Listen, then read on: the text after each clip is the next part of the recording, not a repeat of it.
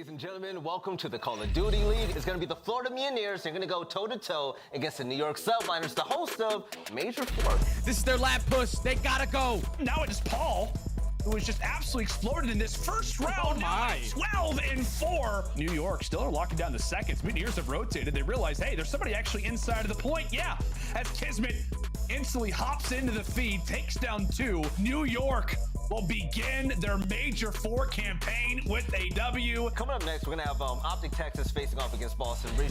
Dashy just trying to get as many kills as he can. Could prove influential, but Dashy on 5, Dashy on 6. They're trying to just get through this one with the kills as well, and Scump trying to get away with his life. TJ looking for it at the same time. He's weak, and TJ is through, Tom. Being able to find anything going through it. Now P2 is up, and they are farming them over and over again. Nero barely even pausing to take a breath as he looks for more players. Another one goes down, that's 5. Look at Nero, he's still going. Boston Breach win it 3 versus 2. The reverse sweep against OpTic. We have the Toronto Ultra facing off against the new look Los Angeles Guerrillas. He's going to find them on the flank. He's going to actually spot both of them and knows where Bance's position has to be. Can he clutch up? Can he? Yeah, he sucks. So now with 40 seconds left, Bance is going to push right across. Oh my! What? Benjamin Bance. He's going to be the player to cut this off. He finds the first, finds the 2, finds all 3. That dude just hops on the defuse. He hops on the defuse, but they line up for insight, and Toronto will hold them off. Beautiful people from all around the world, welcome to the Call of Duty League, London Royal Ravens, and also the Toronto Ultra. 3-0. Insight coming to the gunfight as well as Zero keeps going. Phoenix finds another one, goes down for the trade. 26 seconds left remaining. Really the only one who can make a push. Afro gets dealt with, they're inside. Afro clearing out fire, looking for the second kill.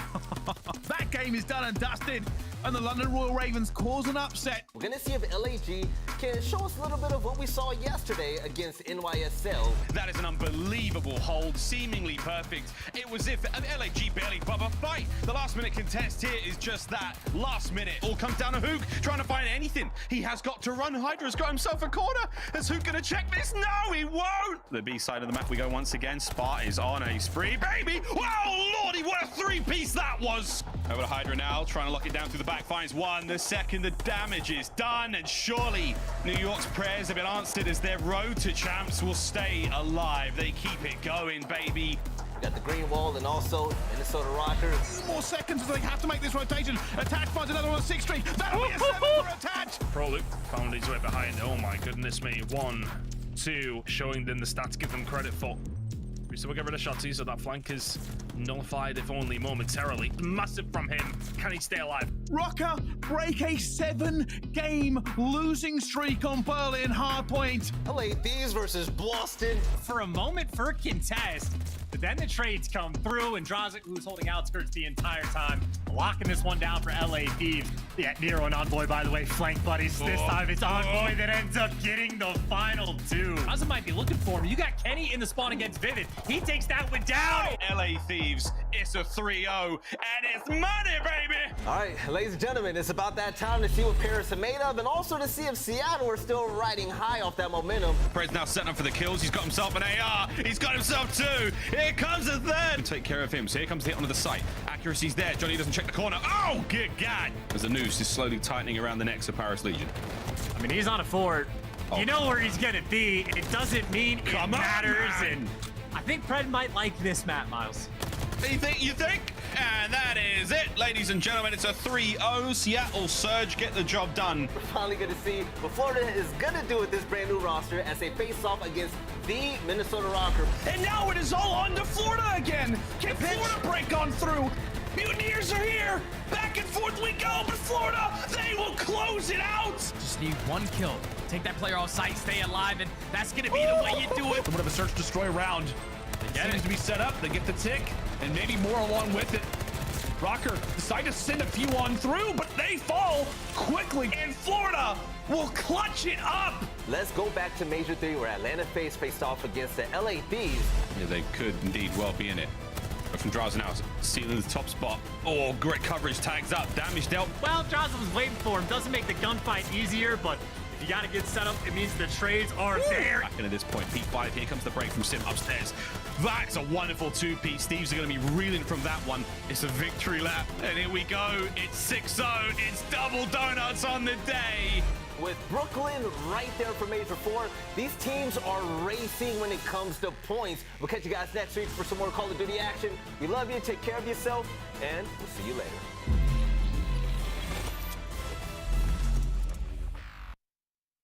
For New York Subliners, they had 2 huge chokes to get bumped out of the tournament at Major 3. It's because of the point disparity, right? New York, they sit in that 11th seed, only 70 points to their name. This is a must-win game for NYSL, and really in a scary position to even make the top 8. And it's Paul again! It's Paul again! They need every match win that they can possibly get. They're on the outside looking in the champs. Crim, this could be the first champ he's not even gonna be at. He's the GOAT of Call of Duty. Don't say that, Mind-blowing Jay. to think Don't about say it. man.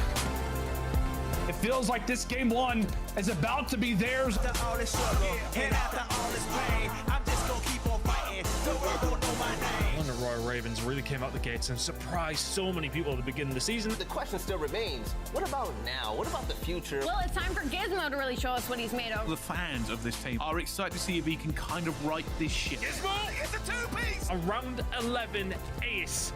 And the London Royal Ravens cause an upset. You know they tried to stop me, they tried to bring me down, but now I'm at the top seat, so how you like me now? Nero is flying around the map like Prime Scump here. He's 12-4.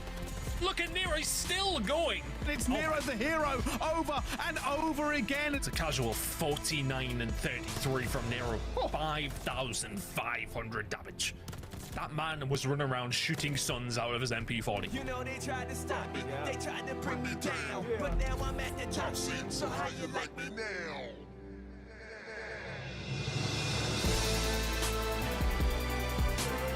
I can't stop, I won't stop until the top. This is going to be the debut of our champion from Major 3 heading into Stage 4, the Seattle Surge. Every single one of these players, you could call them an MVP for what they bring and what they do on the map. Fred's now setting up for the kills. He's got himself an AR. He's got himself 2. Here comes a 3rd. What a shot from Simp!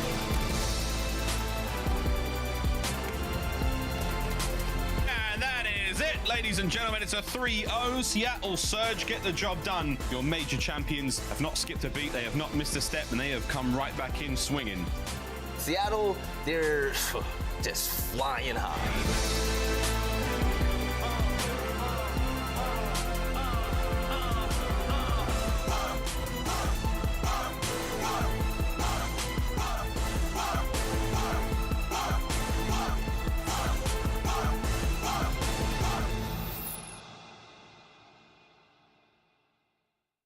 Here we go.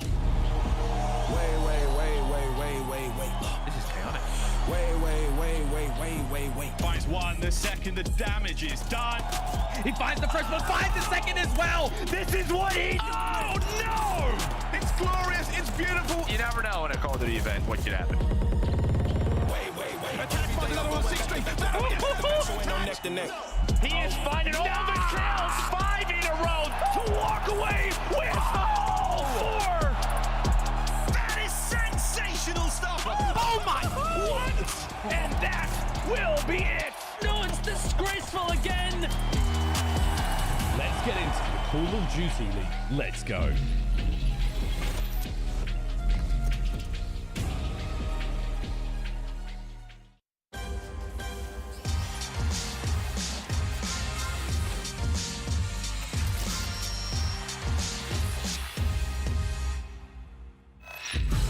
Ladies and gentlemen, welcome to the Call of Duty League, where it's just 2 of us today. Ali's gone. My name is Belly. This is Nameless as well. And Nameless, with 6 days left in the Call of Duty League before we have our last major, and also Champs, which is right around the corner. Oh, yeah. Okay, how excited are you to close out this year, man? Listen, I am excited. We have 2 weeks left. This is make it or break it week, by the way, for all these teams. They need to get points this week. Yeah. We have the Stage 4 major in New York coming up, which is going to be absolutely electric. And then shortly after that, we have COD Champs. This is the best time of the year to be a Call of Duty fan. Hey, shout out to Brooklyn. Nameless, right before we went live, who was just talking about how great Toronto was. But also, let's talk about how great the points look right now, because, yo, the bubble is realer and better than ever right now. Take a look at that number 8 spot, and we got a little yellow line now to let the viewers know what's going down. Yeah, shout out production. Listen, the top 8 are the only teams that go to Champs. Woo! And we all know that Champs is the tournament that if you don't make it there, your year was a failure. So these teams teams desperately trying to get these points, and you can see where that bubble cuts off right below LAG, who have yet to get a win here in Stage 4 qualifiers.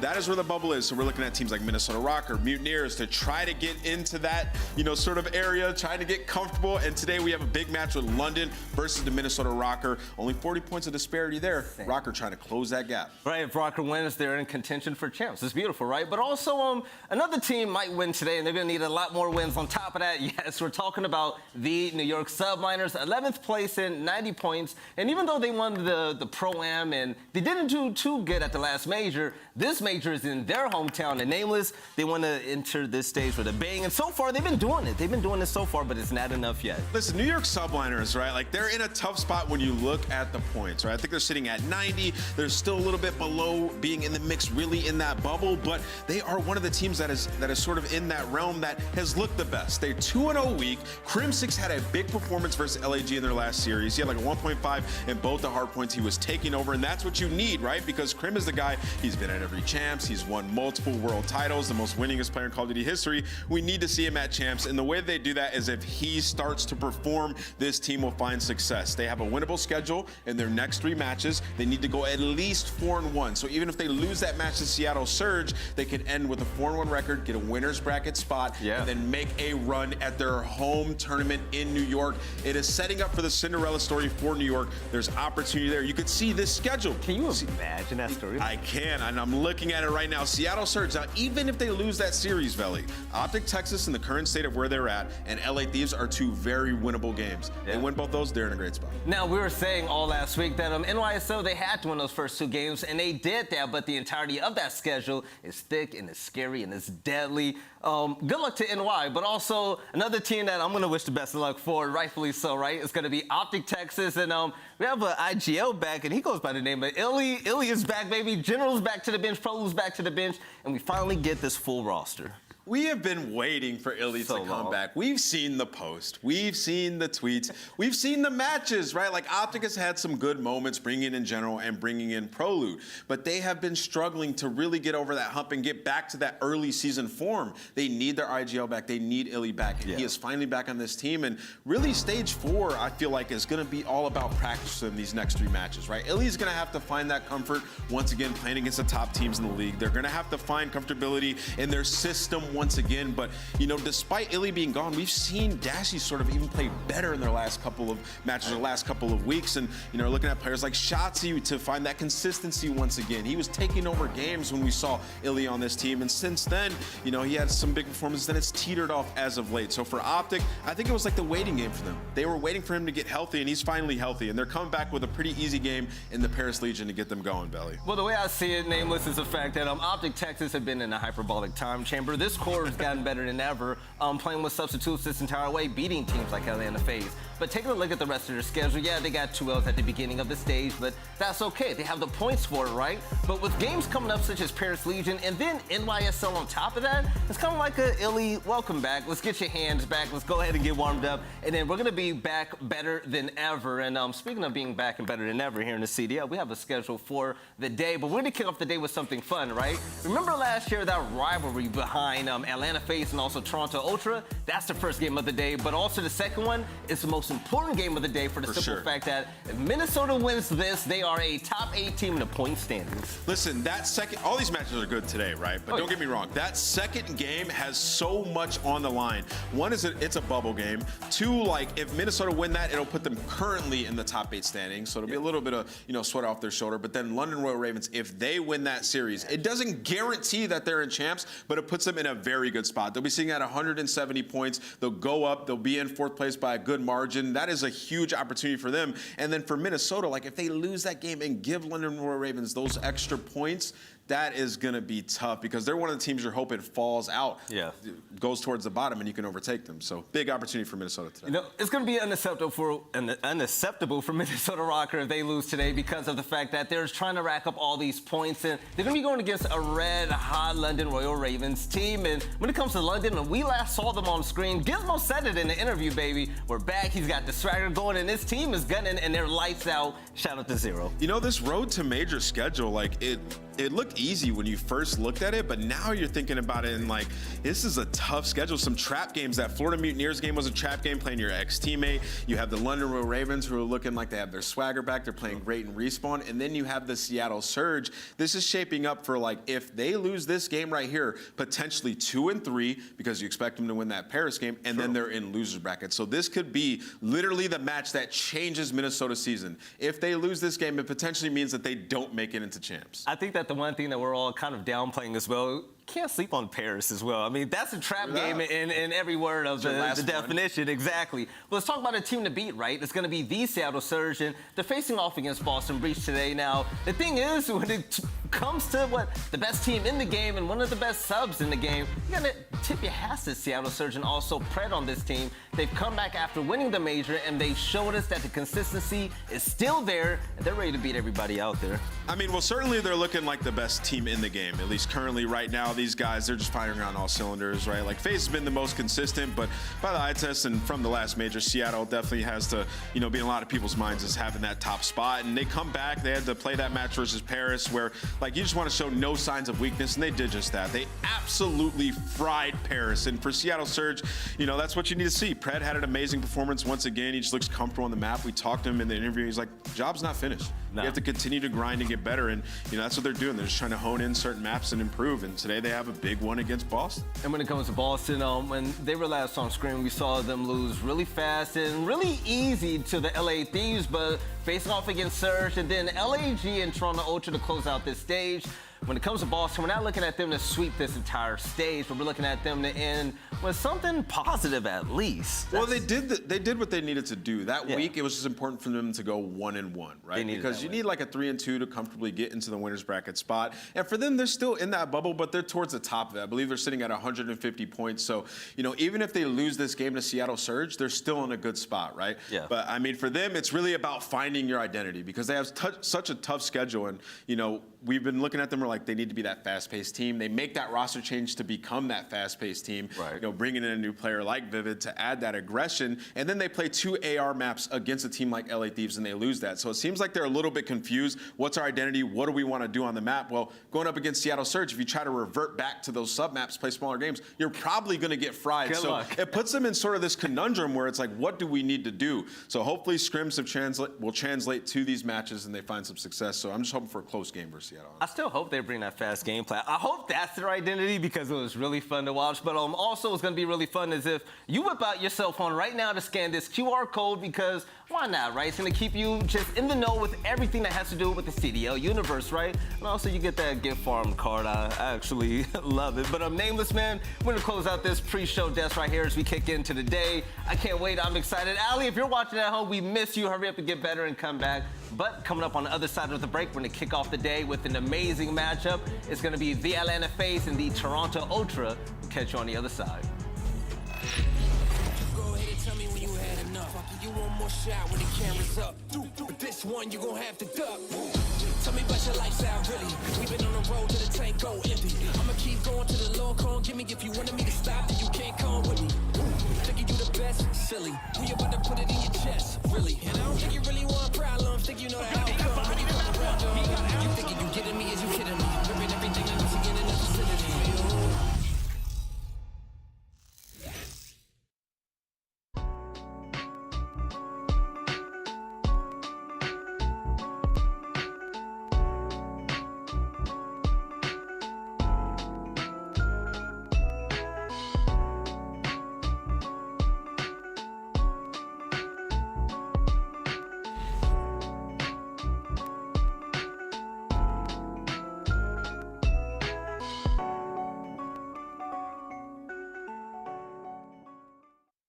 Listen up, boys.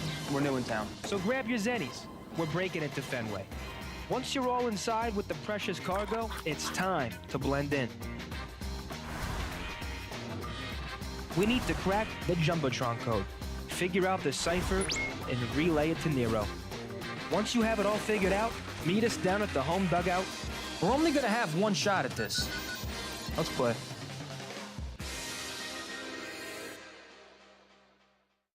Yo, didn't you hear? Champs is trying to get back to Cali.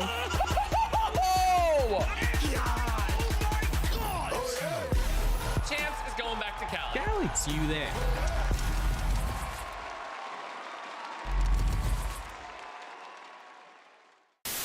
Hey, we interrupt this programming to bring you a very important message.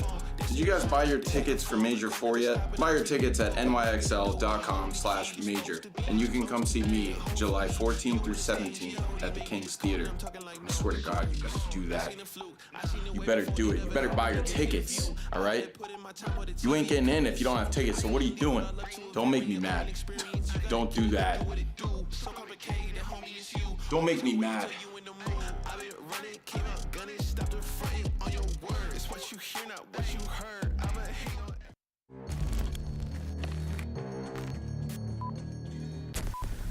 Haters talking to me, tell them pipe down.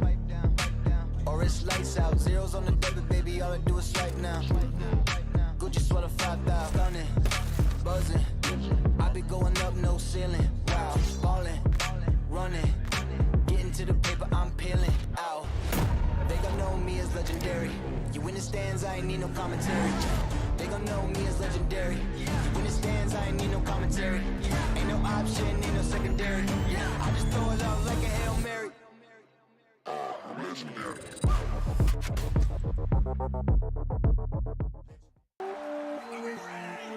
Let's get this show on the road.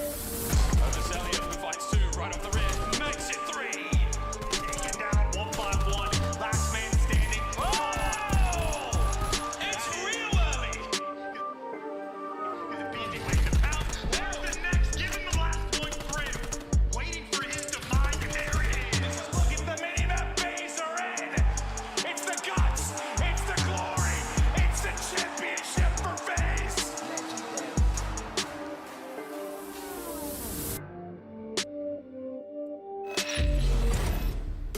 All right, ladies and gentlemen, welcome back to the Call of Duty League. Look at the screen. We got Toronto Ultra, we have Atlanta FaZe, and we got 8 pros that are ready to just, tear the mess out of each other. Nameless, you were just on your surface going crazy just now looking at stats. You were kind of excited. What were you looking at, man? I was just looking at the pick bands for this series. It's gonna be a little interesting. Once we bring that graphic up, we'll dive into it, Belly. But yeah, gonna be a wild series for sure. I want to hear your thoughts about that because we have them ready for you right now. We're kicking things off on Kavutu Hardpoint, which is going to be interesting. Where Toronto Ultra is currently 3-9. Yeah, I'm kind of scratching my head right now because FaZe banned Tuscan Hardpoint. Really? Which is something I was not expecting out of this team, having a 14-8 record on that map. They're going to be playing Berlin. That is usually like their auto veto. They only played 6 times this season. That's Toronto Ultra's best hardpoint. So they're really taking it to them. FaZe also coming off of a loss on Kavutu Hardpoint in their last series. This is a wild one. And then you look at the S&Ds in this one. These are Ultra's 2 best search and destroy maps. So for FaZe, this is either like a confidence booster. This is them trying to practice. And honestly, it's probably the best match for it. Really, they are 5-0 against the Toronto Ultra this season. Toronto Ultra, having been their rival last year, certainly has not been their rival this year. FaZe has had their number 1 every single series that they played. Right, and all of Atlanta FaZe first 3 maps are their highest ban maps this season. But also, when it comes to Atlanta FaZe, the last time we saw them on screen, it was actually terrifying. They faced off against the LA Thieves, and they tore them up when it came to those search and destroys. Yeah. And what I see from this map pool right here, it looks like Atlanta FaZe want to get better out their worst maps in this. Yeah, they're trying to get better at search and destroy. I mean, that's the biggest thing. This is a good test in S&D. Like, that's the one mode they've needed work on. And, you said that it was scary what we saw of them, and I totally agree with you. And, usually this season, we're used to them dominating a respawn. But to win 12-0 in S&D, I've been saying it, and I'll say it again, that is terrifying for the rest of the CDL, because if this team is guaranteeing their search and destroys, they are going to win a championship. So for Atlanta FaZe, it's really about honing in those skills and taking it to the Toronto Ultra, which is a stellar search team on their 2 best maps. What better way to do it? Right, when it comes to the game field keys to victory, we're going to keep it simple, okay? Keep improving search and destroy form. 12-0 round count versus Thieves last week, where they spanked them absolutely. 5-1 in the last 6 search and destroys. We're also strengthening your map pool before champs, and they're doing exactly that. The fact that we're going to Kavutu Tuscan and then Kavutu for hardpoint search and control afterwards, this means that this FaZe team, they're not looking forward to just this major. They're looking forward towards the biggest event of the year, which is going to be insane. But ladies and gentlemen, enough talking with us here on the desk. Let's send this over to Miles and Chance to kick off the day. We got Atlanta. We also got Toronto. Fellas, take it away. Thank you very much, lovely gentlemen of the desk. Ali, we hope you're doing fantastic. Chance, let's get into this one, brother. I am raring to go. Now I'm actually ready to go. How you doing, mate? I'm doing all right. You know, we get to cast Atlanta in FaZe. That is always a good time. Admittedly, it has been an incredibly lopsided series, but it's fun Call of Duty nonetheless, and especially because the map set we have. Atlanta FaZe, they've been to every single grand finals. They know better than every other team. You need a deep map pool. If you go to a best of 9, especially if you come from the loser's bracket, you don't get the option to ban whatever you want. So you're playing basically every single map. So they get the Berlin hardpoint against Toronto, and Toronto, well, that's their best hardpoint map. Both the searches are fantastic for the Ultra as well. So I think FaZe, they've already qualified for champs. They're thinking long term. You gotta be able to play everything and beat the best at their best. Well, here we go. Let's see what Ultra can bring. They've had an interesting run of the qualifiers so far. Hit a Major 4 and all good in the hood for Simp. Gets himself 3 right off the rip. Wow, nice job on that FaZe there. You may have not got the first blood here on P1, but you certainly got the time. Great work there already, Chance. And man, what a week it's been. Qualifiers last week, and of course we continue things now. And mate, I don't know where to put Ultra in the grand scheme of things. FaZe looking as dangerous as ever, though. Dangerous is an important word, because obviously we talked about how they're like sort of expanding their map. Well, funnily enough, it is sort of an interesting pick for Toronto Ultra as well, because, well, statistically, this is their worst hard point, and the 2 times they played against FaZe, they have gotten bodied. So a bit risky to let it through, but admittedly, you know, you're 2-12 against Atlanta in the respawns. It's not like you have great options, and it's not like that's a great kill feed. Another 4-man wipe, another early rotation or break over towards P2. Atlanta right now in complete control of the map. I mean, this is the sort of scary prospect for many teams in the league that FaZe are working on the map pool. FaZe are tightening up all the screws, and they are doing a wonderful job as just screwing Ultra right now, man. It is brutal here on Gavutu to start things off, Chance. Cleanex is trying to find anything he possibly can across the map. 3-3 for him overall. Simp is having a whale of a time. 8-2, 5-1 for Arcitys now. 6-1 makes it a 5 spree. Unbelievable opener here from Atlanta FaZe and Gav. And, you know, Simp's the guy that's feeling good right now. You just expect him to win these gunfights, all right? Maybe Cleanex actually be there to shut him down before things start to spiral too far out of control. But, I mean, funnily enough, just because of how often these two teams have played, we get to see, like, who performs where. And Simp is the guy that really turns things up in this series. He loves playing him some Toronto Ultra players. He really does. Well, so far, rotations of it all's third are going to be complete. It's going to be Toronto Ultra there in position. Insight and Bance. The boys on the beach now, digging in, finding what they can. Cammy's got the flank covered. Cleanex roaming through the middle of the map. Here come FaZe through the front line. Trades abound. Trying to make sure that front line stays safe as Toronto Ultra now finally soaking up some time. Sorely needed indeed. Cleanex, the AR comes to a close. Cellium's can still have top boat.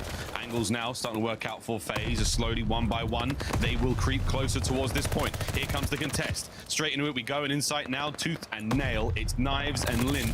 It's going to throw everything he's got. aBeZy stays alive. Good bit of work there, but Chance an open point, and that last man down. Ultra, they're on the ropes. Yep, good nades and a better shot from Arcitys, and now if you're Toronto Ultra, you are getting bullied, stuck in your spawn, not having any path on this rotation really at all, and even on a money hill, even when you get that early rotation, you still are just having absolutely no success, and this is where things actually get really bad if you're playing against Atlanta. They are the best P4 team in the game, and I mean, Miles, we've called it out and casted it a few times. The way they play this P4 hill, they will open up these back spawns, eventually allow the flip to happen, and then guarantee themselves the rotation of P5. So right now, Ultra, this is the most delicate moment of the game. You mess up here, it'll be too big of a lead, and you won't be able to come back. Yeah, the back spawns, that was that top right-hand side of your screen. We're looking down on Gavutu there. Keep an eye on that spot. On the mini-map, it's top left. We'll see what happens now as Ultra right in through the front. Bance gonna lead the charge, gets himself a nade kill. Cleanex trying to pick up as many as he can before being traded out. Here comes Cammy though. Can't get any more out of it as back and forth we go. Even trades here against Ultra and FaZe. And there we have it. The final kills come through. Atlanta FaZe remain in control. Hardpoint is all theirs. But this is it, Chance. They're opening the back door and they're gonna let Ultra walk in. These are a couple nice gunfights, actually. Yeah, you see everybody winning their ones in Ultra. Well, at least they're not ending up in the back spawn, but you see Atlanta FaZe at least spawn now. So I suppose this is a good news, bad news situation. Good news is you break through on P4. You actually make that a pretty balanced hill, and you fight in this game. So that's the good news. Bad news is still not an easy rotation over towards P5. So I think Atlanta FaZe is going to cut their losses, and you already got aBeZy collecting that time. You already had Atlanta actually pushed out deep over towards Ring. Those two players fall, and that's the opportunity for Toronto to get in the mix. Bance might take a tumble, but at least Insight's nearby. This is a great bit of work actually from Ultra trying to stay alive here. Not letting that trap get away from them. Arcitys, though, lighting up the kill feed. It's all good now for FaZe. Cell's got the top ringside covered. Opens up a lot of angles now to play with for FaZe. Great work out of Cammy off spawn. Pressure's now on. Arcitys getting pushed back. As Ultra, they managed to do as much as they can to keep FaZe off of P5 as best as possible. Not an easy thing to do, again, with the disparity from hard point to hard point. You've got to make quite the trek across map. But for now, all good, baby. We're going to keep that one going. Final 15 seconds here on P5. We go back over towards Ring. Ultra are there for now. You can bet your bottom dollar that FaZe are coming at them. I mean, well, also just like not even coming at them, like spreading far apart, right? I mean, aBeZy was pushed out deep cliff, but maybe a little bit too spread. As you see Kleenex in the feed, he's picking up 2, and it should be Ultra there to the point first, and they clear out Arcitys. So that was a ton of map control and a map spread that Atlanta FaZe has, but that's just a setup for Ultra to get inside this hill. Granted, they're down by 70, but P1 on Gavutu, one of the best money hills in the game. They can get right back into the swing of things here. Yeah, so far, Ultra, they may be down in the kills department, but they're certainly not out of it. Let's now dive in for a listen in and hear how they sound. Sounds weak, sounds weak. They're gonna Top out. Inhale. Top out as well, Simp. Already top out, yeah. Weak. Look left, on the rock. Close on you. He's dead. Underpass. Nice. aBeZy's on ult. Yeah, Are we playing? We go nuke. Can we top out me? Yeah, I'm watching more than one. I don't see him top boat. That's me. I'll kill him when I get him. Man, he's top green to hole. S2 in hole. On a hole. Simp. Mid tank. Left side, mid tank, left side. Oh shit, yeah. I'll kill him high. One's probably pinched around cliff then. Yeah, could already be cliff on me. Yeah, one's gonna pinch. Yeah, he's on the fuck. It's over. Nice. Sim top cliff. He's on front cliff. Look, nice. Went for one. Nice, last guy. Look at Cell. Yeah. Look at cliff. Yep, I'm flip. Red tower. I'm in bunker. On red tower. I'm looking at my cubby right now. We did. P5, one. I got naded. Simp's P5. Stand over here. Miami close. On the railing. S2. In time, front green, someone railing, front green. Yeah, on the railing. Nice. Where's that guy? Oil. Can we get time? Yeah, I'm watching close. I've got time. Trying to get top boat. Oil. Pull that cliff. One behind us, one's S2. Yeah, S2. No, yeah, S2 and top boat. Looking for one. Good shit, boys. Get across the right. One shot ult. There's one top out and one ult. Okay, one's gonna be Nero on me. Get across. Crossing this one as well. He's Nero on me. I have to play these guys. Yeah. Just play P5 still. I can play Nero on me. Good. Nothing's crossed you close. Let's play P5. Is he past you, Toby, or not? Nah, you can't be. Okay. One stop me. I'm running. Watch him make come. Classic Toronto Ultra comms chance. A little bit of frustration here or there, and I mean, quite frankly, that's what you have to deal with when you play against FaZe. Well, also, they got like Vanguardian Leviosa as well in the middle of that, right? I mean, the spawn sort of like randomly flipped out, at least based on the minimap, seemingly for no reason, and at least not something I understand. And well, all of that leading into another P3 where Ultra get their early rotation, but are just struggling to actually collect any of that time. Again, the nades from Atlanta FaZe have been on point. The wall bangs from Arcitys have also been on point, and I suppose no surprise there. Arcitys has 22 kills to his name. Simp right there with them, and I was gonna say maybe Ultra stabilized, but no. I mean, aBeZy's winning the gunfights at old.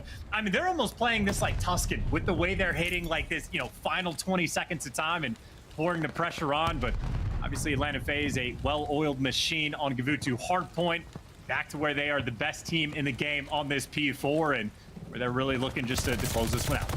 We can end it all here. Set with a nice two-piece. This could be the final hard point we see. Who is it on the flank, though? Bance, no, cut down. Unfortunate timing. That could have been the saving grace here for Toronto Ultra. FaZe continue to add bodies to the pile. Arcitys has had one hell of a map, friends. 24 and 17. Pressure on the hard point still. Frontline all covered. Has Bance got an opportunity to get in? Final 10 seconds here as this one surely will be closed out. Simp with a cross. 1, 2. Almost all 3, my word. The kills are there. The time is also, and Cellium from a tippity top the rock. Atlanta FaZe can walk right on into that map 1 victory. Lordy, Gavutu looked easy for him. And I early prediction, I think that might be the last time we see Toronto actually try to square up with Atlanta FaZe on Gavutu. I think they might just start rolling the dice on Bocage more often than not, because that was not pretty. I don't think there was a single hill where they truly had success on. I mean, early rotations to P3 both times around, doesn't matter. You get the full setup on like a P1, it gets broken down, and I mean, FaZe truly able to do whatever they wanted. Both Simp and Arcitys absolutely putting in work, but I mean, 4 players across the board positive for Atlanta, all 4 players negative for Toronto. that is almost exactly how you would expect the Gavutu to go. And there we go. That is it. Map number 1 complete, and a powerful display from Atlanta FaZe here in the hard points. Ultra seeming to still have sort of struggles in the game mode. I mean, they've had their ups and downs, of course. They did get a true Vanguardian Levioso for a solid performance when it came to their major. They come straight back online, and London give them the absolute hands. But for now, if you're Toronto Ultra, this is a sorely needed series win, seeing a 5th place overall in the standings. We will continue to remind you all, friends, of how the standings and the points look, because of course we are on that road to champs. The major will be a blinder, no doubt. But for Ultra, every win counts. Every 10 points they can possibly garner, massive. And also just for the fact that, I mean, what is Atlanta FaZe versus Toronto with these rosters? Like 11-1, 12-1 in the head-to-head matchup. Like, Toronto Ultra, you know, if you're gonna win a tournament, you have to beat Atlanta FaZe. Like, you know, they're gonna make the grand final sort of thing. And admittedly, that is where Toronto actually did beat him in the Cold War season. But like, this is it. I mean, this is the team to beat if you want to try to win, let alone the CDL points. So I'd say for Ultra, especially because the maps that have gone through, the best possible opportunity through the Vanguard season, they actually had to take FaZe down. Granted, not the Gavutu hard point, but I suppose the Tuscan S&D, the Berlin S&D, and the Berlin hard point is really what I'm looking at for Ultra to try and fight back. So I say the potential is definitely here. Obviously not easy because, you know, as the later maps come through, Toronto maybe have the edge, but certainly early on it's FaZe. Crazy. Well, we'll see how we go there. And again, the opening of the series, a tough one for the boys there of Toronto Ultra. Nameless called it perfectly on the desk, mate. This is not quite the same rivalry we saw last season, which was very, very exciting to say the least. Here, it's a little tricky though. Toronto Ultra, a team that you can never truly count out. It is never chalked, etc., etc. Bance, Cammy, Kleenex, and Insight Chance. Unbelievable players in their own right. Absolutely. You see, like, one of the issues they were having, though, right? The worst hold team in the game on Gavutu. And, I mean, well, we saw that on P3 both times, on a P1, just unable to hold the hill. And granted, you know, you're shooting against FaZe. FaZe probably one of the best teams in the game at breaking these setups as well. But that first key did not pan out for them. And, I mean, so far that ties in the second one as well. It has been the respawns. They have been getting absolutely dominated. I think Toronto now 1-9 against FaZe in the hard points, and then 1-4 in the controls. So that's what we talked about. The fact that you get the Berlin hard point, you're happy. And the S&Ds, I mean, you know, pretty much has to be that must win. We do go to a Tuscan search and destroy. Toronto overall 10-5. compared to the 7-6 of FaZe. So if you want to sort of flip the narrative a little bit, this is where Ultra have the edge, and this is where FaZe needs to start making those improvements. Obviously, they're still a strong search and destroy team, but when it's come to the grand finals, it has costed them just a little bit. Indeed. Well, that was your game fuel keys to victory. We'll see if they can come through for Ultra. Again, the respawn's not been great. I'm interested that you bring up the search though, Chance. I mean, again, FaZe looked great against Seattle Surge. The one time they've really managed to go good in search in the grand finals. Will they be able to keep it going though? That's the thing. We saw them hit new levels last week. It was wonderful to get them, see them in action. Of course, they handed out what? The dub donuts, man. Like the craziest we've seen against the LA Thieves. I mean, I think it's going to start being called the LaRue. I'm not sure if we just, I don't know. I'm not read it. We'll see what you guys think of that one. We'll get to that when we get to that though. But yeah, FaZe has just been improving every game mode across the board, man. It's been scary. We're watching them slowly but surely find form. Can they win a major though, Chance? That truly is the question. Well, yes, they absolutely can. Whether or not they will, that's the case. But obviously, if you say can, 100%. Also, I don't know if calling it, I don't know if you can give a nickname to the double donuts, because I don't think that will ever happen again. But just to touch on these two teams, at least for the search and destroy, it is a little bit funny. Obviously, Cellium, one of the best players in the game, obviously in that MVP contention, and search and destroy is his bread and butter. This is one of the very few teams where they actually make him look like a normal, like, human player. I mean, he goes from throwing up like a consistent like 1.25 in the game mode, but when he plays against Toronto Ultra, he drops off to 1.03. So obviously still good, but not quite that normal, terrifying Cellium. And obviously Insight has pretty much always been that guy in this game mode. It includes when he plays against Atlanta FaZe. So I'm looking out for Insight to have that consistent level of production. If we talk about how Cellium has a slight drop off, well, the exact same thing could be said from Kleenex. Ordinarily, Kleenex is a 1.09 overall, drops to a 0.62 when he's playing against FaZe. Oh, FaZe. They just do that to teams. And here come FaZe. 1, 2. Buckle my shoe. Bance, you better get out of there. Here comes the cross, though. Nice work from Cammy. Damage in. Doesn't get any kills as aBeZy and Cellium fight their way through. And they have cleaved Toronto Ultra in 2. Yeah, and that is a FaZe Cold War strat if I've ever seen it. Hey, aBeZy, run straight at them. Do not stop. You get stunned. Do not care. Do you need to float in the sky? Do that. Do you need to pick them apart? We can do that too. Utter dominance.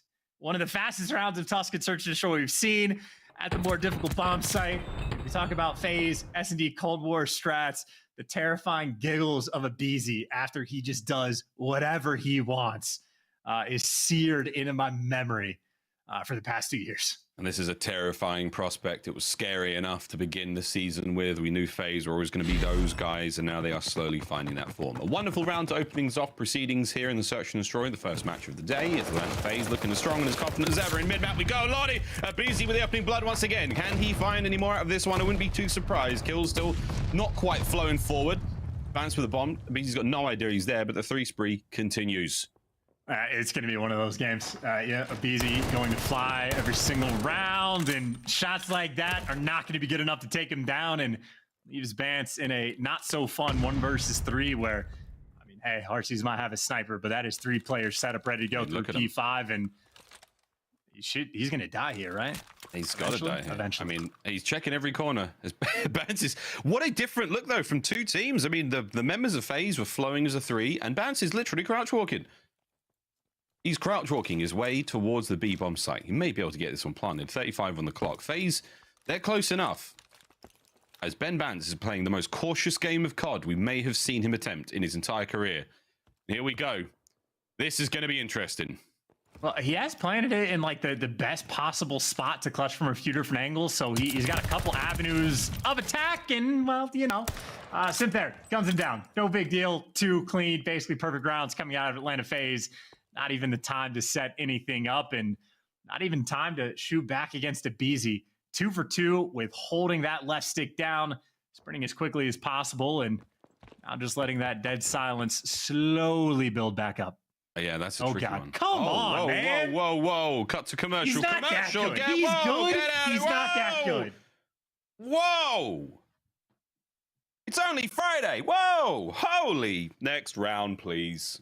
Ultra, though, they've got a bit of work to do now, man. The first bloods from aBeZy. They have been Cold Warrior chance, I think, is one way of putting it. Yeah, that team knows how to party. Next round. Get us out of here. Come on. Good work out of Ultra, though. Used to try to keep things, you know, all sensible. Bance with a slow round. First bloods this time. Who's going to get it? Will it be Kleenex? Shots are on, and he does. He gets the man himself. aBeZy, the reach out. Oh, nearly. Gets himself both the terrors, but that's going to be it. It's a 5 spree now for Simp. As FaZe looking good, but Bance right back into this 2v2. Yeah, it's still no dead silence, though, right? So incredibly loud. So you see Bance actually has to pump the brakes because he's just going to get hurt if he tries to make moves, and can be feeling the pressure on the flip side. So Ultra sort of have them pinched in the moment. Arcity's backing him down, and that's the play call. I think, ooh, maybe they're looking to hunt down Cammy. They're trying to figure it out. Atlanta FaZe dancing around field. Yep. No one's really going to peek this one, are they? Cammy might. Oh, my word. Bomb's going to get planted. Arcitys. He sees his shadow. His shadow's giving away his position for now, but now it's just backing up. 2v2 retake FaZe with field side. And here come Ultra. Arcitys surely gets one out of this. I turn on that they are just 2 patient teams. 30 seconds left. It's a little bit of time, but FaZe are happy for this setup. Simple, just sit on that tree, and I don't know if you check this angle from Arcitys. Slow and steady. Simp holds it. Big gunfight out of Cammy. Now it's a 1v1. 15 seconds on the clock. Arcitys is going to get out of dodge. There he goes. He's gone. Surely that's the round. Even with a big fight here, that would have been it. Cammy, no chance. Clinical work from FaZe. A solid attempt there from Ultra, but wow. Great search and destroy all around. And it's just too slow. I mean, you know, we've seen Ultra do that a few times where they're incredibly patient and make that perfect break. But I think if you just buy Cammy an extra 3 seconds, it is certainly more possible. But RC just makes too perfect of a play, has the off angle, takes down the gunfight against Bance, and just goes for the easy readjustments. And certainly not a clean and perfect round, Ultra fighting back. But funnily enough, just the fact that, you know, Bance isn't rocking Ninja. I think having to slow down in those moments, certainly not ideal. The hard counter on defense for FaZe does not pan out because obviously that bomb going towards B, but Toronto Ultra a little bit slower than Atlanta is when they're attacking this site. Yep, they've managed to get themselves across, but this is the big difference maker. Yes, there we go. Insight wins the first blood. Space to work with, and I love this. You've hit the first kill, you've pulled the defenders from FaZe now towards B, and you've dipped out. aBeZy the lone man now in what potentially could be a 1v4 towards this side of the map. Less than a minute to play with. Here we go, Ultra. And he's also going to be loud as well. No one near enough to hear the footsteps just yet, but he has been sort of left on an island by himself. But CleanX, I don't know if you check it like this. Nice shoulder throwing through. They had the intel, and they take him down. Great work out of Ultra. Good work out of Ultra. You push Arcitys back as well. You keep him suppressed. Now, Simp, look at him. Oh, he's a creepy little demon. As he works his way around the corner, shuffling on all fours. Arcitys that snipe in hand. Oh, my word. Cammy, the timing was there. Here comes the AR. Beautiful shots from Arcitys now. Makes it round to Ultra. We're not out of the woods just yet. Dude, and watching some of these gunfights from like the Toronto Ultra POV could be like a little bit intimidating, right? Because like we're watching aBeZy. I'm thinking CleanX is gonna die, throws the perfect shoulder. Then we watch CleanX square up against Simp, and like he's on a godheady, has the angle, has the pre-aim, and then Simp just fries him off the head glitch.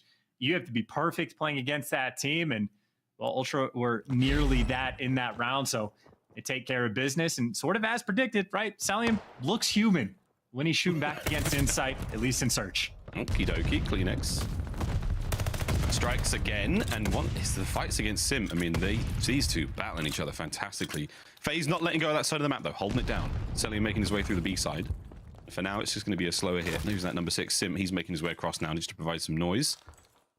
Bance standing on top of the table, usually very bad manners, but here it was just a means to traverse the map. Here comes the hit. Cammy looking for anything. Auto aim, shots in. That's the fight, and a massive win there from Ultra. 4v1. Big wins now, aBeZy. I mean, again, first blood Reaper, but Atlanta FaZe on a couple of these offenses, and well, they're certainly normal when you're playing slow on Tuscan on offense, but they have struggled just that much more. aBeZy forced to back down, playing with the food, and Cammy there to drop him. Ultra with that fight in them. 2 rounds now in a row, and maybe more time when it's methodical and slow. Toronto are nice and crisp. When aBeZy is literally just flying at you, it was a little bit less fun. So I think if I'm Atlanta, I take aBeZy back off that leash and let that man fly. It's not without its grace, but it's not the most sort of finesse when it comes to the play of aBeZy. He's just straight in, right down Main Street. You have to deal with him. He certainly forces your attention. 6 and 3 for Simp though overall here in the Tuscan Search and Destroy. 5 and 4. Oh my word, Arcitys once again. Beautiful stuff. Shutting down Mr. Clutch himself. aBeZy onto Bance. CleanX, can you find anything here? Catching a corner or two would be great, but aBeZy and Simp, the terrors down by the well. And this is a tough round already for Toronto. Yeah, I mean, Ultra also super split, so you're relying on sort of individual plays, but obviously you see how well grouped Atlanta are. Not a ton of openings. I think FaZe may be happy to allow this bomb to get planted at B and just trusting their retake in the 4v2. As long as they don't get picked apart, they're good to go, and it looks like they have found their corner. Here comes all of Atlanta FaZe. That is it. It's going to be a target-rich environment for Toronto if they can catch a player out. But CleanX, pick a corner, get that gun up. Here come FaZe. All 4. Well, at least 3 down the outside. CleanX, good luck with this one. I mean, you're set up in a situation where you can get the trades. CleanX takes down 2. And that does leave Cammy. The trades aren't instant, but now 22 on the clock. But you see what's going on. Cammy, I don't know if he reads this. He might not read it. They're on the bomb. That should be the defuse. There it is. It was a 1v1. And in the end, enough numbers prevail. FaZe continue to have decisive moves there in the search. And CleanX, man, he did everything he possibly could. He drove the numbers down to half. And FaZe, heads up play. Strong work from them. Ultra once again left guessing. Good search now on our hands though. Chance Ultra have started to come to life. I mean, there's a lot of signs here. Both teams. The smiles are gone from FaZe, man. They've just started to serious this one up a little bit. 4-2. Here we go. I mean, hey, trying to play that mistake-free Call of Duty, not an easy thing. And you actually see CleanX did get to outer, so Arcitys doesn't spot the information towards the top side of the map, but maybe no big deal. That bomb leaning towards B. I think after round number 1, Ban said, I'm not letting the same thing happen again. Him and Canny cornered up just a little bit to help each other out. Cleanx playing with RCs just a little bit. Both players back down, and I still think FaZe are going to try to force this action over towards B. Is he holding it down? Great shots. Cleanx though wins it, and that's a massive fight. Settle the trades. 3v3 now. Cleanx might get caught on the sprint here. No, we do see RCs drop back, so there we go. Bomb still alive and active in the hands of Simp, trying to make its way through that P5 building over towards the B-bomb site, but for now it's just going to be that two-man hit, slow and steady. Simp's alone here. If he gets dropped, that's going to put the bomb in a precarious position. Now Cell's here to back this one up. Let's see what happens, because again, Ultra, a very thin defensive line chance, a single kill, it could turn the map on its head. And FaZe are running out of time as well, under 30 seconds. Cleanx, he's going to spot all three of them, but he forces the gunfight through, and the trades are in. Cellium with the coverage, and that is only a single nade. Doesn't even, well, it does connect actually, but follow-up's not there. The bomb gets planted. You get the trade, but bomb down. Clutch spots available in a 1v2. One poor decision on a gunfight. And now such a difficult spot for Toronto. Benjamin Bance now having to creep his way towards the bomb site, 30 seconds on it. As FaZe will continue to guess and check corners and put themselves in the highest possible percentage position to get the round win. Bance, he's a noisy boy. The sniper in hand may help, but time is not on his side. This is to put FaZe on map point. Waiting for anything, waiting for something. There's an Arcitys. That's the round. Map point, FaZe. Yeah, and I think Bance sort of figured out what the game plan was in the 1v2, maybe just a little too light. If no one's peeking from top fire, that means someone in the middle of the map has eyes on it, so Cellium doesn't need to check, and unfortunately just not enough time.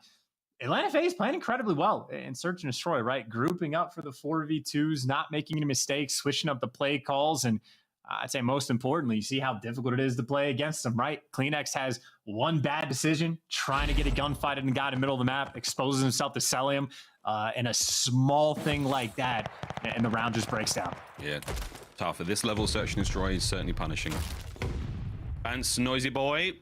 This time, will he check this one? He's about to slither his way right into the kill feed. That's going to be Simp. Prone first and foremost, gets the kill. First blood, Chris Lair. Arcitys can't get it done. Cammy, nice shots. Makes it a 3v3. Hey, you'll take that. And Cleanx now maybe starting to make moves. Oh my God. He's gotten his way to top church. And FaZe, they're just going to hit this out and fly. And, well, you get the trades in. Cleanx tries to make a move. And look at Simp for those easy reads. Gets the first blood, gets a kill on Cleanx, and now in the 1v1, fries him. Simp can do whatever he wants. Man, he had a great tusk, and that search and destroy was a solid one out of FaZe. The opening 3 rounds were completely disgusting, man. And Ultra, there is a concerned look across their faces. Not a lot being said. If you can lip read Ben Bance, rewind that one and tell me what you think he said, because it was not a good scene for the boys there of Toronto Ultra. They go 2-0 down now against Atlanta FaZe. Control is all that remains between them and a 3-0 now chance. This is just, it's not pretty, right? I mean, we mentioned Simp in the hard point, how he turns up against Toronto. Obviously, the same can be said for the search and destroy, and then funnel it up for the control. It gets even worse. Simp goes from a 1.09, usually overall in control, to a 1.29. It's basically a 1.3 when he's playing against Ultra. He truly returns like his Cold War form, where he just looks like the best player in the game when he is playing against Toronto, and maybe that'd be the case for Gavutu. Funnily enough, Toronto are 4-0 on that map when they're playing against teams that are not named Atlanta FaZe. 0-2 against Atlanta, so I don't know. Definitely looking like Toronto's staring down the barrel of a hot 3-0. Oh yeah, Atlanta FaZe have turned it on, man. They have got themselves into that incredibly dangerous form. For now, Gavutu Control coming up next. If we do have to go the distance, it's a double dose of Berlin as Chance hides his magic spellbook, although he's clearly a muggle. Used Vanguardian Leversa in the wrong context. But ladies and gentlemen, that being said, let's go to a quick commercial break. When we return, will it be a 3-0? Let's find out.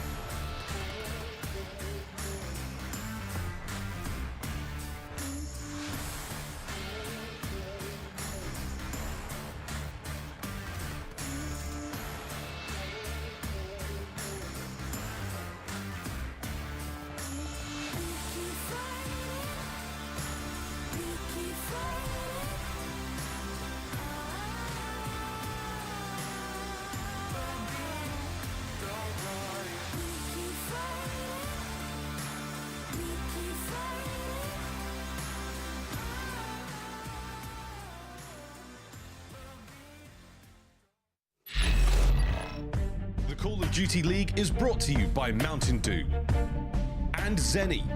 Armor your eyes with Blocks gaming glasses starting at $24 by visiting zenny.com/CDL.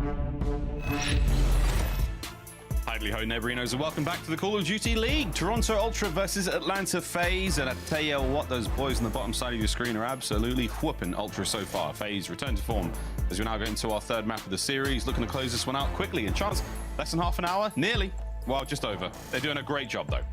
And I mean, just looking at their faces, I have to imagine the comms from Atlanta FaZe this entire series have been, delightful or terrifying, strange.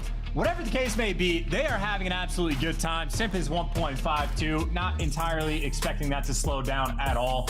Again, on the year, he is a 1.09 KD in control, which for SMGs is absolutely fantastic. He jumps up to a 1.29 when he's playing against Toronto, and well, you can sort of see why. Not shooting back over these first two maps, and it was Gavutu map 1. We go back to Gavutu here for the map 3, where Toronto 0-2 against Atlanta FaZe, and I don't know, man. It's not looking good. It really isn't. Well, we can probably hear how they sound at some point. I'm sure we'll do a listening with FaZe, but they are running the show. The last 7 of 8 Gavutu controls have gone their way, so that's plenty. First blood to aBeZy. Over towards the A side of the map they go, and they are going to dive on this one. The capture has already begun. They're on B at the same time. Atlanta FaZe, they're all over the place. Yep, and just because aBeZy got the first 2 kills, also worth pointing out, aBeZy ordinarily in control 1.03 overall KD, jumps up to a 1.22 when he's playing against Toronto. Granted, 3 of those 5 controls they've had have been on Tuscan, but it's not looking like Gavutu's going any different. He's gone, and now aBeZy, the Grim Reaper himself, scything his way across map. Doesn't kind of any more on that. The life comes to a close. Just over 2 minutes to play with 26 lives for FaZe on the attack. Pants, get himself on the board, clean out the boat side of the map. It looks like no, luck may not be on his side. Will skill, as now he goes to the 1v1 against Cellium. That would have been a sweet fight, but the teamwork's there for FaZe. As Ultra trying to keep them pinned down, keeping away from B. And Atlanta FaZe truly not in a hurry for the moment. They are slowly working their way up the top side of the map, but that's just to get that ring control. Cammy is here, and I was gonna say, where are the trades coming? aBeZy looked in the wrong direction for a moment, but that is step number 1 of the 3-step process. You have ring control. Now you can start making moves. That's one gunfight, but doesn't make the cross any easier. aBeZy does get traded out. But again, right now, FaZe just trying to get their way to the point, and Sim made it home. Yeah, he does make it on.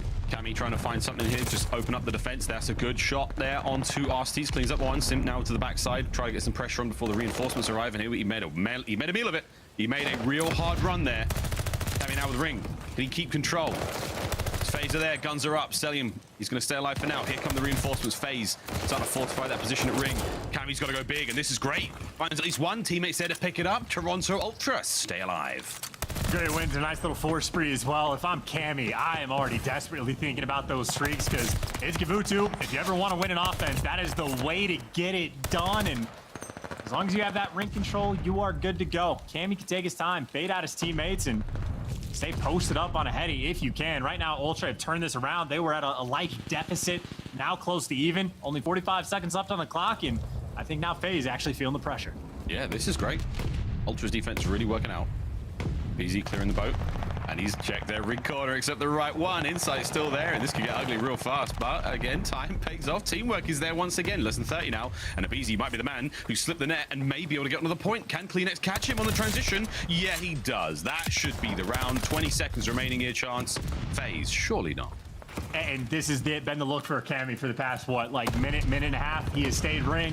He has gone all the way from a 4 spree to a 5, but he has kept that ring control. He is still in contention to make a play. And speaking of plays being made, Arcitys has truly found the opening, has not gotten red. All of his teammates have died, and Cleanex there to gun him to bed.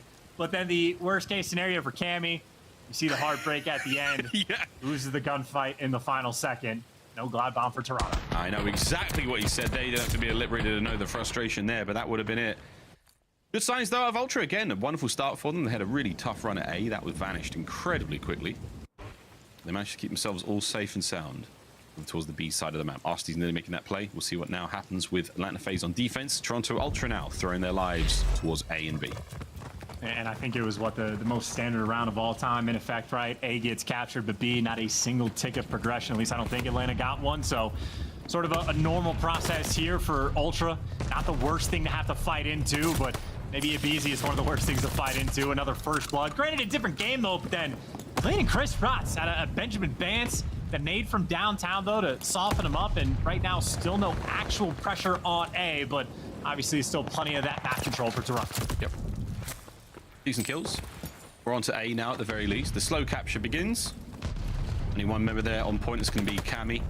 Uh-oh, CleanX shoots his shot. Shoot. Just because it's a miss doesn't mean he didn't try. We'll keep that one going for now, but team members now keeping that capture towards A. Going chance. First segment's done. Slow and steady wins the race. I don't know.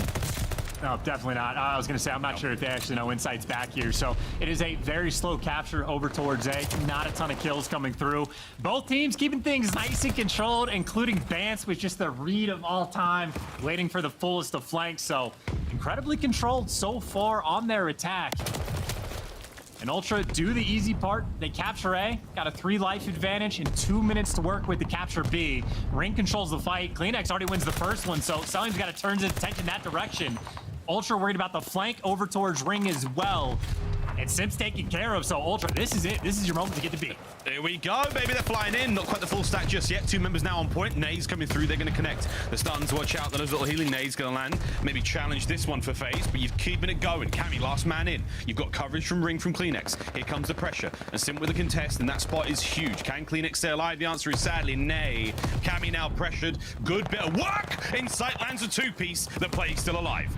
Cellium though with that big gunfight just to slow things down, and you see what that does. Opens up that ring for someone to pounce it on, and aBeZy, it looks like it's him, right? It has made it behind enemy lines. He gets rid again. That's the 3rd time Ultra taking care of the flank. And right now, it's just like the ARs from FaZe sort of being the heroes, winning those outside lane gunfights. So a couple of big one gets one, but Ultra still, the front is more or less open. Maybe that door getting closed. aBeZy wins another one, but still the pressure's being poured on. Minute and 10 to work with and a 5 life lead for Toronto. This is great for Ultra. Can they keep it going though? Here comes the hit now towards the point. Trying to find those picks or 2. Vance has managed to make it through. I can't get anything out of it. Cammy with the trades coming now. CleanX from deep beach, getting shots in, not able to get the kills. Less than a minute now on the clock. 11, now 10 lives for FaZe. Pressure is on, looking for those picks once again, but Cellium, the stalwart of the team right now. The AR is certainly working out for FaZe here on defense. 50 on the clock. A couple wide chows coming out. Now the Reaper has come to take over Ring, but he does get traded. So Toronto Ultra is still stable, but this is where time really starts to become a factor. Like Atlanta FaZe have slowed the pace down. They have turtled up. They are in a tight setup. So they're down to 7 lives. The game can be won one of 2 ways, but Ultra, this has been such a clean round. What a battle on point it has been. Oh my word. Arcitys right out spawned right into the feed. Gets a kill or 2 with a nade. Here comes the pressure. Insight wins a big one. Traded out immediately. No, that was it. There's only 4 lives left now for FaZe. And there is 16 seconds for Ultra to find him. You got to take a hike. I mean, you have to sprint across this map just to stop the time. You're down to 3, but you're down to 10 seconds. You gotta go. You gotta fly. CleanX trying to get in there now. Another sweet nade from Arcitys. Final seconds. 3 members of FaZe. Anyone there to possibly get on the point? The answer is no. The kill's not even there either. Ultra, where were you? You had FaZe dead to rights. What a great round for both teams. And that's, you know, that is honestly probably one of the tougher ones to call who actually has the advantage, because even with the lives dwindling, I mean, once you get down to 40 seconds, it's not like Ultra have an easy job at all. Still great news, though. They got the extra tick over towards B. They do technically have an advantage right now. Obviously, still early in this game, but for that theoretical round 5, just to get the defense. So incredibly solid stuff, and I mean, fantastic reads the entire time, dealing with the flanks both over towards A and the B zone. So that is some crisp and clean gameplay coming out of Toronto Ultra. Now you got to do the easy part, shut him down on defense. I think I would just like to see a bit more pep in the step of the Ultra boys. It's the confidence that you know what you're doing and you can get it done. You have the skill. FaZe just keep you on the edge of your toes. They are nightmares to deal with at times.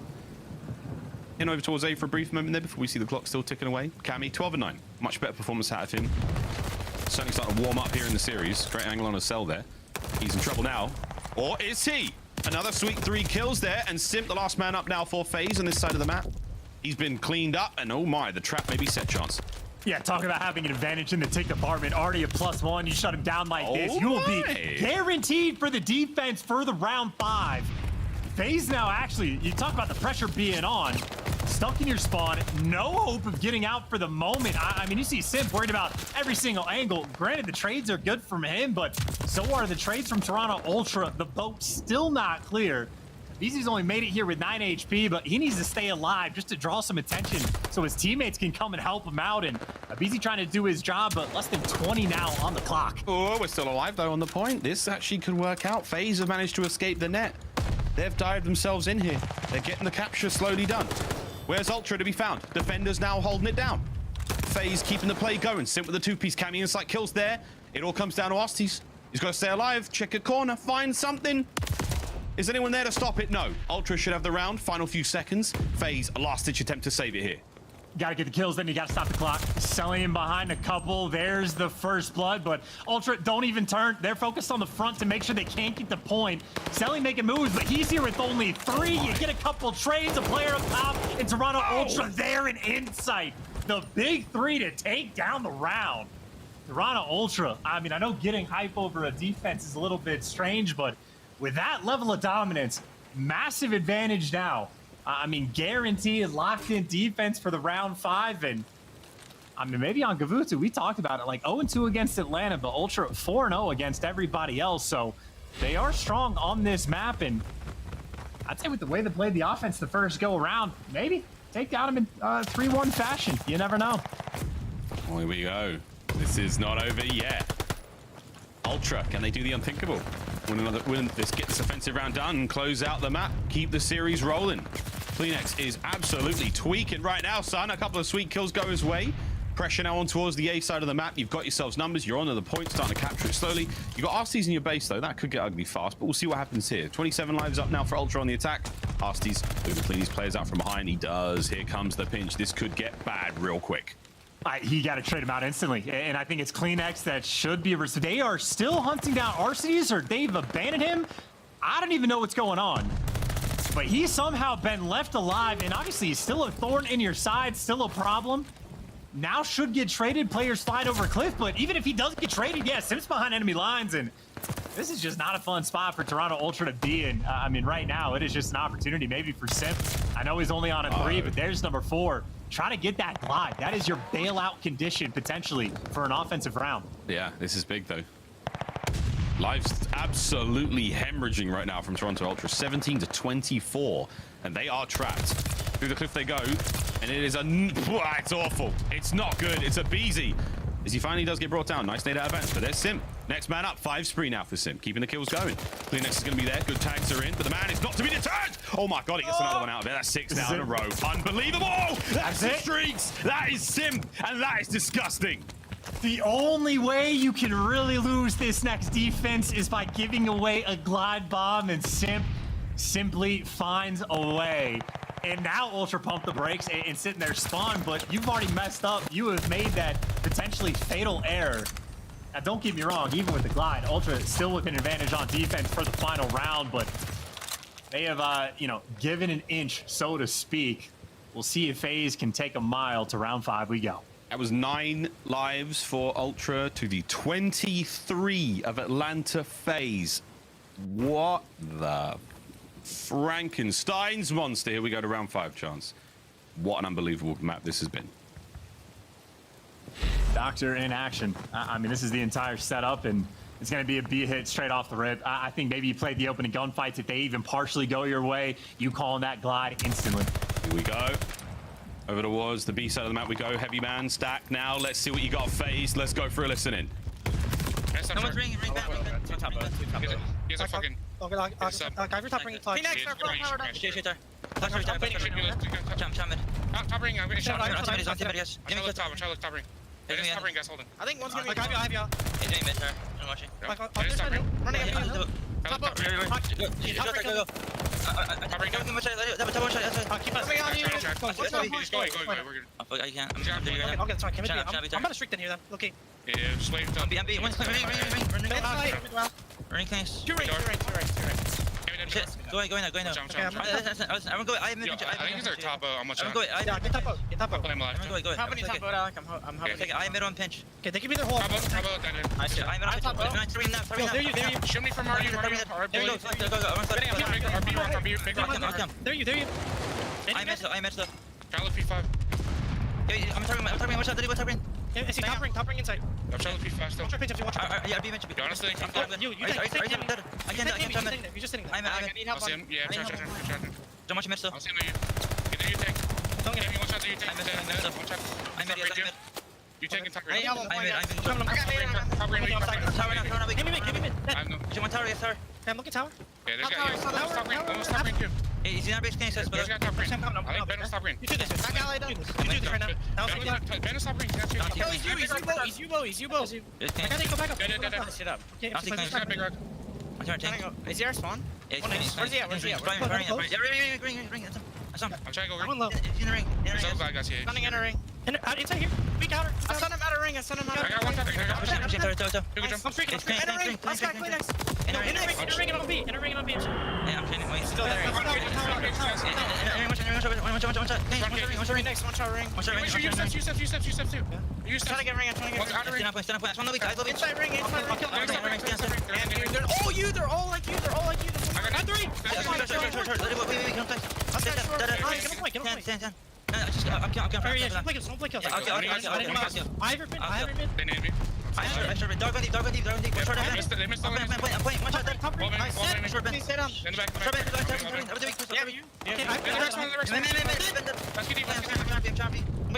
I'm trying to be. And this is one of the most spectacular displays we have seen on Gavutu Control. Atlanta FaZe are playing with their hearts out. Yeah, Kobe's from up top though. Cammy, at least you gotta kill Simp. Thank you. That is the player to slow down the nades and a couple big kills out of Cammy just to stabilize. But 14 versus 6.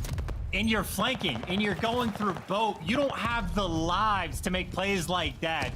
Now, 2 ways Atlanta are going to try to win this game. I don't know which it's going to be, but I know they're going to do it, Miles. They're going to bleed him out, or they're going to get the point. aBeZy's already on the point. Coverage there. Cammy and Bance getting the kills. 5-12 now.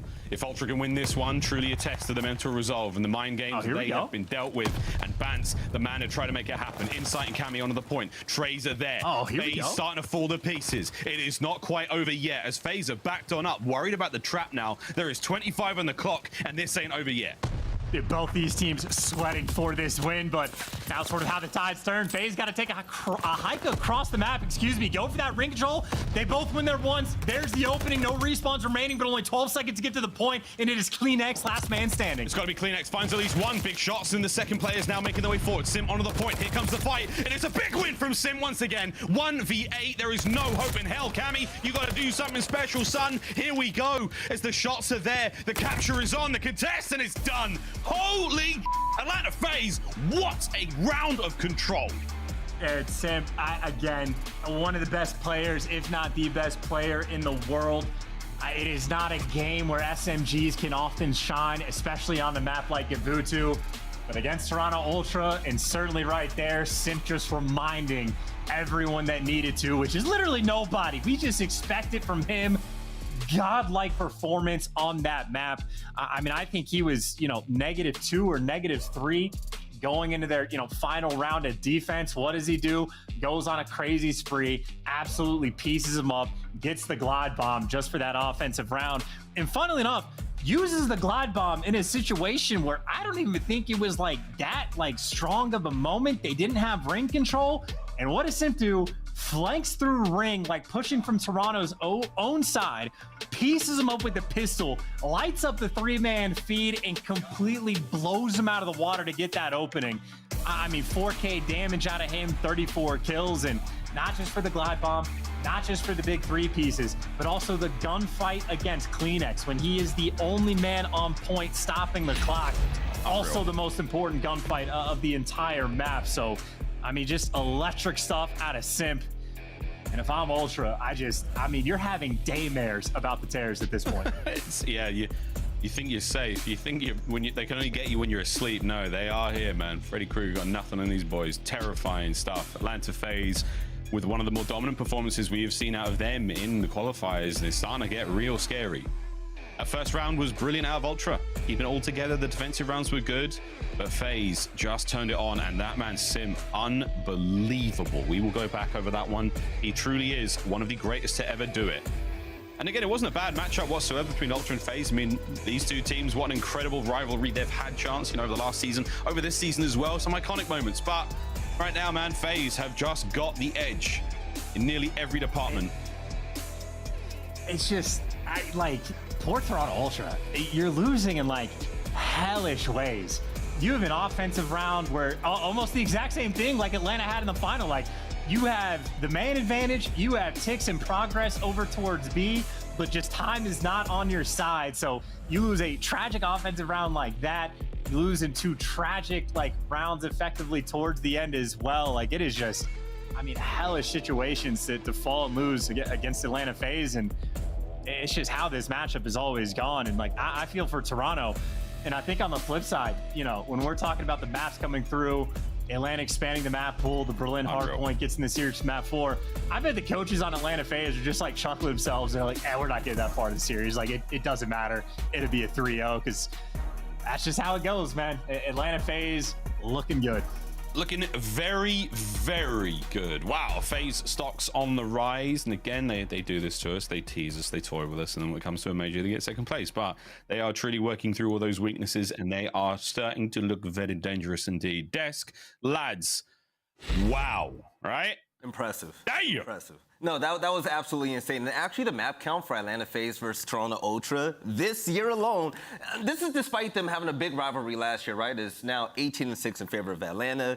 They dominated and won all 3 maps, which was their auto vetoes. And yeah, Toronto, they were disposed of easily, man. Yeah, that was a tough match for the Toronto Ultra. FaZe just looked terrifying. Yeah.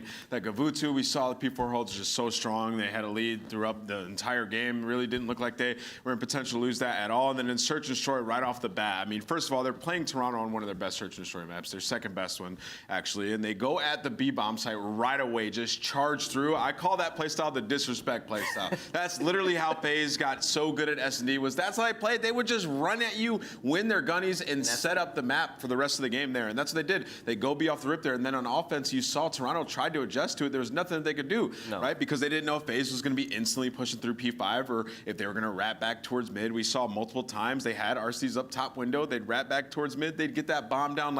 It was beautifully played by Atlanta FaZe, and that's what we've been looking for in the Search and Destroy. Yeah. But then also, we got to talk about that control there. Please. Those last 2 rounds were just amazing. They get control, pushed them all the way back in their spawn, and the problem with Toronto Ultra is they throw no utility over to try to kill him off a cliff. And they let him get those streaks, and essentially that's what lost them the game. Yeah, that spawn trap was absolutely crazy. But for me, I thought the series was over once we saw hardpoint happen. Off the rip, Simp went absolutely crazy. By the time we got to P2, I believe Simp was 7-1. What Atlanta FaZe were up by 50 points. They dominated them. That Search and Destroy, the Wolfpack mentality that we saw in that last round to destroy Insight when he had the bomb. You leave the 1v1 up to Simp, who's flying still for the second map in the series. He wins the 1v1 easily, and Atlanta FaZe just made it look like it was just another Friday in the office, so shout out to them.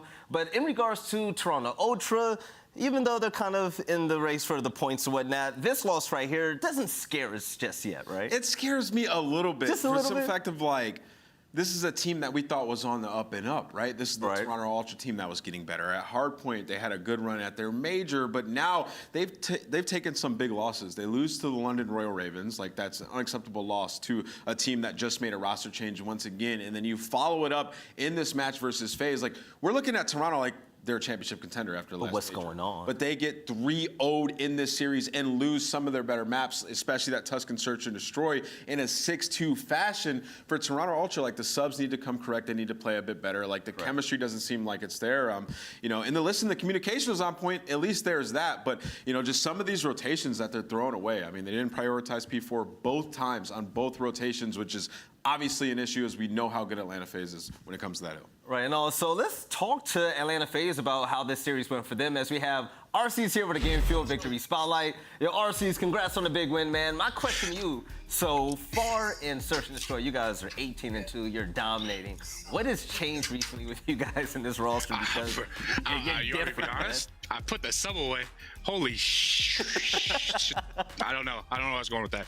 They said, Chris said, yo, I'll give you the sniper. I said, dude, let me do my thing. I'll play like a little island roll, a little piece up here and there. I don't have to run straight at them and get shit on. I meant, pooped on.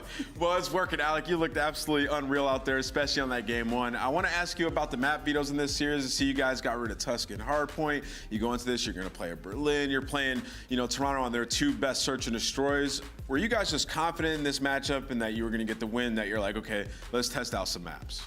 I mean, those are great guys. They're a really good team, but Veli said something about map count. We know the map count. We're trying different maps. We want to get Tuscan out of there, get a little Berlin action, but unfortunately, we didn't make it there. So, or they didn't make it there. Sorry. Well, fortunately. Yeah. Big time. All right, RC, we love COD. Oh, definitely. Congrats on the big win once again. What do you got to say to the Atlanta FaZe supporters out there? And yeah, can't wait to see you next time, man. I mean, you saw the sn&d. Our team chemistry's on point with the Tyler defusing the bomb. So, just keep phasing up. We'll try to get one. We're silver service for now, but even Preston, he got silver serve. But we're trying. Yes, all right, RCs, man, you take it easy. We'll talk to you later. And yeah, I can't wait to see what FaZe does at Major 4 and Champs, all right? You have a good one. Bye. Adios.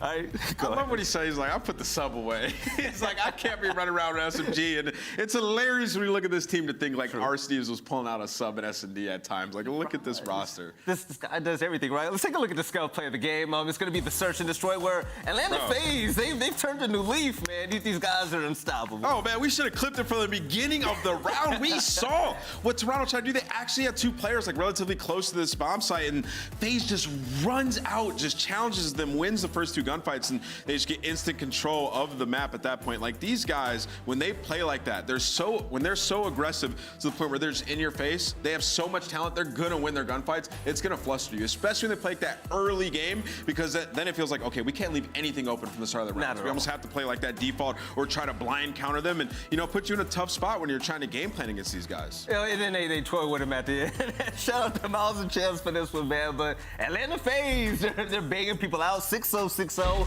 against LA, and then a 6-2 right here against Toronto Ultra. But yeah, that's for the first series of the day, man. Any thoughts before we close this out? Like I said, it's a terrifying time for most of the teams here in the CDL. FaZe continues to play like that and search and destroy. I'm excited to see their development. I'd love to see that Seattle and FaZe game once again. I'm telling you now, I would not want to go against Atlanta FaZe out of all the teams that are in the league, but also shout out to the Atlanta FaZe for getting a big win against a surging team like Toronto Ultra, right? We saw the run that they had at their own major, but here in this qualifier heading to Brooklyn, Atlanta FaZe is saying, all right, this league belongs to us now.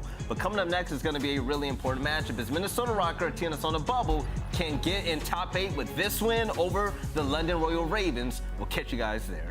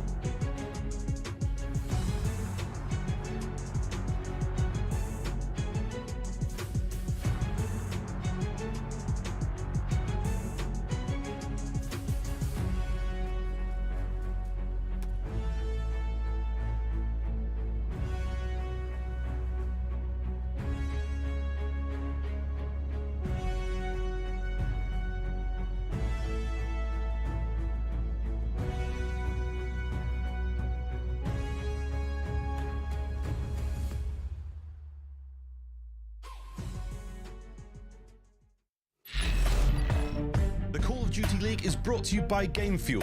Victory in a can. And upgrade your game with a Scuff, the official controller of the Call of Duty League. The Call of Duty League is brought to you by sn&d. Armor your eyes with Blocks gaming glasses starting at $24 by visiting sn&d.com/CDL.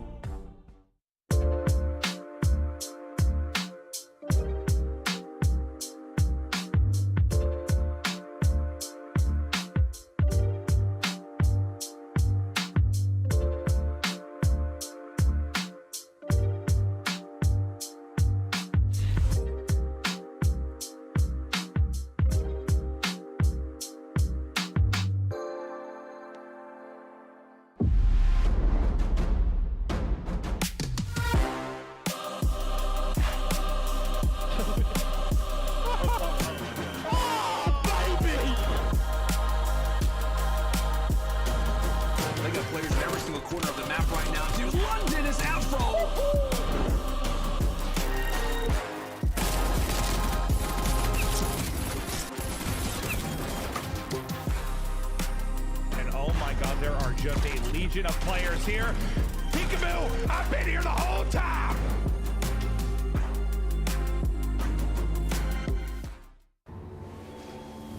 The North.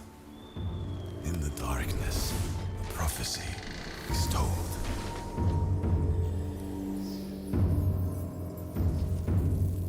Four warriors. Confronting them like challenging the winter itself. The snow that blinds you gives them strength. And the ice belongs to them. Prepare yourself for a cold wind blows.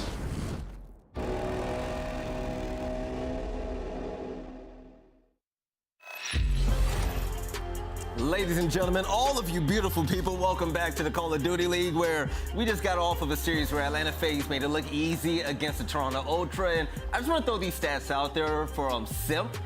Definitely the player of the game in that series right there. He ended the series with a 1.4, a 1.8, and then a 1.48. That is disgusting. Simp is on something special, but for this series right here, it's going to be so important, okay? It's going to be the Minnesota Røkkr versus the London Royal Ravens. My name is Veli. This is Nameless, and Nameless, this is the most important game of the day, simply because of the way the points look and where Minnesota stands. Absolutely. If Minnesota win this game, it puts them currently in the top 8 with a win here. And then for the Royal Ravens, like, it's not guaranteed. I am not league ops, but I would presume if they get to 170, they're in a really good spot to qualify for champs. So this match, major implications for London Royal Ravens. If they shut down a team that's on that bubble, it makes it that much easier for them. And for the Minnesota Røkkr, a massive, almost must win for them as well. If you look at their remaining schedule, they need to win this to potentially end and get into that winner's bracket, where you want to have that extra buff when you get to that major, so you can make a run and get additional points. So a massive game all around. These guys are going to bring their A game today. This should be a good match. Nameless, you're going to want to be comfortable, man. And when it comes to the Minnesota Røkkr, that 5-game winning streak that they had last stage was amazing. But this stage,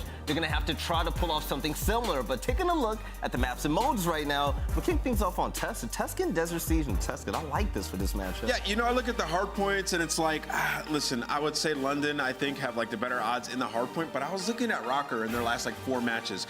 Every single hard point that they've had has been like a 30-point or less differential. Whether they won or lost, they have lost a majority of those. But it has just been stressful, like gruelers towards the end of these games for the Røkkr. If they can just make one better decision towards the end, get that final rotation, we might be talking about Røkkr in a completely different light here. But yeah, I mean, I think it's a good map set overall. I think for London Royal Ravens, they need to close it out before it gets to game 5, as they are 0-3 on that map. Right, and last time we saw Minnesota on this main screen, they went against the Florida Mutineers, where Major Maniac had his way with his team, right? But when it comes to Minnesota, they want to answer back, and these guys definitely like to fight back for their wins, right? My eyes are going to be on Attach, though, because even though Attach has had a phenomenal stage last stage as a main AR for this team, he's going against Zero, and Zero has been doing the exact same thing. But when it comes to the game field keys to victory, though, I'm really hoping Minnesota gets off on the right foot. They're going to need Attach to bounce back. He had a .99 KD last week and a 1.21 during stage 3.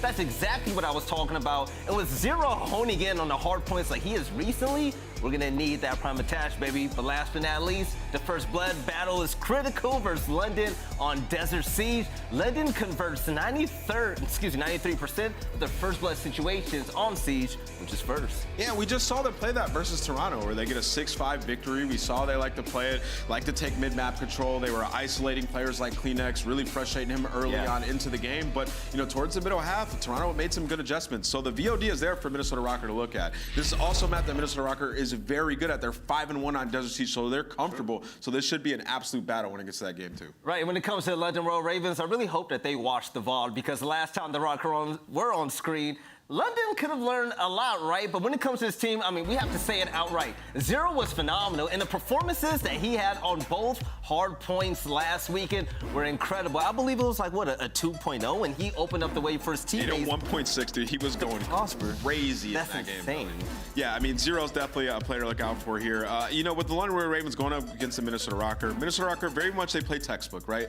If they're not in the hill and they're trying to play that slow pinch, you know there's going to be a player like Havok behind you, right? You can kind of dissect when there's something unusual going on. So for them, it's just communication's going to have to be on point. But, you know, for the game field keys to victory, I'm looking at this London Royal Ravens team, and it's a prove it series after the win versus Ultra with Gizmo back. London is 3rd in map win percentage this season with Gizmo. So when he's on the team, there's just a different swagger to it. They're comfortable, they're making plays, and we saw it in that last series. And then you can't just rely on Zero to carry the slaying again. Zero 1.58 KD versus Ultra last week, Afro 0.95, Gizmo 0.91. Honestly, though, I think everybody played great, especially Nasty had some really big, you know, triple, double kills when they were on rotation, namely that P4 train when he was in the back. It was Nasty who was picking up the kills, although Zero was still making the play on the rotation. Nasty was definitely an opportunist there, but hey, let's see if the Ravens could be opportunists here as well. Send us over to Bryson 10, fellas, take it away. Thank you very much. Yes, let's get right into this game. Of course, London versus Minnesota. A lot of interesting things kind of breaking out of this one, of course. London looking to stop what some people thought might have been a backslide, a rebuild here for the Ravens. Maybe it should be a Phoenix with the return of Gizmo. On the other side of it, Minnesota Ton, they are in some serious trouble. They need another good split here. They need these 10 points to get them into top 8. They absolutely do. Whereas for Ravens, as we've already said on the desk, it is one of those games that can put them not quite out of sight from the rest of the teams, but it puts them in such a good spot. A massive, massive game in the general implications of who is going to champs. And it's a strange old map set. We had a little look through it. It can kind of lean one way towards the rear end of it. If we do get towards maps 4 and 5, you'd look maybe a little bit further towards Røkkr, especially map number 5. But London Royal Ravens, these first 3-4 maps are very, very doable for them. But it's not the best of starts when Standy's doing things like this. 5 in a row from him. Røkkr locked down P1. It's a fantastic start from the Minnesota side. Unbelievable. Standy now playing for streaks just off P1 alone, and you can see London trying to make sure they don't get every single point from this one. That's a huge shutdown from Nasty in the end. And I'm going to ask you this question as well. One of the big stories coming out of last week about London has to be about Zero. Unbelievable performances on the 2 hard points we saw him going off on. Is that going to be a consistent thing? And what do London do if it's not? Well, that's the thing. You look at this London side and sort of say to yourself, okay, they have the guys in there to put up those numbers. If you were to pick anybody on that side who's going to put up the most, Zero would probably, typically on paper, be the last that you would say. But, I mean, he's going to have to do some good work here. You can see the stack coming in from Minnesota. There's the first one on the book. Can he find a second here with the help of his teammates? Good shots onto Priestahh. That's sort of stemmed the flow of Røkkr players that have found on through, but Standy finds himself around behind, finds a second. He is the guy for Minnesota so far. They break it perfectly. London towards the back. Minnesota Røkkr driving seat at the moment. Yes, Standy just shutting it down a little bit, but eventually that back alley was open, and Nasty's going to get a second kill with that grenade as London look to try and convert all of these points as they can. They do have numbers now. You can see them flood in eventually, and Nasty goes from the high rope and takes him down. The rotation is going to come in. London will be in the lead, but can they break this early? Just a little observation that we had actually on the desk there as well, heading in towards this third hills. This game's very, very close. The last 3 times that Minnesota Røkkr have played this match, they've lost, the last 3, average of 3 to 4 points they've lost. It's absolutely nothing. Over the last 3 defeats, it's only been 11 points difference between them and the 3 teams they went up against. It's absolutely crazy. Every single game we see from Røkkr here on this map is so close in. Well, we're seeing a little bit of an example of that to kick things off. Priestahh in a good spot here in mid-map, and it's going to get shut down by Gizmo, but Minnesota Røkkr have dug their heels in. Very good at locking down hills on this map. When they do get those rotations, they have it right now at P3. Yeah, this hill can get a little bit crazy. And at the moment, it's taken London a long time to get in here, and they're holding it down well. But Gizmo gets that first pick here. Attach is now going to come under pressure. He knows players are going to be pushing him, but his teammates are still holding the angles he needs to just keep his sight lines open enough. Nasty's going to come through eventually through fire, and Attach still alive at the back. Hasn't really been made that relevant as they are not challenging him. Eventually, they have to hit the hammer, and Attach will get 2 and lock that one down. And I mean, our stats are really just coming up and proving to be correct here. We had a look towards the beginning of the series as well. London, the worst team in the game at P3 when it comes down to Tuscan. And, well, that's the first time we're going to see a decent lead for the side of Røkkr.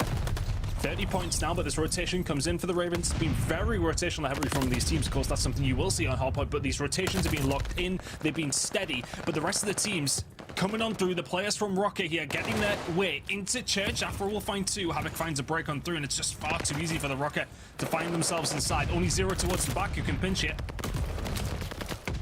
Trying to stay alive, and eventually will go down as Gizmo gets another clean come through. It will be London who take control of this now, and Gizmo just continuing to open up the back here. This has been the player that a lot of London fans are hoping will reignite this roster into their previous form at the start of the year. You can see London just desperately scraping for every point they can, eventually losing it as the kills don't go their way, and Afro has to play his life with 36. Eventually coming through, but doesn't need to. 0 here, but rotation again to Røkkr ton. Yep. Very clean rotations, as mentioned. Røkkr, very much the ones who have been doing the better job of that, I would say. And P5 is a good one for them. Best team on the game in terms of points accumulated on this hill at this moment in time. You can see the setup that they got. Somebody over towards the P2 side, ready for the push to come through radio. But look at the stack coming in here from London. Break might come in a second. Well, they're trying to get through into this eventually, and it's always difficult here at P5, and Zerno coming through. We know there's one last Røkkr player left at the bottom here, and he's going to be taken down easily by Nasty in the end. Gizmo pushing out the same way. And it is going to be London's hill at the moment. Reinforcements will be incoming. Minnesota taking this a little bit slow as they try to get enough bodies in here to make this push work. 0, 2 kills to his neighbors. A very late flank that came on through. 2 kills will all he will get. Can the rest of the team maybe do something here as Gizmo will then fall? London Royal Ravens seemingly broken back here, but to be honest, considering the rotation was there for Røkkr, London have not done too badly. Standy Attach inside the point. Standy and Attach dead. Rotation over towards P1 starting to come through with only a few seconds remaining over towards the final hill of that first rotation. And it's Gizmo first here. So Ravens were behind around 30 or 40 points at one stage during that first set of hills. They brought it right back with a decent hold over towards P5 there. Find themselves in the lead. You can see this is the setup. Instead of Røkkr trying to go for this pinch, you can see them trying to swing through you here. Standy gets 1. He's going to look for the train. He's going to find 2 as well. They looked the wrong direction, and Gizmo took full advantage of it. And then look to lock this in even harder. You can see all of Minnesota are a little bit coy about pushing this. They don't have map control. They know there is an awful lot of chest high cover to get through. Nasty just going to try and hold down mid a bit here and somehow get Standy as well. And Minnesota are about to be flanked. They are not getting near P1. It's all going to be about P2 for them. And Minnesota, I mean, they kind of just give that up early. You see the rotation coming in from Havok. He's not really expecting but 2-3 teammates to be able to break what was a really nice hold over towards that P1 side from London, who get every single point over towards that first hill. Now we're heading over towards P2. The Røkkr heels are dug in. Can they lock this in, Bryce? Let's find out with the London listening. Hey, I'm gonna go down. Let me know your flat. Ready? Charlie now. Nothing on blue flag. Standy weak. Nice, touch his flat. Nice, bro. Stay alive. Stay alive. Came close. Have Nice, have your up. If you want, Brian. Yeah, I'm pushing. Let me run. Back right. 2, 1. Nice, so you close to streets, man. You close to streets. No, I'm trying to run back. You got my elbow. Yeah, one's cross. One shot. Have. There's 2 of them, okay? Have your round. Close, Charles. Close. Respond. You're gonna be front now. Nice. One more. There's one more. Listen, this is big scrap. I'm trying to top first. Leave you. Yeah. Comes down. Slowly comes down. I'm going right. Yes. Take our time. Top five. Priestahh. He's on. Marcus, just clear maps and wait for you. Yeah, I'm gonna win, bro. Alright, listen. Go right with me here, Trey. If you can. You wanna go right? Yeah. No, you should go middle. He's on. Okay. I'm ready, Joe. I'm left right now. You can honestly jump out the window and go 5 if you want, bro. Hold on. Oh, he's far left. Hold on the window. On the chimney. Touch must have backed up. One shot Standy tiles. One stop fire. Someone take the longer. We have 70 seconds. Stop fire. In him. I've done him in time. I'm nearly fire. I'm pitches. Give me a set. Love. Fire, one shot. Don't make noise. I got the back eddy. Back all the way up. Attach on the back eddy. Standy, that's Listen, he's behind the fountain. There one's in the back eddy. He's behind the fountain watching fire. Behind the fountain watching fire. I need turn around and watch your pink fire. Turn around and watch your fire. Back eddy. Don't in chat. I got it now. Let's touch is on the free. Line, see, line down. Nice, good kill. I'll go fire. Back eddy, one shot. I'll get you close. I'm shouting him now. Touch one shot at the back eddy. I'm leaving it. Go leave me. You guys spawn out? I'm going for 3-1. They're already going to be new. Marcus. They're not mobs. Yeah. Come.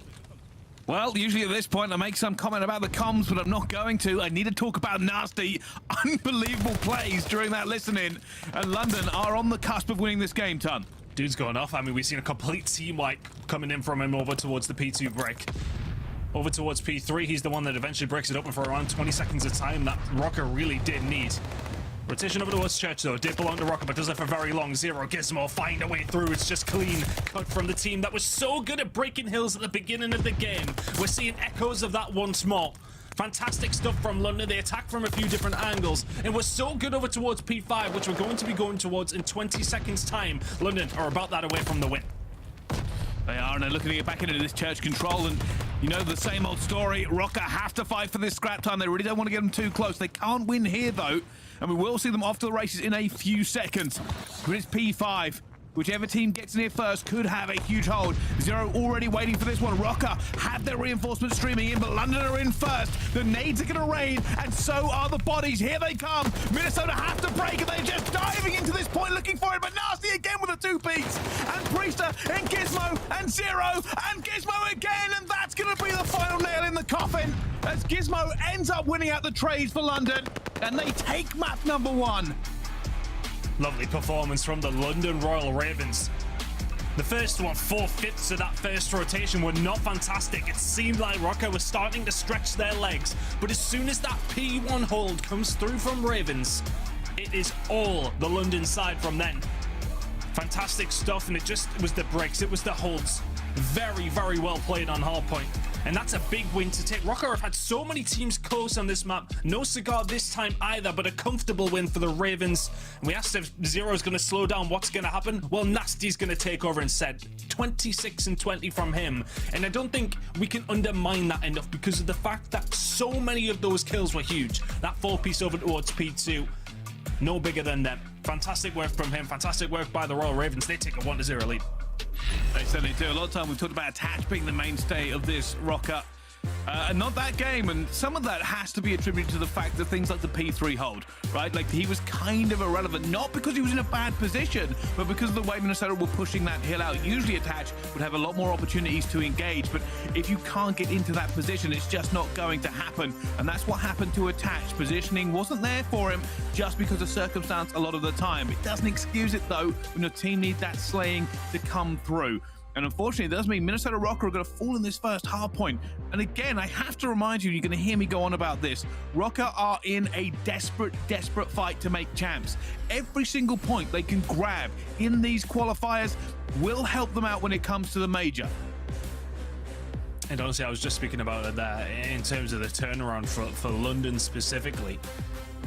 That P5 rotation, I kind of spoke to you about it during the listening, and this was phenomenal from Nasty, which, again, that fourth one, sorry, kind of gets handed on a plate with the trade that comes on through. Fantastic work nonetheless, but the P5 hold over towards the end of P1 was so well worked.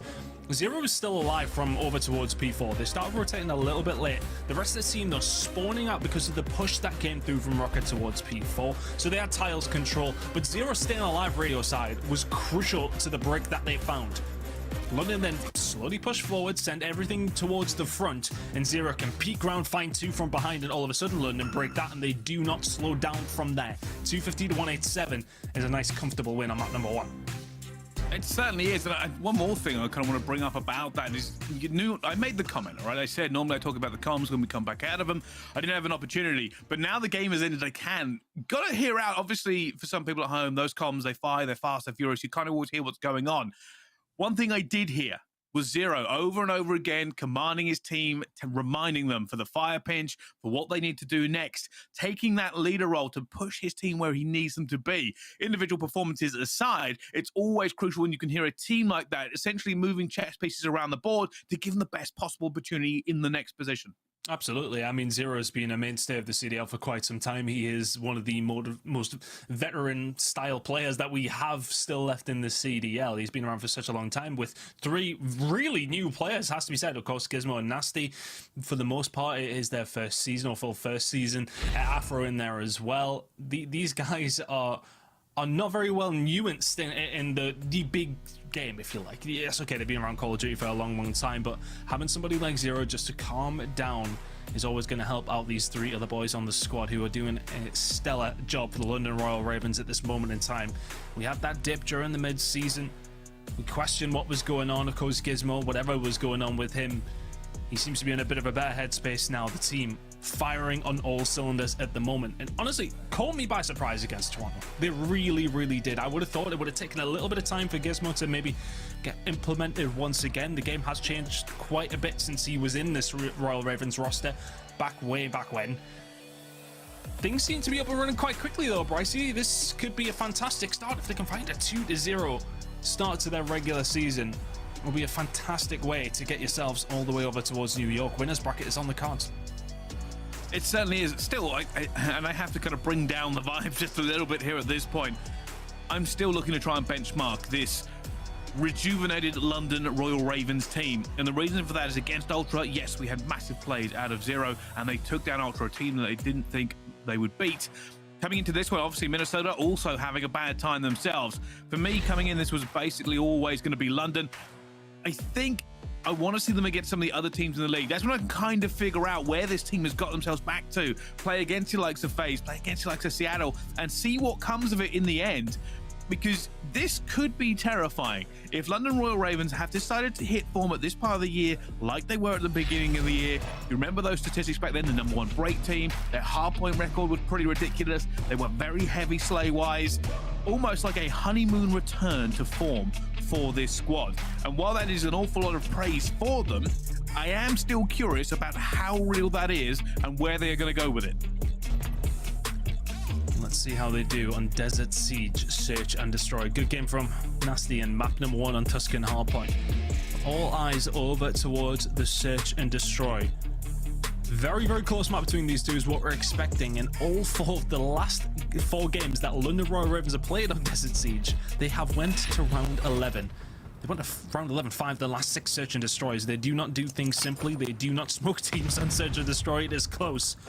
But nonetheless, let's see if they can get something done. 4v3 situations are good for them, and well, they have one of them. Oh my goodness me! Gizmo through the middle of Palace. We've seen it last week. He was the one who made the players in round 11. He's making them a round #1 here against Røkkr. Oh, he's still attached, and he was going to go for the reach out, and a tiny bit of wood blocked his vision. Nasty, just giving Priestahh a little love tap.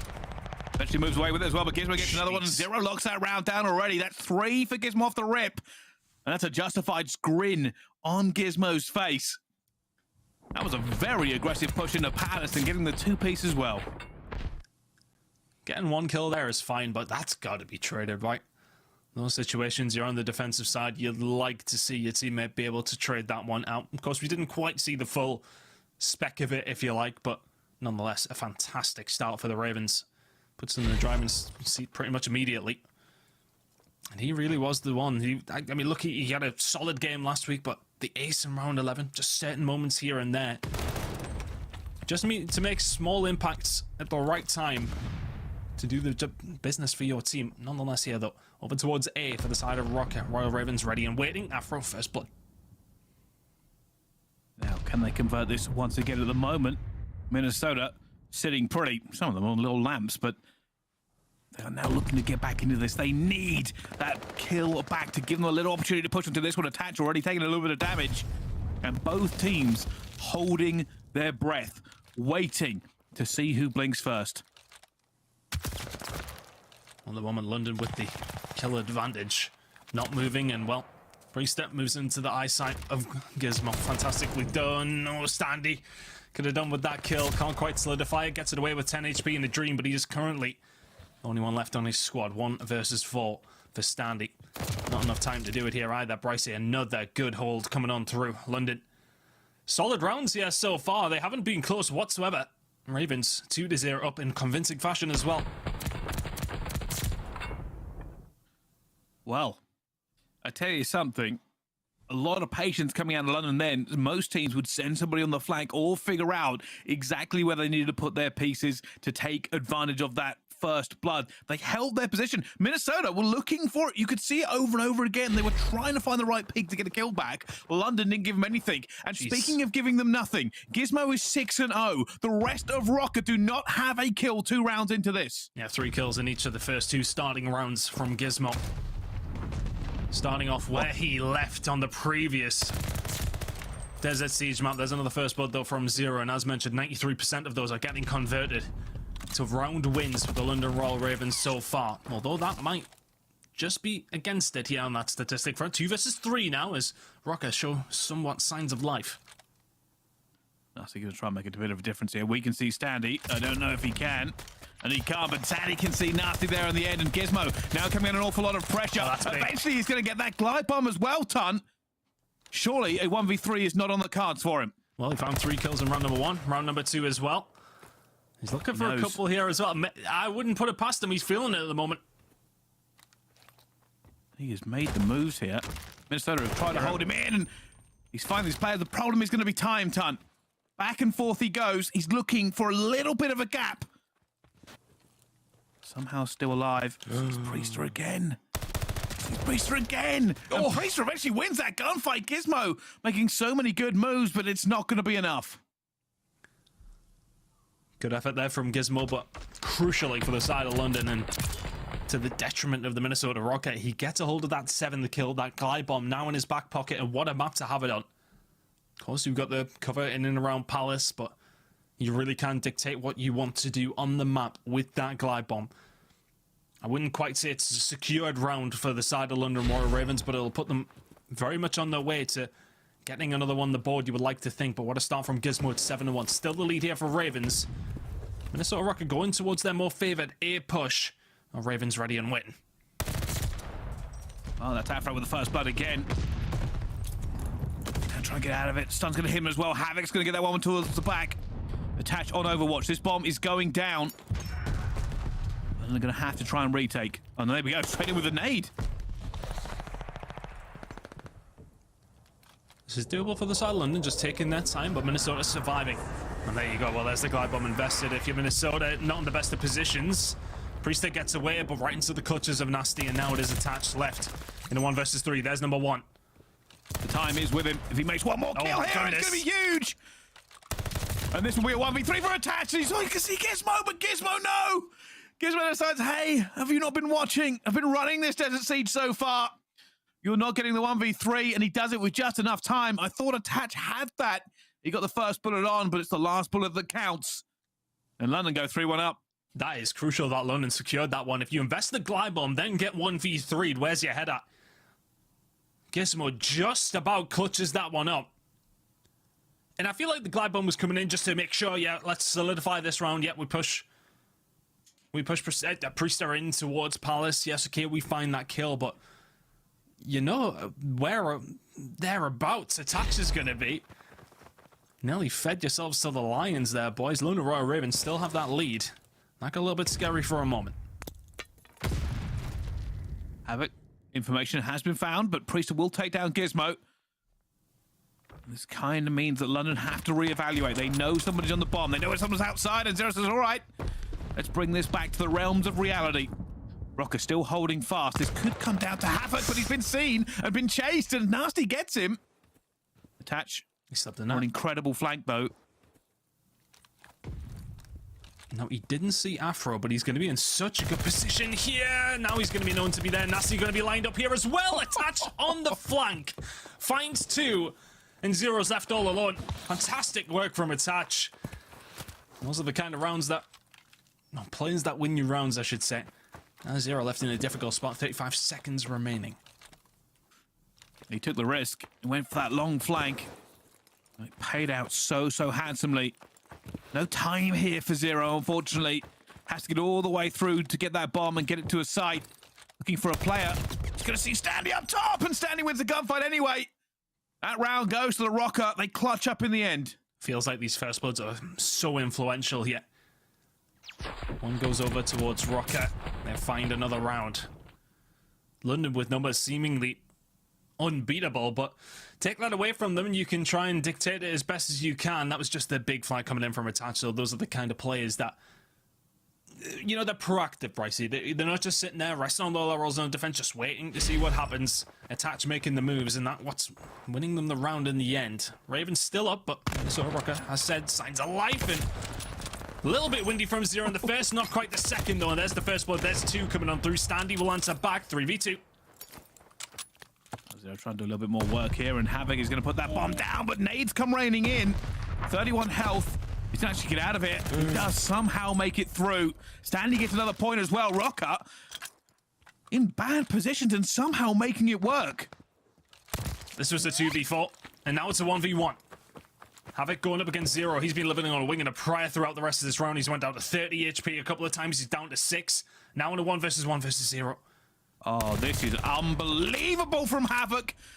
Calls it perfectly there in the end and finds it. And you can see how disappointed London are. They had the advantage. They had the opportunity. But Røkkr are clutching up in these rounds and making it difficult. Big round, that one. Felt like, you know, London, you put them in a 4-2 situation. They're in a 2v4 to do that. And Røkkr somehow clutch up. These are the kind of rounds that can really make the difference when we get towards the latter stages of the second map. And it's just been big plays out of one in particular player in each round that we've seen. We've seen the big ones coming in from attach as the hitmarker comes in onto attach and he just walks away with HP. Havok staying alive and doing so well to do so in the previous. Priestahh now finding the first blood. Minnesota Røkkr may have been slow to the start, but they've been fantastic after the first 2 rounds. They have. They're playing this a lot more cautious. Attach is going to be seen. Will be taken down eventually by Nasty. Nasty maybe getting out of it, maybe not. Makes a bit of noise. And all's gone quiet on Siege again. Røkkr and Ravens looking to make a difference here. Standy just on Overwatch, just waiting very patiently. And London are trying to figure out where to go next turn. Trying to make their mind up. Oh, Zero might help them do so. Didn't quite have the shot. The lamppost would have impacted the fact that that kill wouldn't have come through, but the information is gained. And Afro sticks a nade on his head. All of a sudden now it's a 3 versus 2, but Havok will find the kill on the Nasty. That's absolutely massive. 23 seconds remaining. London still work to do. Oh my god, Havok. And Havok gets another 1 ton. Huge plays. Massive from Havok. I mean, to find the bomb, if you can find that kill a couple of seconds later and the bomb's planted, it's a different situation. But the fact that he stops that bomb going down, massive from Havok once again. And it's taking big plays for Røkkr to find themselves in the lead, but they will care not one little bit. Røkkr are clutching up over and over again. The numerical advantage is just not going to London. We saw that when 3v3 to 3v2.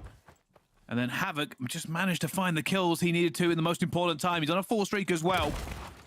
Røkkr now have the advantage into this. And some of it comes off the back of this man. We are on board with him. Kismet, we can see the other side of the door. The old X-ray vision coming in clutch for the Cardcasters. We know what's about to happen, but at the moment, it's all Røkkr Palace control. And if Havok can convert this streak into a glide bomb, he's a little bit somewhere's off it at the moment, but that could be huge.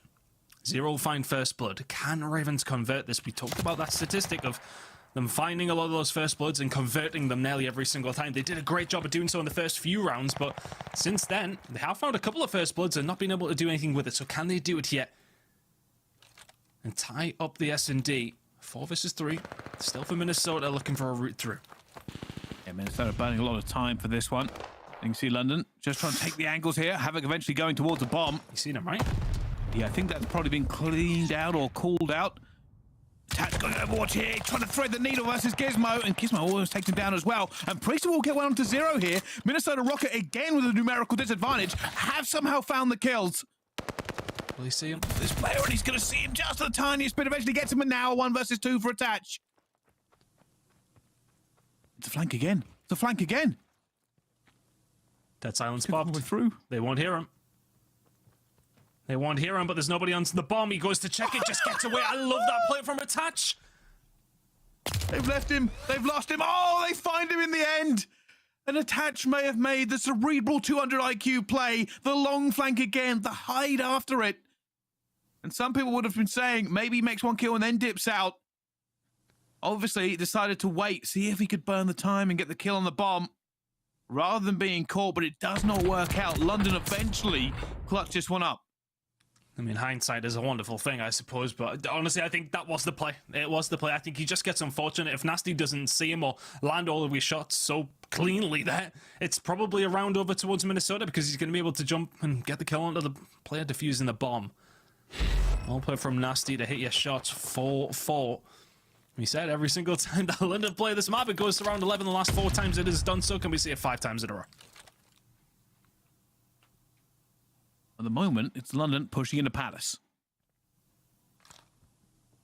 And they're waiting again, burning a little bit of time. Gizmo looking to see if anybody's in here to contest him. Moment doesn't see anybody. Standy. They're going to find 0, but doesn't get a kill. I don't. Yeah, I was going to say, I don't know how he didn't manage to find that kill, but Priestahh does. Importantly for the side of Røkkr. Now, what can Ravens do? Not a lot of time on their side here, Brycey. 45 seconds. You need to find a kill in the next 15 or so, then make a move. Røkkr have their setup. They are happy to sit. They will wait for London to try and break this through and go for the trades. You can already see snapping a bit back and forth. Nasty looking for it. Eventually, Nasty's going to go down to Priestahh as well. London stuck their neck out, and it has been taken off. 0 eventually gets Havok down as well, but time burning here for the Ravens. They do not have the luxury of messing about. And on the bomb, Standy is ready and waiting for the push to come on through. Has the overwatch from Attach as well. And that's going to be a round over towards Røkkr, surely, unless 0 can do an absolute madness in this amount of time. I don't think he's going to even have the time, even if he was to gun Attach. Røkkr 1 round away. After what looked like a dismal start. I think they were 3-1 down, but since then they have been very, very comfortable on the map. Attach having a good game. Some big plays coming out. Him, Havok has found their way to map point. Can Ravens tie it up and send us to around 11 once more? Well, we will have to find out. You hear Nasty calling out an awful lot there, and the Cams trying to figure out what they can do here. Røkkr have this game in the palm of their hand. This map could go to them. And first blood could be crucial. Already the nades going out. Oh, they've committed. They're going to get first, but an instant trade. Instant trade does come through. Very aggressive from the side of Ravens over towards it.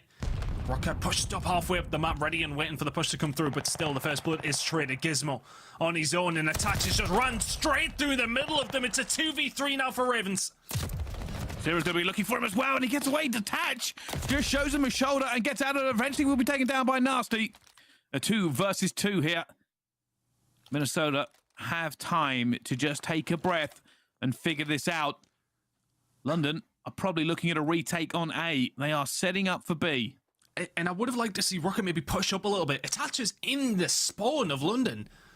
Like, surely they're all turning around just trying to find them, but this engagement, which way is it going to go? Nasty in such a precarious situation. How on earth is he going to get out of this one? Just about inside a palace. Staying alive, 25 seconds to go. Nasty's just basically hit every single position he can go into. On Overwatch again. And Priestahh will get that bomb down. Standy just waiting. This flank is going to come in. Nasty finds the first. Standy in a 1 versus 2. They're going to be looking for him. If he shoots, they will know exactly where he is going to be. I think he's been seen. Looking for him eventually at 0. A little bit of a bait and switch coming through there. The noise made by Nasty allows 0 for an easy kill time. Fantastically done by the London Royal Ravens. Really nice retake in the end. But how on earth are so many of these games for Ravens go into these round 11s? I know I've said it so many times, but that is 5 games in a row on Desert Siege. And we'll see a round 11 for the Ravens. Maybe the experience will well, the edge of this one, but they've won a couple of them, Bryce. I think they went 2-2, so who knows which way it's going to go. We seen last week, though, Gizmo, 4 kills in that final round. Will he produce that kind of magic once more for the Ravens, or can Røkkr close this out and tie the series up? Well, at the moment, you can see Minnesota are about even on their round 11 records, and they're going straight for this as well. Early B plant. Not seeing a lot of it here. That bomb is going to go down. And they've got out clean a full 4v4. Gets out. That's massive. Røkkr just stacking the site. Havok on the bomb. A little sneaky angle. Now this is down to your ARs if you're the side of Ravens. Can you find a pick somewhere? The push comes in from Nasty. That might be the bold moment that finds them somewhere alongside of it. There's 2 kills, 3 kills, and it's just burst into life for the Ravens. And all of a sudden, Priesthah's only on. Priestah's dead, and everybody on Røkkr follows him. Phenomenal retake from him. What was that? That was a Vanguardian Leviosa. Sometimes you're up, and sometimes you're not. Røkkr were in a fantastic position. The bomb was down. They were set up around B. They had 4 players alive, and they did not make a kill in the final round. I will need to watch that again. The trades just did not go their way. Every time a player moved, another London player shot them in the back. That's going to be one of the highlights. Like, watch that again. How on earth did Minnesota not get anything from that final round? Yeah, production, we need to see that again, because it happened so fast. It's hard to break down. But looking at the first bloods, London getting the majority of them. But we said at the beginning, they were converting them. Towards the latter stages of that map, though, things getting a little bit risky for them. Priestahh, the only one to find first bloods on the side of Røkkr. Had they found a couple more, that might have been a little bit easier, but nonetheless, Ravens, with that final round, I believe we're going to get the chance to see it again. That was wild. I don't even know how it started. I seen Nasty going over the top, thinking surely gets traded by Priestahh outer. Doesn't get the shot on to him. Was in the right position quite yet. Yeah, not quite there, was he? I think he was playing his life. Like, you got to always expect somebody to be watching that position as a power position on that map. One of the things I do want to talk about before we break down that final round, though, is kind of how that all went. London started off so insanely strongly. We're going to get to see this again. So look how they're set up. And I think, yeah, Priestahh currently is sitting truck. He's going to outside gun, and it's going to be timing, maybe. Where's the first kill? Not looking. Happen? Where's the first kill happen? He's watching the over the top. Oh, Priestahh moved. Oh, he just about moved, and then it's Zero to find one from the backside. Nasty then comes around the flank, Afro alongside of him. Zero, Nasty, Afro, Zero cleans it up on the Priestahh. I mean, that's just one of those moments where I think Røkkr maybe see somebody, you turn, somebody jumps out behind you, kills you, and it's like the domino effect, isn't it? Yeah, everybody turns. Like, you expect that player to be holding your position. And when they lose that first gunfight, obviously you have to fill that gap. The problem is, London, whether it called timing, positioning, veterancy, experience, you put it down to whatever you like, London were going for the execution, and when they did it, it worked out perfectly, to the point where even London probably wouldn't have expected to get out of that with all 4 players alive. That's not how breaking usually works. But when you've got players having to fill positions, sometimes it does go like that. But the real question is this a 3-0 or a potential reverse sweep? Those questions will all be answered after the break. Don't go anywhere. We'll see you here for more Call of Duty League.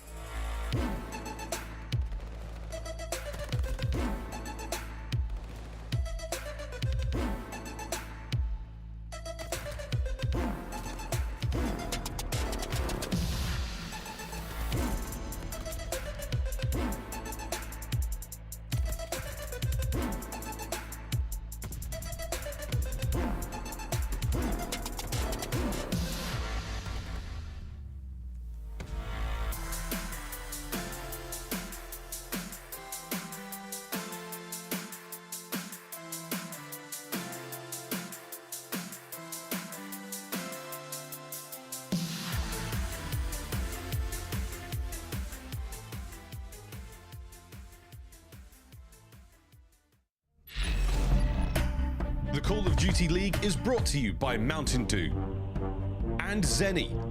Armor your eyes with Blocks gaming glasses starting at $24 by visiting zenny.com/CDL. Ladies and gentlemen, welcome back to the Call of Duty League. We are currently on map number 3 of London versus Minnesota. And these two teams are getting a bit spicy, pretty close so far. The hardpoint less so, but the sn&d very in the end. And we have entered a wonderful period of the CDL at the moment, because the games now, it's not just about teams winning, London or Minnesota. If you are Minnesota, you've got Ultra, Boston, LA Thieves, LA Guerrillas, Florida, and New York all wanting you to lose this game. Less so for London, of course, because they are pretty safe up that title a little bit. They are higher in the standings, but Røkkr are fighting to get out, and nobody wants to see them do it, Ton. No, absolutely not. A lot of these teams, you'll be looking at this one and thinking, my goodness me, thank God for the London Royal Ravens. Keep these boys down here. Yes, okay, it puts Ravens maybe just slightly out of the picture of who could be down there with you, but the game is not done yet. Control very much on the side of Minnesota Røkkr. London Royal Ravens, at this moment in time, 1-5 in their last 6 games, and they have lost them all convincingly. It has not been 3-2s. These have been very, very dominant for the other side. But Control overall, 3 losses in a row after 7 wins in a row for the side of Røkkr. Want to try and find that form once more, but for the London Royal Ravens, this is an uncontested hit over towards it. Not going to try and lock this one in. And yeah, I know that will do so. I'm not quite sure about this from Røkkr. Well, I mean, I know it's an easy one to get, but I mean, come on. I was going to say, it is kind of the old trope, realistically. I'll give up A, don't give them too many lives, but to not challenge it, we've had 3 kills and A is gone. I mean, to what benefit do you get from this? Because, yeah, okay, you're going to set up on the map, you're going to put yourself in a good position, but ultimately, these kills are going to be traded. There's Afro's found 1, and all that map presence that you had down this map side is mostly gone already. So what was the benefit there for Røkkr? So I can probably explain this one, because I think I know roughly what was going on. Go on then. Essentially, when you fight for A onto this map, you can put yourself in a pretty bad position of losing a lot more lives than you should do. We all know how difficult it can be to crack B over and over again. Maybe they're playing the life game, thinking if we can keep our numbers up, we should be good, and allow London Royal Ravens to kind of batter themselves on this point over and over again. The backside of that, the other way of looking at it, is that essentially what you're doing is giving London a lot of lives and a lot of time to try and crack B. It just seems maybe a little bit of a risky one, but nonetheless, let's see if they can hold on. So far, so good. Afro did find himself on a 5-killing spree, but did get taken down. Here comes the flank that's going to be coming through from Havok, a player who has caused, well, havoc on this map in particular. I think it was a, well, like I said, like a 1.32 or something, or 1.34, sorry, on Tuscan Control. On the opposite flip side, the player that has been so dominant for London so far in this series at Nasty, typically a 0.7 on this map, so we're going to have to see the kind of form we see in maps 1 and 2 from him to help London on their way to their first Control victory since Gizmo's found his way back into the roster. Well, Havok's pushed way out here, a little bit of timing, maybe. I think he's been seen, but he's not been caught out. It's going to be Zero who waits, eventually gets his first kill onto the board here. That's big. There's maybe what Røkkr were kind of looking for, setting up this defense as well, but unfortunately they've lost a couple of kills. Huge. And they're looking for this player towards the back, eventually been taken down by Priestahh. More kills coming in for Minnesota when they need him. Nasty not able to completely finish that kill as cleanly as he would like. More pressure coming towards him. Attach eventually gets him through. Zero going to find a kill at the same time, trying to keep this alive for his team, and eventually will go down. But Afro now fighting through. It's going to be a complete slugfest here as London have no time left. Very well played from Priestahh, staying alive. And honestly, I thought when that push came through from the side of Ravens, they just couldn't get rid of those players towards back, trucking it. Creating a bit of a thorn in the side. Priestahh putting the bullets in alongside of Havok here, and now London need to get everything done in 6 seconds. You've got to run, you've got to get inside the point as quickly as you possibly can. Get on the point, get on the point. There's nobody on it. You got to get on the point. And this is what I was saying. Like, obviously it looks weird for a team to basically not really do an awful lot in a way. Røkkr was set up to try and catch some of the London players. If they got a few down, they probably would have tried to maybe contest A a bit, push up, get a few map controls, and basically kill them in the spawn.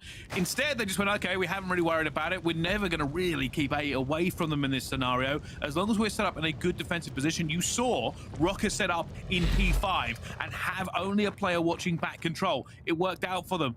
London were not able to get the trades going in their kind of direction at any point. So let's see if London are going to contest over towards this A side. I don't believe London going to takes over towards B. So no advantage there. So if Minnesota Røkkr can complete an attack, get a hold of it, and even just one tick over towards B, it is a win for them. Zero going to be all on his own here, up against Havok and Priestahh. They will find a route through, so Minnesota concentrate a lot of their efforts over towards B, as are London, though. Plenty of reinforcements here. Jeez. Gonna try so that attach. Eventually does get one here, but Minnesota looking to convert this. You can see Afro trying to get into a position to stop them jumping through as well, and he does get one, but will be traded out again. Nasty looking for Standy, who he knows is floating around here. The good clear from London. Minnesota will have to try again. At the moment, they haven't really stopped the clock on A either. They haven't, but I think the tactic was there for the side of Røkkr, was maybe even just to get one tick over towards B. How often are we going to see it when A is still up? You'll see Ravens have at least one player over there just to try and create some sort of presence. They went to try and push over towards B aggressively just to maybe get that one tick, then concentrate on A, and then they get that benefit, of course, of that round number 5. If we do need to see it, they would be on the defensive side, or would have that tick advantage heading into the latter rounds at least. Not going to get that opportunity, though, this time around. They do get a hold of A. Minute and 27 remaining on the clock here, and London Royal Ravens have some defensive work still to do. Minnesota looking to try and take the back here. Let's jump on though and find out what they're feeling with a Minnesota. Listen in. Green, Afro green, last guy. You hold the pinch. I got one. What's up, green? Yeah, dead, almost shot. One on the point. Zero on the point. Alright, top five. I'm going on the back. Stay like here. Stay like. Oh, you're on the church. There's one to go. Top church. I'm gonna go far with you. P5 here? Yeah, I'm gonna start. We need to go P5 and cut to mid. He's mid truck. Mini mid truck. I'm trying to look at our gate for a second. On it. I'm swinging top church right now. I'm gonna clear out low. I'm gonna clear out low P5. Clear low, clear low. I'm gonna need this side P5. Make sure you hold our pin. I'm low. Oh, he is low. He's in the upper spot. Nasty low. One more Yo, P5. watch our pinch for Gizmo. One more P5, 100%. Mid, dead. Nice, Try to get P5. One more in our spawn. One more P5. What are you on? Go fast. Dead. Okay, 2 off spawn already. Going. Keep playing from flat. You need from flat. Yeah, he's already plat. I was mid truck. Nasty, laying down in my spot. My spot plat. Dead, one shot, two plat. We're good. Get nature. Nice. Take your time, Preston. Take your time. Yeah, pinch. Major dark. Afro's pot. He's close left pot. He's gonna challenge you. Well, Minnesota trying to break down this Rubik's Cube that the Ravens have thrown up against them. And they've run out of time, they've run out of lives. And it's going to be 1-1 on the scoreboard. Standy with a ridiculous final kill, by the way. And it does mean neither team really able to get anything going at B-Ton. Yeah, no ticks over towards that B side from either squad in their first attacks. Looking to try and change that one up, but that does put us completely even on the tick side of things. I want to say that Ravens maybe had a better slaying performance there than Røkkr did just about on their defensive side. So that's some sort of advantage for the Ravens potentially, but there's a lot of Call of Duty left to be played. 17-9 out of Afro. Those engagements keep ticking on up. This man's enjoying his Call of Duty right now. MP40 in hand. Absolute menace on the map. This time around, it's looking like Røkkr not giving up ace so easily, Bryce. They think they're going to have a little bit more chance to play for it, but Afro has found a way through, and Nero gets another one. That could be a tick on the B here. You can see already. Trying to lock it down. Afro towards the back will be crucial. Deflecting any pressure that Røkkr are going to put through. The first jump comes out, and Havok says thank you very much. Nade's coming through as well. Zero has so much work to do as the solo player here. Does get one, but does not get enough, as that tick will not go forward for London, and they'll have to settle for A. Just about for the side of Røkkr. You don't give up a tick over towards B. This time, as you mentioned, London will make their way over towards A. Røkkr maybe having a little bit of a look at it here. Attach not quite happy to give it up that easily, although he may well just farm a couple of London players here. Be a nuisance on the map. One player from Attach, and not committing to that second gunfight. I think a lot of us in rank play would do that and try and go for it, but staying alive behind enemy lines. So difficult for Ravens now to articulate themselves through the map without worrying about Attach. And the map is kind of all over the place here. Look where London are, look where Minnesota are. Yeah. Fortunately, Minnesota have a good opportunity to hit this flank here. It's so deadly. They were looking to farm off a spawn, but if nobody actually respawns, you can't farm it at all. London just going to try and stay alive from the squeeze coming through, but Minnesota with a great play. They had control of P5. It's difficult to defend from that position when you're trying to get onto the point. And while London have tried to make things a little bit difficult, they cannot stand against Minnesota. Yeah, that was tough. You wouldn't expect 3 pushing from radio side, really, would you? And Priestahh finding himself in a spot to watch the flank. London, they're all coming through the front door. Slowly finding their way, and Røkkr don't have anybody attacking on the flank here, so you gotta win your gunfights as London find a way through. There we go. Havok, it's not going to find that first one, but the attach is coming through, and now Afro goes down as a 2 versus 2 here. There's actually going to be advantage for Minnesota as their reinforcements will be here first, but Nasty tries to make it a bit of an advantage for London. It's not going to work. Zero going to try and hold this door open. Standy gets one. Minnesota want to try and take him down very, very quickly, and they have done. That's more kills for Minnesota. Their defense is rock solid.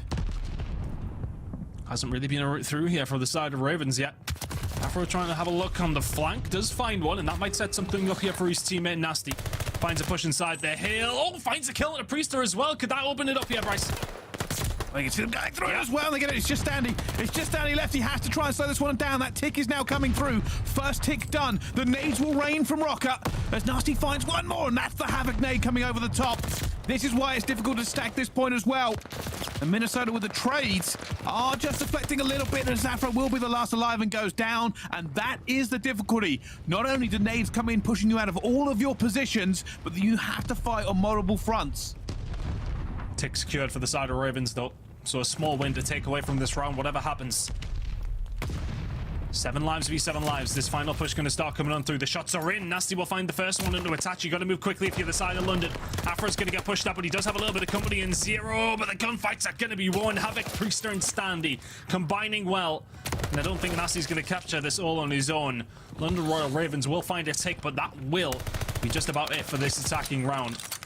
But they do have a slight advantage heading into this final defense. If they can keep B cleanly, they'll have defensive round number 5.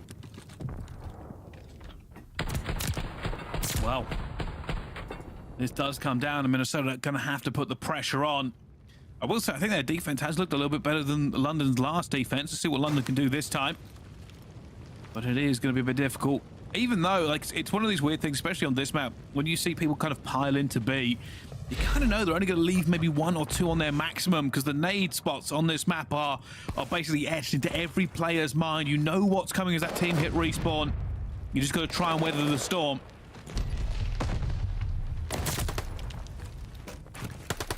Havok coming in with the flank over towards it. Standy with a little bit of purchase over towards this B side. And that one tick that Ravens fought so hard for may well just be coming through very, very easily here for the side of Røkkr. Not quite. London have to commit over towards B, meaning Røkkr have an easy time with things over towards A. They still send one player over towards there, and well, there was a couple more over towards B. They will get dealt with. So Røkkr stopping that clock, giving themselves an opportunity over towards B. Ravens shut that opportunity down, though. Looks like they may be, well, forcibly going to have to give up A at this stage as well. Losing far too many kills here, though, the Ravens. And then once again, Minnesota are just a thorn in the side. They've never really gone from B point now. And Standy trying to cause problems. Standy gets a little bit of bad timing there as well, but the rest of Røkkr are here. Attach trying to hold it down, but he's going to come against so many players. Look at the cut him. He actually gets out of there. Smart play from Attach in the end. He's going to find Kismet. Keeps on going. Minnesota are trying to convert this right here and right now. Zero going to be sitting in the back as he's seen. He's not going to be. He takes down Attach. That is going to be an issue for them. Priestahh, look, keeping this pressure on as Minnesota try to squeeze, but Nasty wins another trade, and this is the problem with B on Tuscan. If you do not get multiple players through on the attack, that attack goes to nothing, and you just have to stay alive and wait. Zero giving me gillies in the missed vibes over towards the backside of B. They're fantastically well done to stay alive. Afro at the front door, though, 27 and 15. Not the man you want to have to try and get through. Røkkr with a slight advantage on the lives front. Things have calmed down just a little bit. They were causing absolute chaos over towards this B site. Now Ravens gonna have to deal with them after the nades come through and deal with Afro. Nasty from behind. Oh, Nasty finds 3. Give him the 4th as well. Not quite there. Priestahh will take him down. But how many times in this series so far is Nasty just out of nothing lit Røkkr up? And that might just force them away. 1 minute and 10 to go. Røkkr still a lot of work to do if they want to try and close this out in 4. London looking for round number 5. They are still opportunity though for Minnesota. You can see they want to get back into P5. They have a bit of radio control. Kismet finds one. It doesn't take a bullet in return. Minnesota will have to play this a little bit slower. Kismet takes some damage. He knows a player's here chasing him. He has reinforcements as well. Eventually goes down, but there's the trade they were looking for. Zero now backing up as he's going to get taken down as well. Minnesota have some opportunity here to break through. Yeah, they really good chance here. All of London over towards the back. If you have Røkkr, even just a tick would be fantastic. Afro inside the point, trying to cause problems, does find 2. The rest of the squad should be here to clean up shop as well.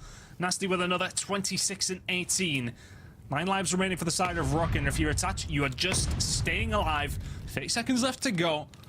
Røkkr gonna have to find a way up the map to give Attach the support, but he needs to try and survive as long as he can. Just try and cause some chaos, and speaking of chaos, Standy Havok find 2. They've got through. Who is that player that's alive? It's Nasty. He has to just hold them off for as long as possible. You're diving to the point here, but Zero with the nade coming through again, attached towards the back though. They are trying this. Minnesota almost had enough bodies ready to do it, but they just don't win the trades they need. And the time has gone. It could have been a Cinderella story, but they will not end it there. The London Royal Ravens survive into round number 5. And for Røkkr, this entire round could be 10 points. Potentially, they just need to keep alive in this game.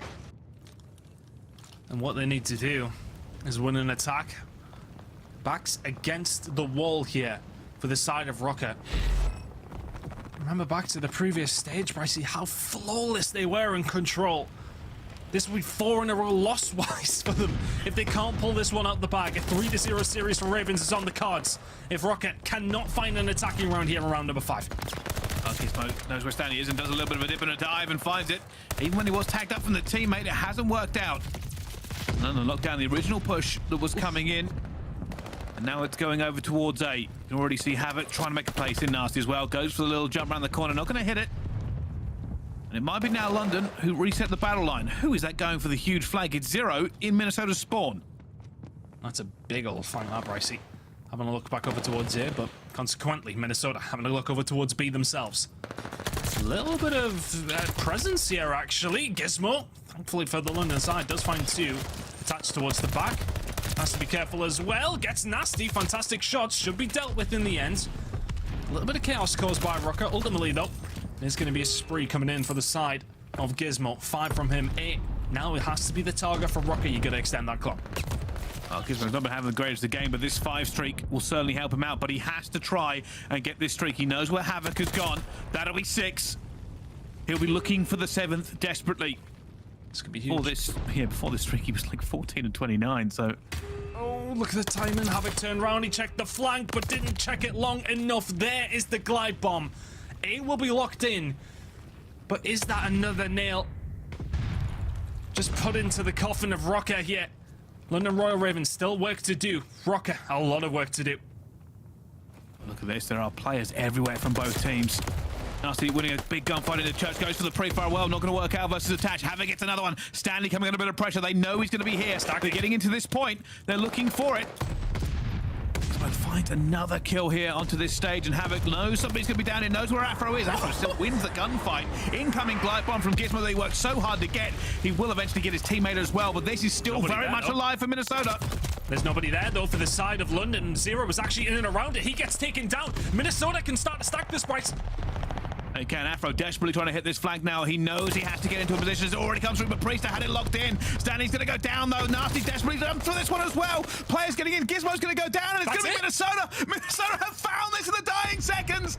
Oh, my goodness. It is not enough. A slip, a mistake, and an issue as Røkkr keep this series alive versus London. Oh, and London will be so disappointed with that. Minnesota barely had a sniff in the previous 2 attacking rounds. And then they hit the panic button. The glide bomb comes in, which I don't hate. But you kill Zero as well. He's the only one left from London at that stage inside the point. Røkkr have somebody surviving. They have that pressure. They have that presence. And the rest of the Røkkr funnel on through. And London just can't answer back with the gunfight. It gets a bit chaotic inside the point, and all of a sudden Røkkr are just taking up that control point very, very quickly, and all of a sudden we do have a series that had 3-0 written all over it for quite some time throughout that control. Yeah, it was. I thought that was all done and dusted, but that glide bomb in pocket, it just didn't work out for them. Tunnen. I don't know what else to say. You thought maybe with that glide bomb they would be able to just deflect it and kind of put it back into him, but unfortunately you are right. When Zero went down, that puts him back onto respawn. Players weren't there from Ravens to get into position for the trades. The nades didn't work out for them, and essentially Minnesota just won all the gunfights they needed. It's It's a tough one, isn't it? The glide bomb comes in, you've got to try and solidify something. And it was just the fact that, I mean, if Ravens had won one more gunfight, you clear them off the point. And it's such a different story. Ravens defended B so well in those previous 2 rounds. And maybe, honestly, it felt like that glide bomb, to a certain degree, maybe it was overthought by Gizmo. Is it like, oh, we've lost a couple of gunfights, hit it? In certain situations, would it might be better for him just to keep his gunny up, to try and win a couple of gunfights for the squad, then maybe use that to retake? Hindsight's 2020, of course, but maybe a slight overcomplication to think about another sort of, well, just another thing to think about, if you like. I think Attach was a big force there for Minnesota. Like, he was causing issues for London when they were attacking every single time. Like, you saw him constantly enemy team spawn by that tank, making sure that London Royal Ravens didn't have all positions locked in. They were kind of worried about him, and you saw he was not only that, but he was shooting well as well, and he made the difference time and time again. But just a small back step there for London cost them it, and it's clutch from Minnesota. They lock it in and they keep this series alive. Just about, and then keep this series alive. I was looking, honestly, when we were heading around number 5, I was like, that's us done for the night then. It just felt that way with how convincing the defenses have been on both sides, to be honest with you. There'd been a sniff here and there from both squads on the attacking rounds, but nothing concrete, has to be said. And all of a sudden we're heading to Berlin hardpoint. Tuscan Search and Destroy doesn't bode well for London either, so they'll want to close this out here on map number 4, Bryce.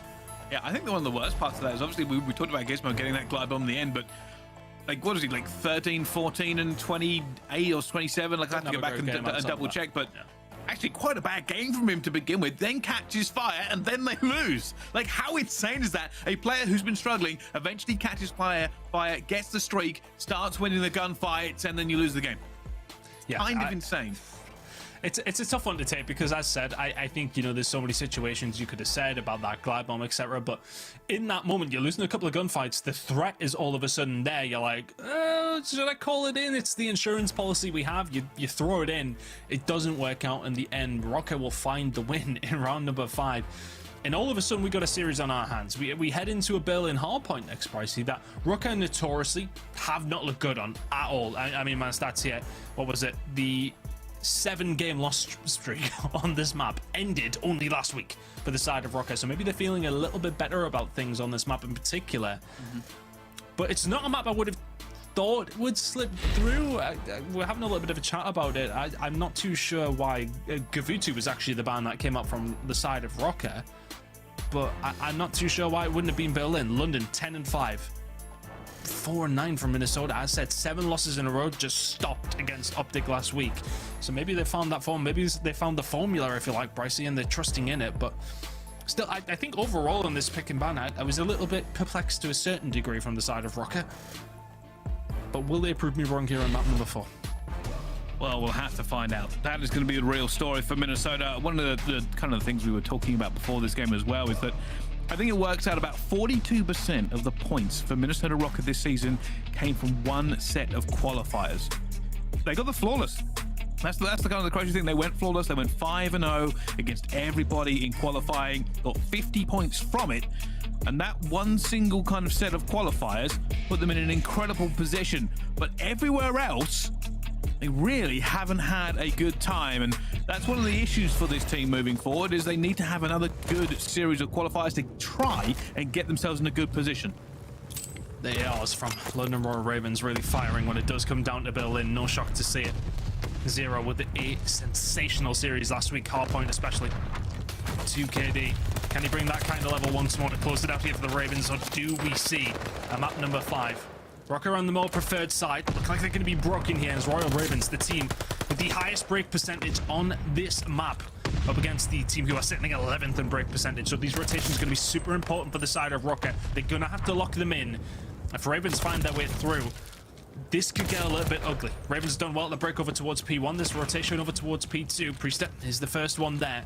His final 14 was being fought over, looking like it's going to go over towards the Ravens.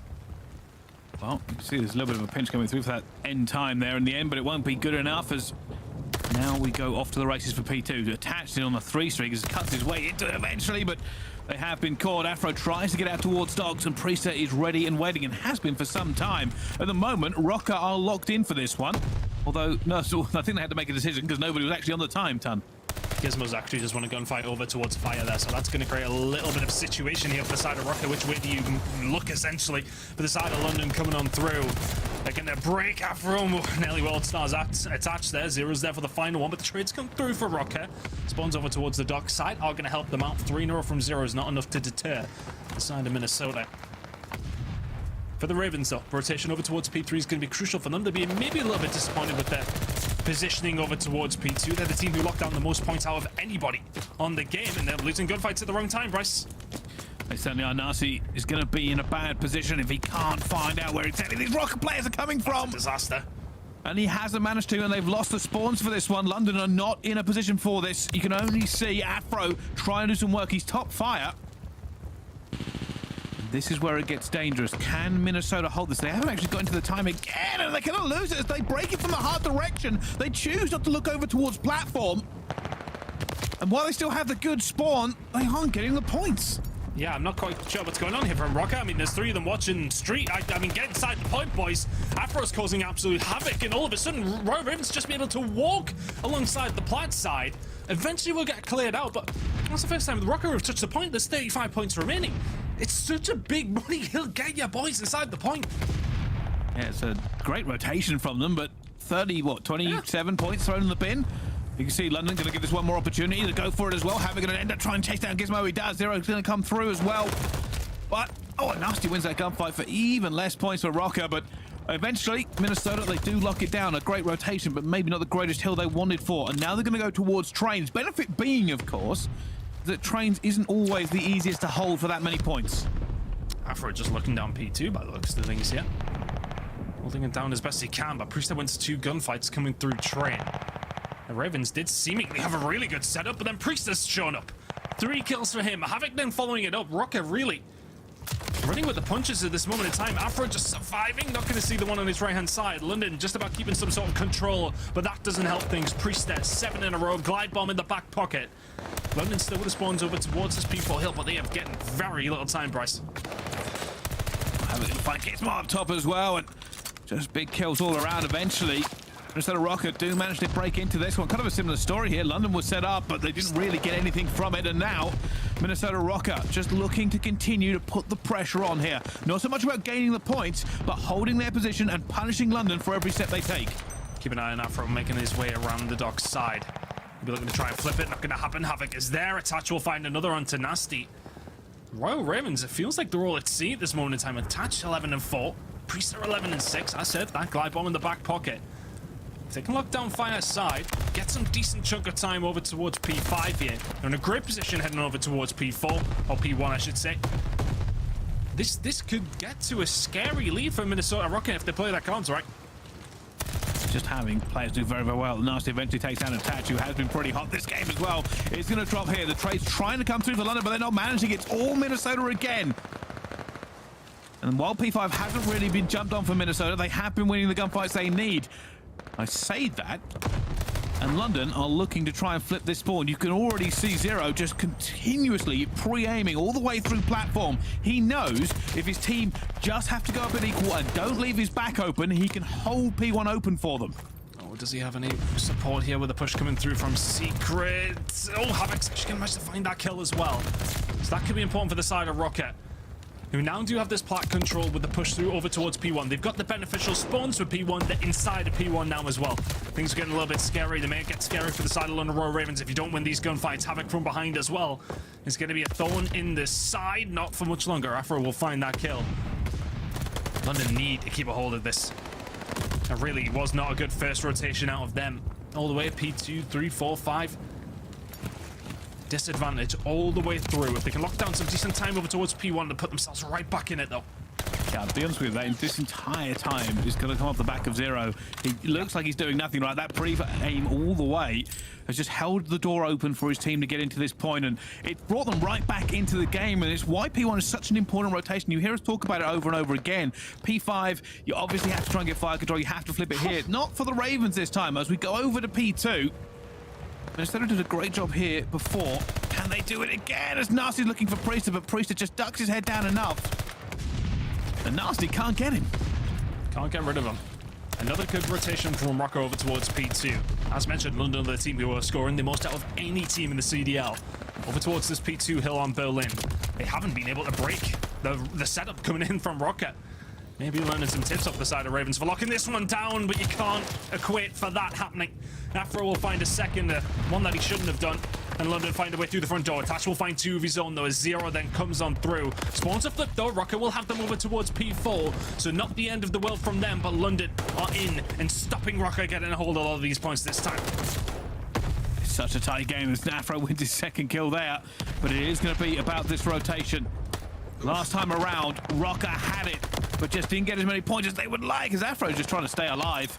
Nobody really else here for the team of London, and this time, Minnesota Røkkr have this completely locked. There is nobody here from the Ravens that can take the spawns away from them. Ravens going to do the same route as they did last time, though. Yes, okay, of course, we said that Røkkr win any purchase inside the point, but it's going to be a hit through towards the plant pots and fire. Nasty will find one. Is that the start of something here, potentially? Gizmo causing some havoc down the street side. Is anybody else here from the Ravens to try and make that breakthrough while the backs are turned? Nasty finds a way through. Not quite enough. Good hold from Røkkr so far. 40 seconds remaining here. This is great time. Yeah, Røkkr doing a great job this time around. They have held it down over and over again. You see London are going to have to try and go for a heartbreak. A couple of kills doesn't really matter. This is the position that these spawns give you over and over again. You can get in, but Zero's managed to get a wall bang coming through. Attack's going to try and hold them, but a double chow comes and stops him dead. London have broken in for the final bits of scrap time here to try and tie this game back up. Minnesota will push it, considering that spawn is basically just a hop, skip, and a jump away from this point. They get back into it, and we are off to train again. We head over towards train. That could have been a lot worse for London. That 10 seconds there and there is a 20-point difference swing, isn't it? It can change things up so differently. Røkkr could have been sitting at 200. London could have been a bit further back. As it goes, it's about a 20-odd point game. And here comes the glide bomb. Last time around, Priestahh didn't need it to try and break over towards P4. He's going to use it to help them do so this time.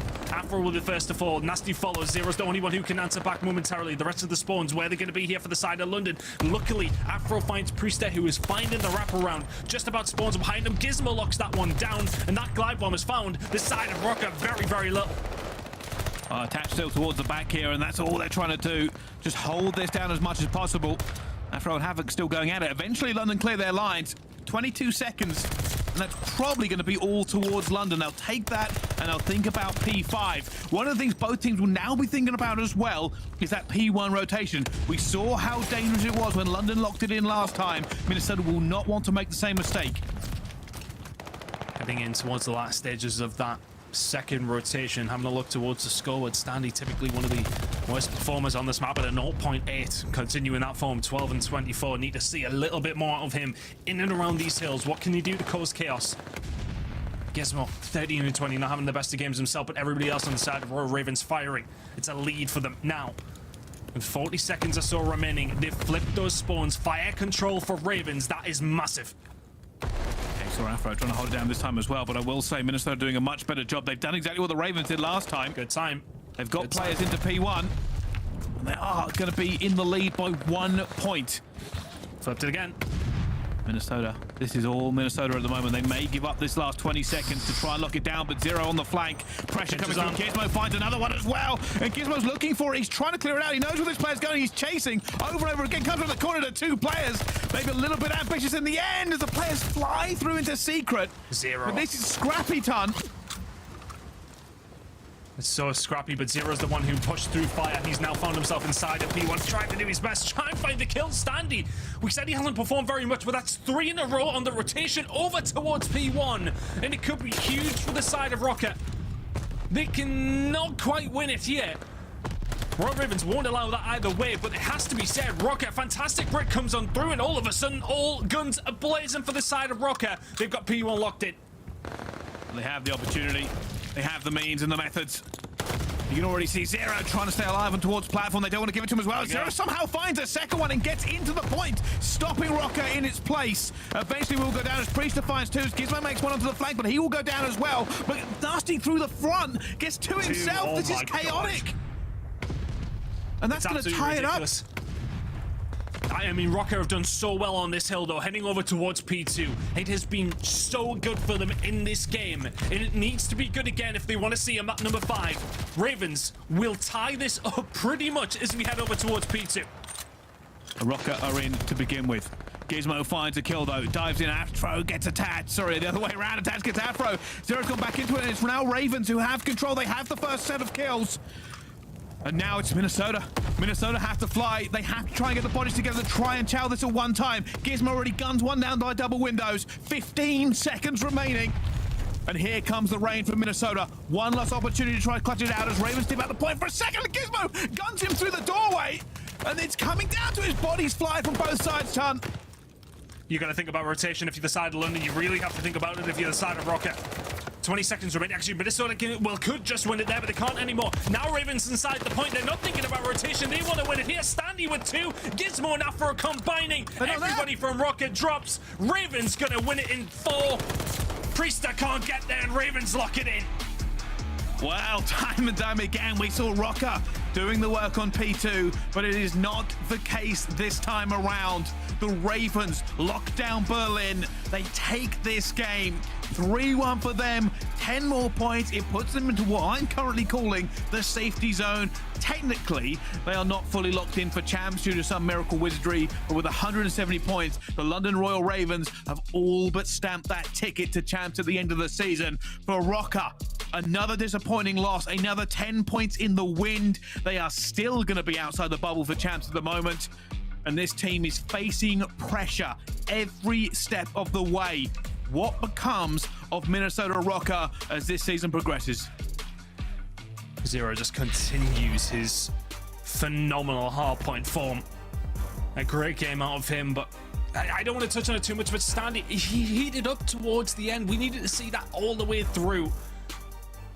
You can't necessarily blame it on specific players, but I want a couple of moments here and there from Røkkr. We talked about this when it was happening.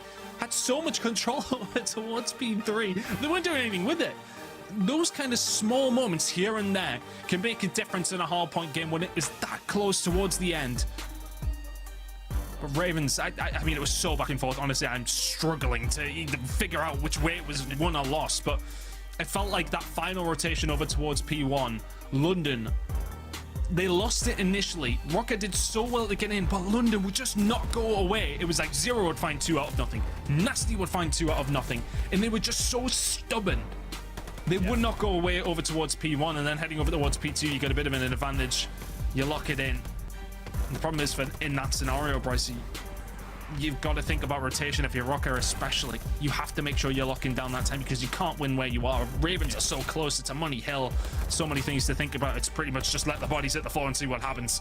I was convinced that Røkkr had done just enough there, especially with Standy making that kill. I was like, they are in. They're in a great position. Zero is going to find 2 here, and this is the crazy thing. He shouldn't have found either of them.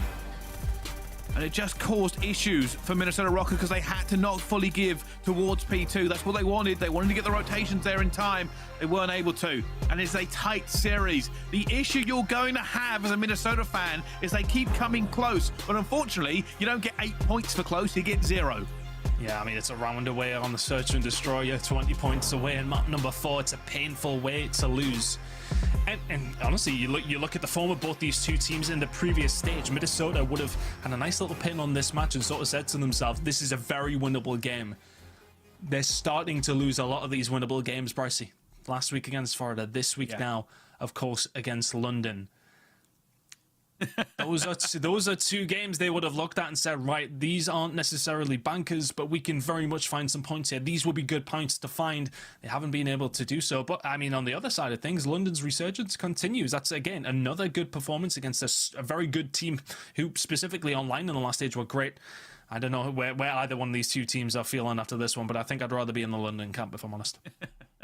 Well, yeah, I kind of agree with you. They're in a really good position, but there's lots to break down about that game and how we thought these teams did, but it's not our job. It is, of course, the desk job, so let's find out how they are feeling over there. That's my job, man. Give me my spotlight back now. I'm playing around. But, yo, shout out to London Royal Ravens. But you know what? This game, I mean, this series got just so crazy towards the end for the simple fact that the Minnesota Røkkr walking into this series were, 5 points out of the way from being in top 8 for contention for champs, right? Nameless. They lost that. London won 10 points. Where does Minnesota stand? Oh man, that is such a tough loss for Minnesota. Not only because of the points, like they only have what two games left here that they got to win both of them to be in a good spot. And you know, looking at Minnesota Røkkr, they just gave the London Royal Ravens an additional 10 points. So for Ravens, they're sitting pretty now. It's like we need 1 or 2 more wins, and we're like in a spot where we might be locked for champs for Røkkr. That was one of the games you look at on the schedule, and you're like, we're winning this one. That is an auto lock, and you come into this one, you lose 1-3, and also Veli, if they were able to get it to game 5, they had a massive advantage. London Ravens are 0-3 on Tusk and sn&d, and looking back at the series, some of the opportunities that they had in this series, like that round 11, they get the bomb down, the instant push, Priestahh sitting back sand. If Priestahh looks at above bomb site, up top bricks, and gets one of those kills to slow down that pressure, even weakens them with a bullet or two, puts himself in a better position, they might win that round. Like so many moments in this series just got away from them. At the very end, when they're holding P1 and they get rebroken because Zero gets a 2-piece staring right into the middle of the hill. Like these little situations for Minnesota Røkkr, it's been all season long, and it has to be so painful for them. Right, let's take a look at Minnesota's path to Major IV, by the way, where they just got a loss against the London Royal Ravens, a team that we knew they were back with that swagger. Gizmo told us in that interview, but the remaining matches for the Minnesota Røkkr are against the Major III champions, the Seattle Surge, then Paris Legion, a team that you just can't count out. But we actually, you have a last word you want to say? No, I was just gonna say it's a tough schedule. Like they gotta play Seattle, they lose that, they beat Paris. I mean, then they hope for a tiebreaker. So we'll see. It's looking rough, but you know who's not looking rough for? Trey Boy Cardi, aka Zero for the London Royal Ravens. We have a game field victory spotlight with my man's. My question to you is, Zero. Well, first off, congrats on the big win, right? Second, now that Gizmo's back in the mix, you guys are looking so much more dynamic, so much better now, right? What's the next thing on the list that you and your team want to work on to get better before you head out to Brooklyn for Major IV? Honestly, I feel like we've got a lot of things down right now in terms of, especially like sn&d and hardpoint right now. We're getting back to where we were. Control's a bit of an issue right now. You know, you just saw there. I mean, I say a bit of an issue. I literally just got glide bombed through a wall for the loss, so you can't do anything about that. Just shout out the game. And other than that, just comms and individual effort and everything like that, it's got to be on top of. It's got to be better than what we've done in the past. Our highest placing was top 3, and we know we can do way better. So individual, being a better teammate and everything like that. Since Joey's been back, it's been pristine. So you know, 40 somewhat days left. We have to go even harder than we did for the past year, and you know, see where we end up at the end of it. I love it. Same. Zero, congratulations on the win, man. You guys look so much better, in a way better spot to hit that qualification for champs. But I gotta ask you, you know, Gizmo comes back into the team. You guys win 2 series. It looks so much different than the last iteration of the roster that you guys had. And, you know, Gizmo playing great, but didn't have the best performance individually. So I gotta ask, what is it that he brings to this team that allows you guys, the core 3, to play so much better? Honestly, you know, I won't allow any Harry slander in terms of how well we compare the 2. Harry's an unreal player, so, you know, thank you to him coming out in a bad situation. Like, it wasn't exactly the best situation to be in. But Joey coming back, you saw at the start of the year, pacing, the energy, the gas that he receives, like, from us, helps him play better, and just all-round general skill. Him coming back, you know, it's made me play a lot better. It makes everyone else play better because they don't have to worry about certain being faster, being slower. As you can see, I'm now a snail, so shout out to Joey for being. Did notice. And yeah, hopefully, I've lost a lot of weight and this caffeine has absolutely fucked me today. We're gonna make it. I'm shaking everywhere, so we're gonna make the rest of this easy for you. Oh, by the way, yeah, no Harry slander ever. We love Harry, right? But also, last thing I want to ask you, when Gizmo went on his crazy streak in Search and Destroy, I think it was, what, 6-0? What was his vibes like? Because I know he brings the energy for you guys. Well, he was 6-0, and then he was in a 1v3, and then one of them threw their lives to Joey, and he just got a freebie. So shout out to whoever that was, gave us a free glide. Appreciate you. Probably wouldn't have done the same myself, but yeah, his vibes were great. Joey's great. He's been an absolute pleasure to have back after everything he's been through. So, you know, he's always got me. He's always got a team. You know, we're always going to help him out when need be. And, you know, it's an absolute pleasure playing with him.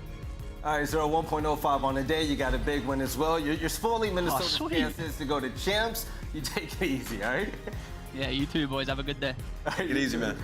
Did he just say that after hearing his KD? I think so. He said, "Oh, sweet." He's like ready for the Lion card to come out. Right now to close out this series, man. Any last words you got? The pressure is on for Minnesota officially. If it wasn't on before that match, it certainly is now. I mean, that was a winnable game, obviously. Like I said, a couple little moments for them, and now they have to play the Seattle Surge in their next series. I mean, the only way that you can almost guarantee having a winner spot is by going 3-2, right? And even then, you might get into some tiebreaker scenario. But now they absolutely have to come out and do the impossible. With how Seattle's looked, that's an extremely tough game. So for them, gotta turn up. Minnesota's going to definitely have to get an upset in that matchup right there. But also, we have the Scump playing the game, which is round 11 for that Search and Destroy. Nameless, you were talking about this as well, man, a missed opportunity. Yeah, I mean, we were just talking about this right before that interview. It's like in this round, you see Priestahh all the way back there deep sand, and, you know, they get that bomb down, and he sort of just, like, looks to the right. I think he was so worried about Zero, because we saw Zero multiple rounds on this map picking up the first blood with the sniper. But you see right here, he's watching over there, and then they just, when they retake, when Ravens just retake site, they just run up through mid. One player goes up top as well. If he just pokes out and tries to help the team there or gets a little bit more aggressive, like, they have control and they might end up winning that round. So for them, it's just hectic, man. We saw them slow playing it a couple rounds prior to that. In this round, they wanted to just play a little bit faster near that bomb site, but London wasn't having it. They're like, we're coming straight at you. We're retaking. Oh, they're not having it at all. Also, for those of you out there that are looking forward to the events that are coming up really soon, by the way, get your tickets, okay? Because Major IV is right around the corner. We're not going just to Brooklyn, baby. We're also going to Boston for the Challengers Open. If Allie was here, she'd be singing her praises right now, all about the Passion Pit. Nameless, great to see this big event go down, man. Yeah, man. I mean, we've seen everybody tweeting about Challengers, everybody getting hyped. Like, this is really your last opportunity to showcase your talents, right? Like, these teams, come on now. We've seen some teams this year that have just been underwhelming. They're going to be going to Challengers to try to grab those players and make those super rosters going into next year. So you got to turn up, get your tickets, and come to Boston for the Challengers Open July 8th. I mean, it's coming up. Things are getting shaken up, too. I think Mohawk is a free Asian right now from Toronto Ultra Academy. But also, ladies and gentlemen, everything that we have done this year all comes down to this moment. Get your champs tickets now. We're going to see you guys live at the Galen Center August 4th through the 7th. Oh, yeah. It's going to be a dang good time. My first ever champs I'm going to, by the way. Listen, man, we did champs in the Galen Center before. It's an amazing time. Bro. It's super fun. It's so loud. So, yeah, if you have an opportunity and the means to make it out, make sure you go to that event. It's an event like none other, and you get to see history in the making. I can't wait to see all of you cuties out there. But also, ladies and gentlemen, I can't wait to see this next matchup at hand. It's going to be a good one, man. I wish our other analyst was here for. Shout out to Allie. It's going to be the Boston Breach facing off against, okay, check this out, the Major III champions, the Seattle Surge, the team that is on top of the game right now, all behind their submachine gun player. It's like a superstar. It's going to be Pred, but once again, hey, shout out to the London Royal Ravens because they're back, and we'll see you soon.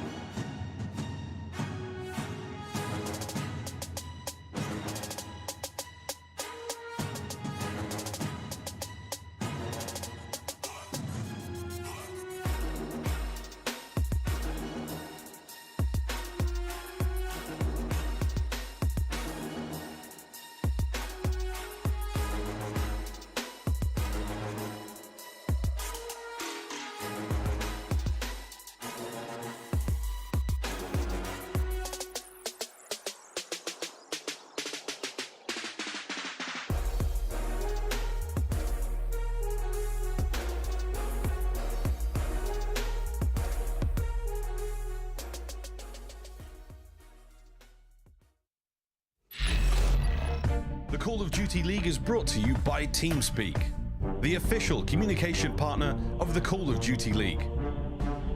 And AimLab, official first-person training partner of the Call of Duty League. Unleash your potential. Hey, we interrupt this programming to bring you a very important message. Did you guys buy your tickets for Major IV yet? Buy your tickets at nyxl.com/major, and you can come see me July 14th through 17th at the King's Theater. I swear to God, you better do that. You better do it. You better buy your tickets, all right? You ain't getting in if you don't have tickets, so what are you doing? Don't make me mad. Don't do that. Don't make me mad.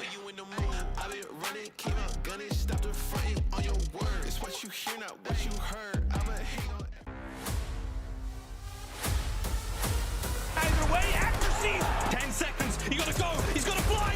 Will he get the kill? No, accuracy stays alive! Players off the point, Mack staying alive as long as he can! What a beautiful flank this could be! The second, oh God, the round's gone! They are, Brent has an opportunity. There's the first, there's the second, turns on. And still, hip fire works out. Do you get any more? Yeah, down, it's 5. The Young Guns in round 11, and they go back! Can he come out the corner in time? And you bet he will! That's it!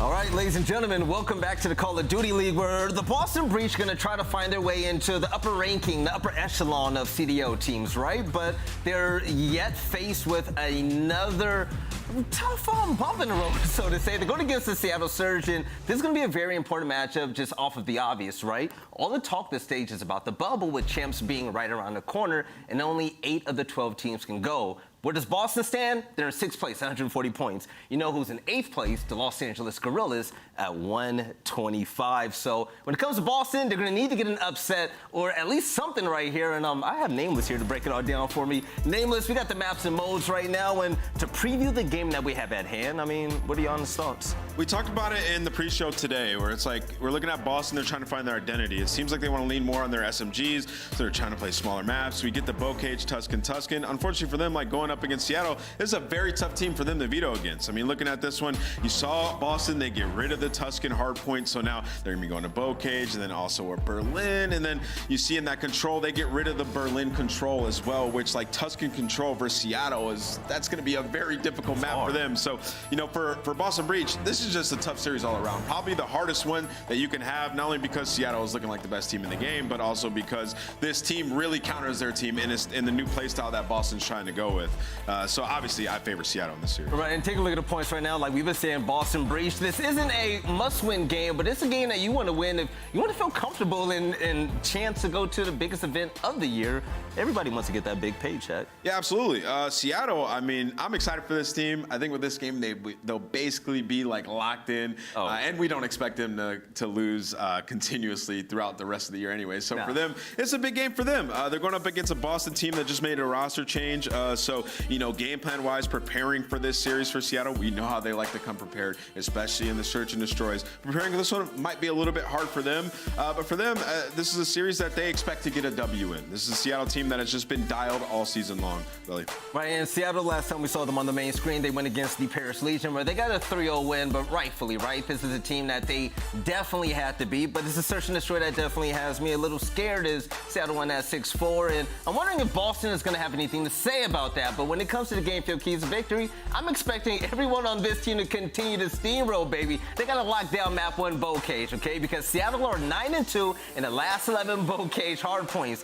Listen, with a player like Pred, and you even have Sib on that map, they're going to just run around Boston Breach. But also, they're going to have to work on Gavutu for a complete map pull heading into champs. 0-6 on Gavutu hardpoint, which wasn't banned this series, by the way. They are also 1-6 on Gavutu control. Gavutu, in its entirety, Seattle has to get better at overall. Yeah, I mean, if they were to get good at even just one of those maps, that would give them so much wiggle room when they're going into these vetoes. I mean, right now, they're a hard counter to 99% of the teams that we have. But obviously, those are going to be the maps they're working on. It actually surprises me that they're not coming into series like this and giving Gavutu a go, right? But maybe they just feel like, hey, we can just be bad at those two and still wins. You're right. And also, when it comes to this next team, Boston Breach, I'm going to be honest. I'm kind of scared for this team. I love the fact that Vivid's on this roster right now, but take a look at the map selections that we currently have for this series. Boston's going to need it. The speed that we saw the first time Vivid joined this team, along with Nero, is going to be essential going against the likes of the young guns on everybody that's on the side of Seattle Surge, right?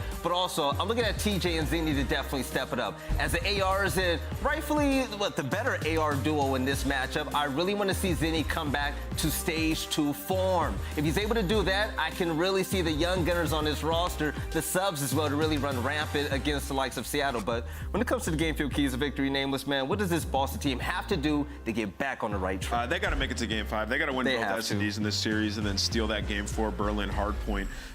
You know, looking at this, Methodz has to get back into form as well. 0.92 KD last week. When they were finding their most success and they were making their run, it was Zenny. It was his stage. Like, the guy was going off and popping off with the AR in his hands. And then find identity. We talked about that in the pre-show today. We're talking about it again right now. They're playing a lot of sub-maps. They're trying to lean heavily on players like Vivid, on Nero, and out the gates they're coming into a bow cage. We know how much Vivid has loved to play that map all season long. Nero's really coming to his own as well over the last couple of weeks. Despite Boston struggling, Nero's been a guy who's been absolutely taking over winning gunfights. So there is some opportunity there. Problem is, sitting across that on the other side of this match is Seattle Surge. It's going to be rough. Now, Nameless is going to be time for pickles, man, so I got a question for you. When it comes to this battle right here, we got Boston, we have Seattle, coast-to-coast matchup, right? Who do you have winning this series? I got Seattle Surge, man. They haven't skipped a beat since they've won. So. I think they take the series in a 3-0 fashion. You see this right here? These are the Seattle Surge Zennies right now. I got the Boston Breeze ones. You know what I'm saying? Like now I'm letting you know right now, I'm rocking the Seattle Surge Zennies right now because I think they're going to take this. I'm going to be completely honest, in a matchup like this,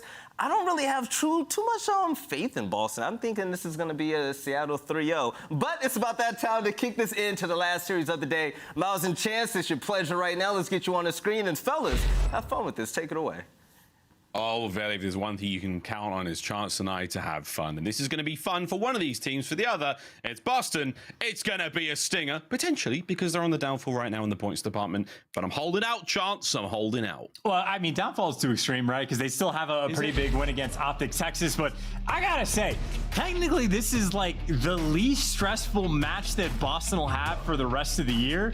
And it's against like the reigning champs, and you got to play them on Bocage map 1. So like, it is truly make it or break it time. But obviously after this, Boston have both LAG and Toronto, 2 other bubble teams in like that head-to-head. So if you get a win here against Seattle, that is a massive cushion and a massive boost in confidence. So they are sitting in 6. There's obviously 3 or 4 teams like right around them directly underneath within 20 CDL points. So it is down to the wire. It is make it or break it time. And if you're playing against Seattle on Bocage, you need Vivid and you need Nero to have some of their best games of the year.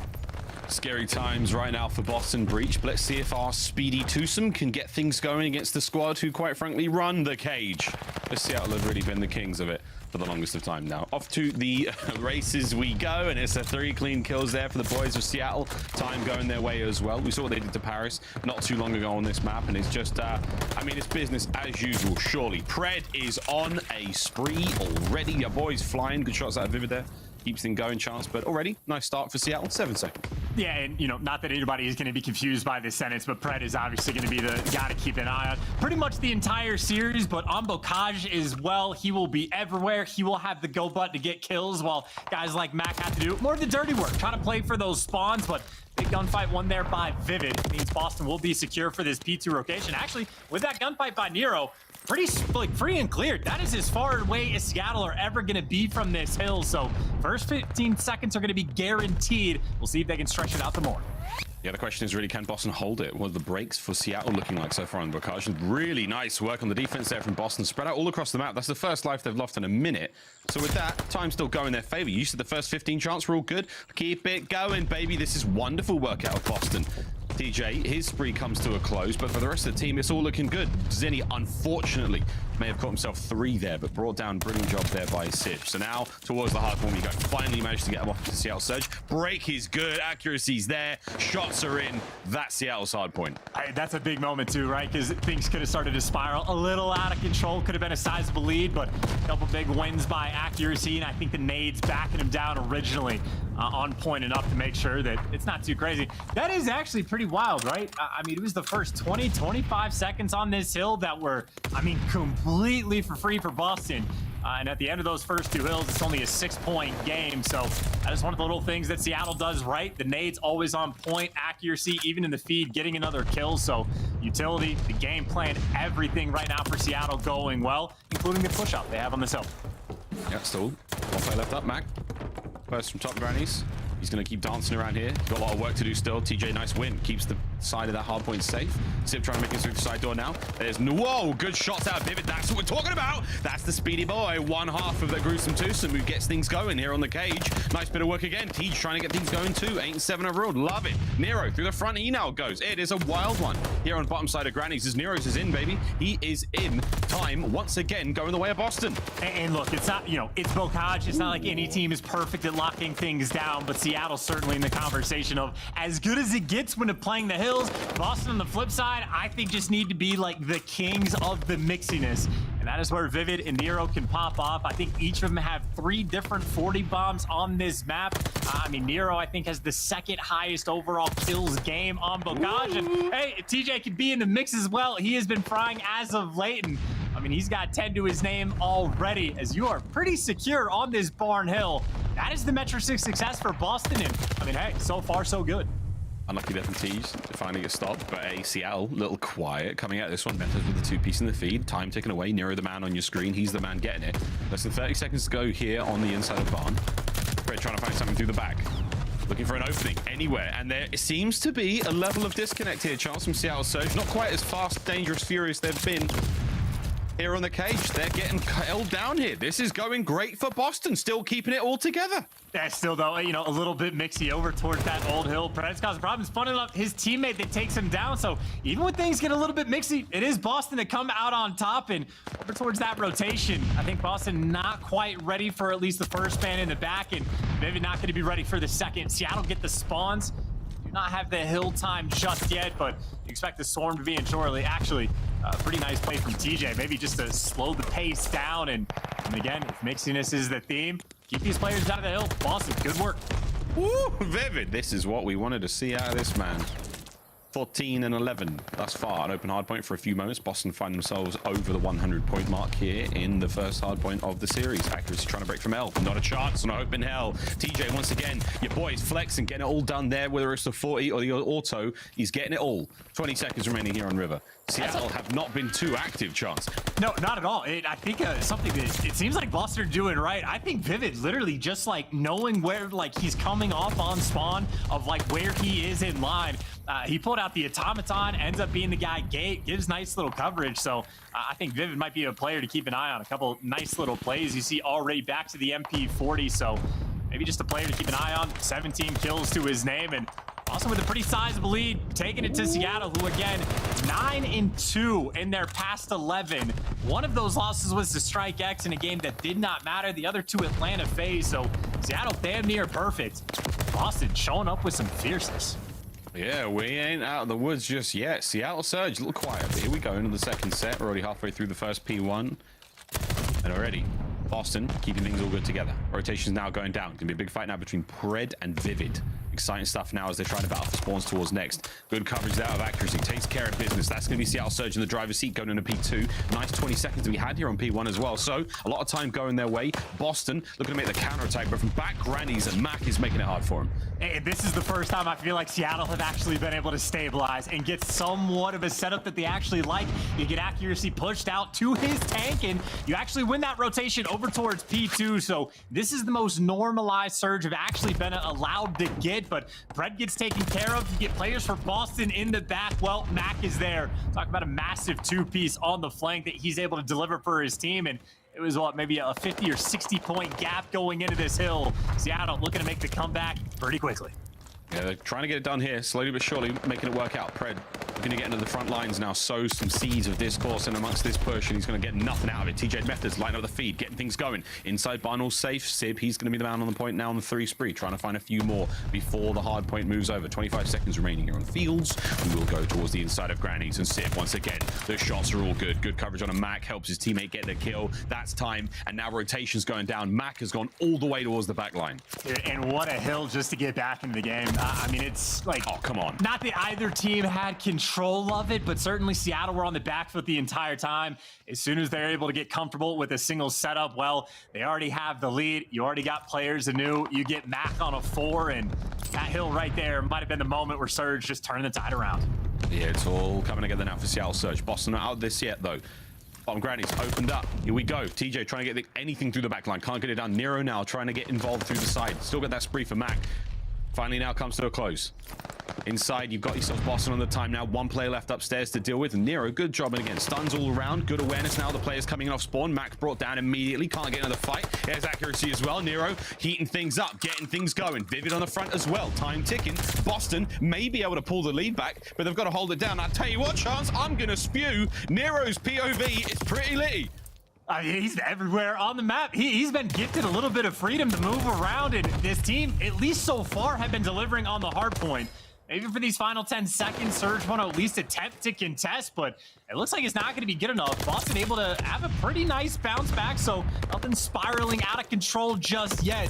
We certainly have a battle on our hands, and even towards that rotation, causing problems. TJ for 2, Pred responds with 2 of his own, and you talk about a back and forth battle we are having on the cage. Still, scrappiness inside the point. We love a bit of scrappiness. It looks crazy. Let's have a quick listen in now. Seattle Surge, your Major 3 champions. He's in hot somewhere. Look. I'm pitching front single side time. Telling out. There's nothing game. One strip there. L corner. One shot. L corner. I'm coming, bro. Top one. Back door. Back door, 1 shot. I went Don't let me get our We're good. Yeah, just keep making it. Nice. I have your dub. Oh my god. Nice. Vinny, last guy. He's one take here. One take. Downstairs. Come on. They're still spawning in the back. Boats. Single. But he goes stairs. I have left. Okay. They're dead. I hit him, touch on me. One shot single. Okay, I'm holding bottom house again. Okay. You just done there or what? Yeah, no, I'll get it. All right, open. I got time. You guys back with me. One more far up. Do I need to watch back? Yeah. Far right. I have back right. I have Bottom house, 1 shot. Watch me. I have far back. 1 shot front door. Yeah, they're stunning me. The top house got me. Fuck, I'm getting enough time. I'm flanking front. I give it back. One front of me. Front of me. 2 front. One shot front. 2 front. I need 2 front. One's going zig. He's going zig. 100%. I spawned out. Big kills. Come here. And one top bench. Just frame. We'll kill time. Yeah. I'll kill bench. Okay, I'll kill time. I don't know. I'm in back house. I'm waiting for you. Bench. Time weak. Time Back. Bottom house. Ramp. He's on time. Yeah, behind the boat. Yeah, he's behind the boat. Behind the boat, Reese. The rest are spawning out. One time as well. I'm nading over. One time, I'm flipping us. One time, guys. Big kills. I naded him. I'm looking over. Can you get him? Yeah, I'll get him. Nice. Got time. I naded him, guys. I'm telling him. Right corner dead. Yeah, I'm in 10. Front. One shot. Bench dead. I'm pitching cuts right now. Good route, Matt. Good route. Then he's cutting you, man. I heard you. Nice, bro. Yeah, I'm laying I down don't back see him. here. Tractor. I have tractor. I spawn left. Tractor dead. Nice. He's on the right. I'm gonna push it up left. Pushing up left. 1 shot in time. Bottom house. I'm going house right now. Well, Chance, according to the comms, this is an absolute banging Bocage. Dude, and I mean, what? Vivid has 37 kills. I think I might have mentioned the 40 bomb thing where Vivid has 3 on the year. Nero has 3 on the year, where Vivid, I think, might try to be the #1 cage player, so to speak. And I mean, so far, so good. Now, admittedly, this is a P1 hill. You are lucky if you can even get 15 seconds collected on it. We already know that P2 might be like the setup for Surge. Their only path to success to get back in this game, that is where they got a near full 60. But right now, it is Boston with those left side spawns, and Boston with that 50-point lead. Right now, they're feeling pretty good. They're feeling great, man. Again, fighting through the front. It is not done just yet. 15 seconds remaining here on P1. 3rd set has to be the final one. No way. I mean, the game clock is coming into effect as well. 1 minute just remaining on that, let alone the madness in the scoreline. Here we go, though. Boston looking to close this one out right here, right now. They can get it on P2. Massive win there from Sib. Over towards the new hip hard point. He goes Vivid, trying to close him out. And here we have it, friends. 25 for the win for Boston. Seattle Surge. It's got to be true magic at your champs. Hey, they are desperate to stay alive. I mean, Vivid is just waiting to pounce on the attack because his teammates are inside the hill, and there's his move. Knows Mack's in the back, and well, his teammate's there to collect. You get a couple, he makes the swoop in, and there is number 4. The feed is in Boston, running away with the cage. And this is it. TJ's looking to drive the dagger in, twist it, turn it, take it all to him. Seattle Surge are bleeding out. The spawns have flipped. No one's got a clue. They're in from the back line, but there's so much time still to be had here on the point. Seattle can still get the, like, they can still try to hold it here, but Boston can still get the win. What the hell was that?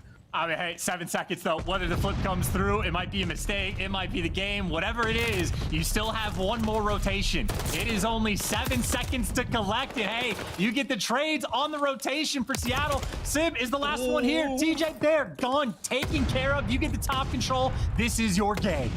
This is it. One last break from Surge to stay alive. Breach, you gotta just sit pretty, lads. Get cozy. TJ finds another one through the front door. No one to be had. Still on the point. That is it, ladies and gentlemen. Boston Breach, what an opener. Incredible pace set right off the rip as Seattle Surge left wanting there. A little quiet out of our champs. They start the series off slow, and hey, you gotta hand it to Breach. That was one hell of a cage. And what an interesting map, just because, like, I think Boston in their previous 2 series were actually playing quite a bit of Gavutu, and not necessarily to like a ton of success.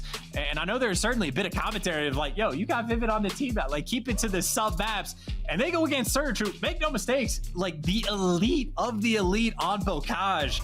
And there you go, Vivid, 4,500 damage, 43 kills to his name there to take him down. And on top of that, also had the most hill time as well. So literally, you could not ask for anything more out of Boston for map number 1. Vivid especially. And that is a hell of a way to kick off this series.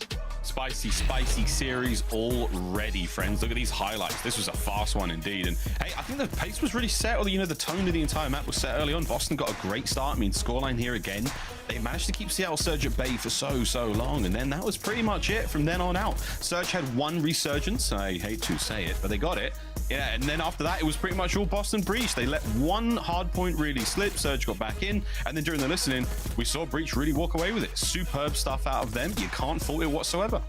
And I would say probably overall it is like the P5 hills where Boston really just like made their claim, right? You have moments like that from Vivid where he's picking up pieces, and this was the hill. You can even still see on the minimap, it's Boston controlling it from the more difficult side. Even in the listen in we had with Seattle Surge, they're covering everything. You hear like accuracy, figuring out what he needs to pick up, but Boston just breaking him down. So obviously a pretty solid game through and through outside of one P2 hill, but I think P5 for Boston there has pretty much been the money maker.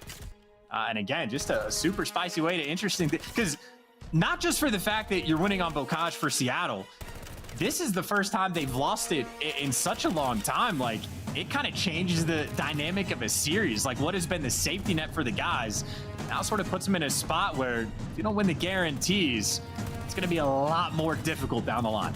Yeah, we'll see. Beautiful stuff either way. I mean, I want to go back to that final moment of Breach. What they got the 4 down on P2. They're picking up all that time towards the end here. TJ drives into Granny's a little far, and before you know it, you flip the entire spawn. It could have been the most unbelievable 200 IQ play from TJ to hit the guys inside barn, flip spawns, get them all out towards the backside tin, and then you just got plenty of time to walk away with that one. Either way, Bocage, you think of the past, a great start from Boston Breach here in the series. Tuscan, double dose, followed by the double Berlins. We'll see if we have to go all the way.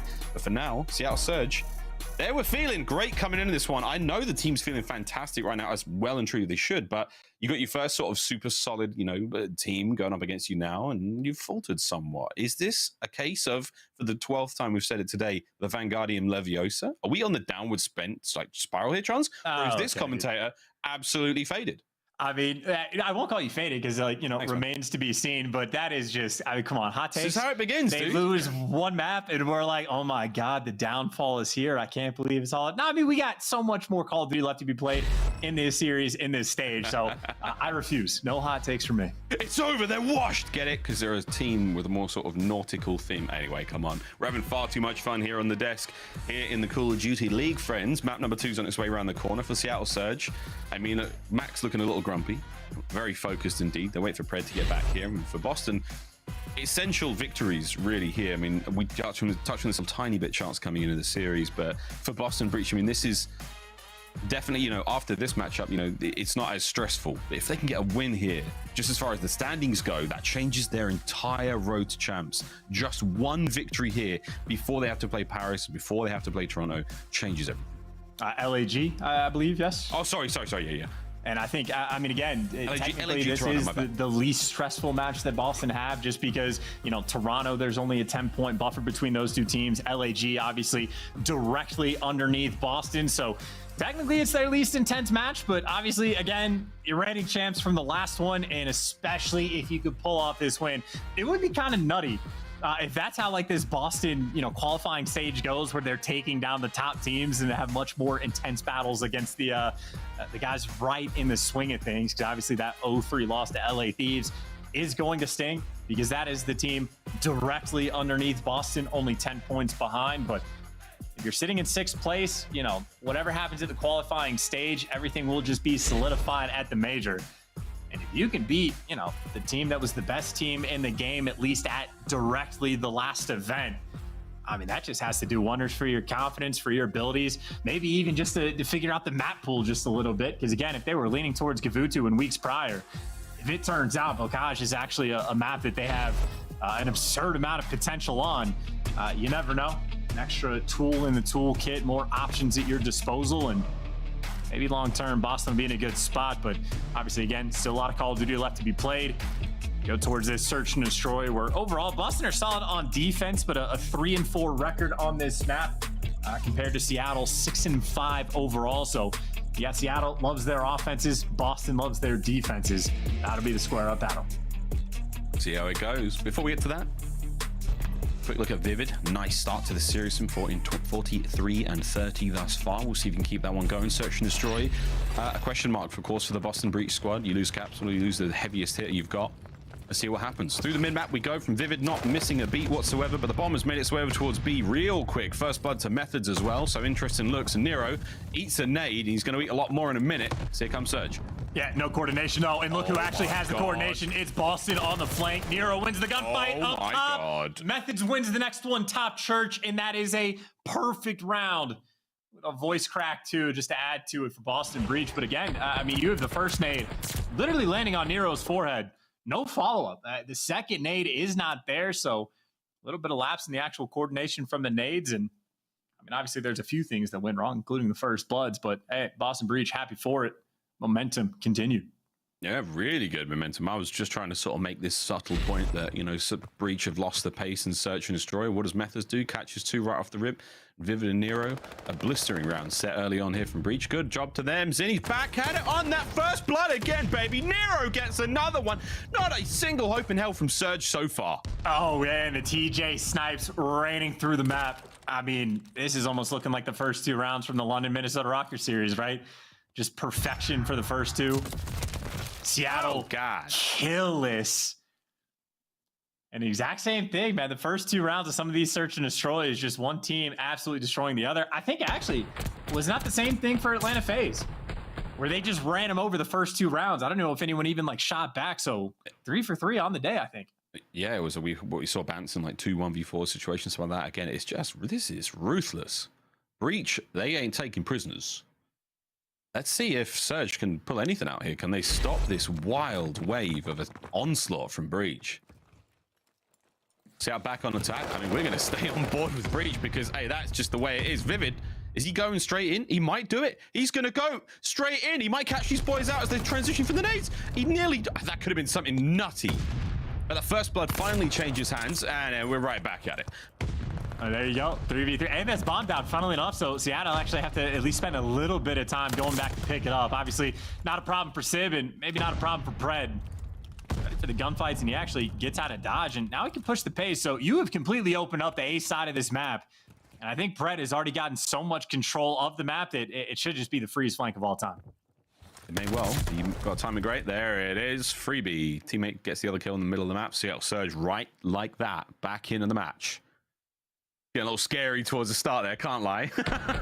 little frightening. They changed the course of this one very quick. Just a little tough to sort of get comfortable in your game, but Pred making moves, and that is the sort of thing you like to see for Seattle, able to stabilize. And I'd say if nothing else, just happy to sort of catch Vivid out for that first blood. I mean, that's sort of just one of those like timing gunfights. If it goes Vivid's way, he at least finds the first pick, but it just does not.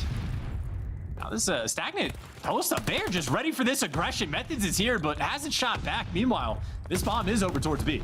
And Mack can get 2-piece out of this one. And Mack, well, what a shot out of him. Good timing, nice bit of work there alongside Pred. Great opener there from CDL Surge. Over to accuracy now on the other side of the map. Here comes Nero.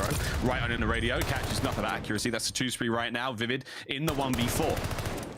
He's in a lot of trouble now. Here comes the rest of Surge to close this one out, but he reads the first. Vivid, we dare you. A 1v4 in this situation? No, Surge, bounce right back. Great rounds. And sort of an awkward moment. It was what Methodz and TJ playing over towards the Vines area of the map. They know Pred was in mid, and I think TJ just completely gives up the actual, I mean, not even like full flank, just the push from outer, and well, Mack will take the freest 2-piece he is ever going to see. That'll deliver to another Seattle win. So I think this is how quite a few of the S&Ds today have gone, where it is just utter dominance, literally, I think, for the first 2 rounds, and then the turnaround starts to kick in. I know at least for the London series earlier, went to like a round 11 on the Desert Siege, so we might have a battle on our hands. We'll see. A whole lot of action over towards the A side of the map. TJ's playing it real close, and he could be dead now.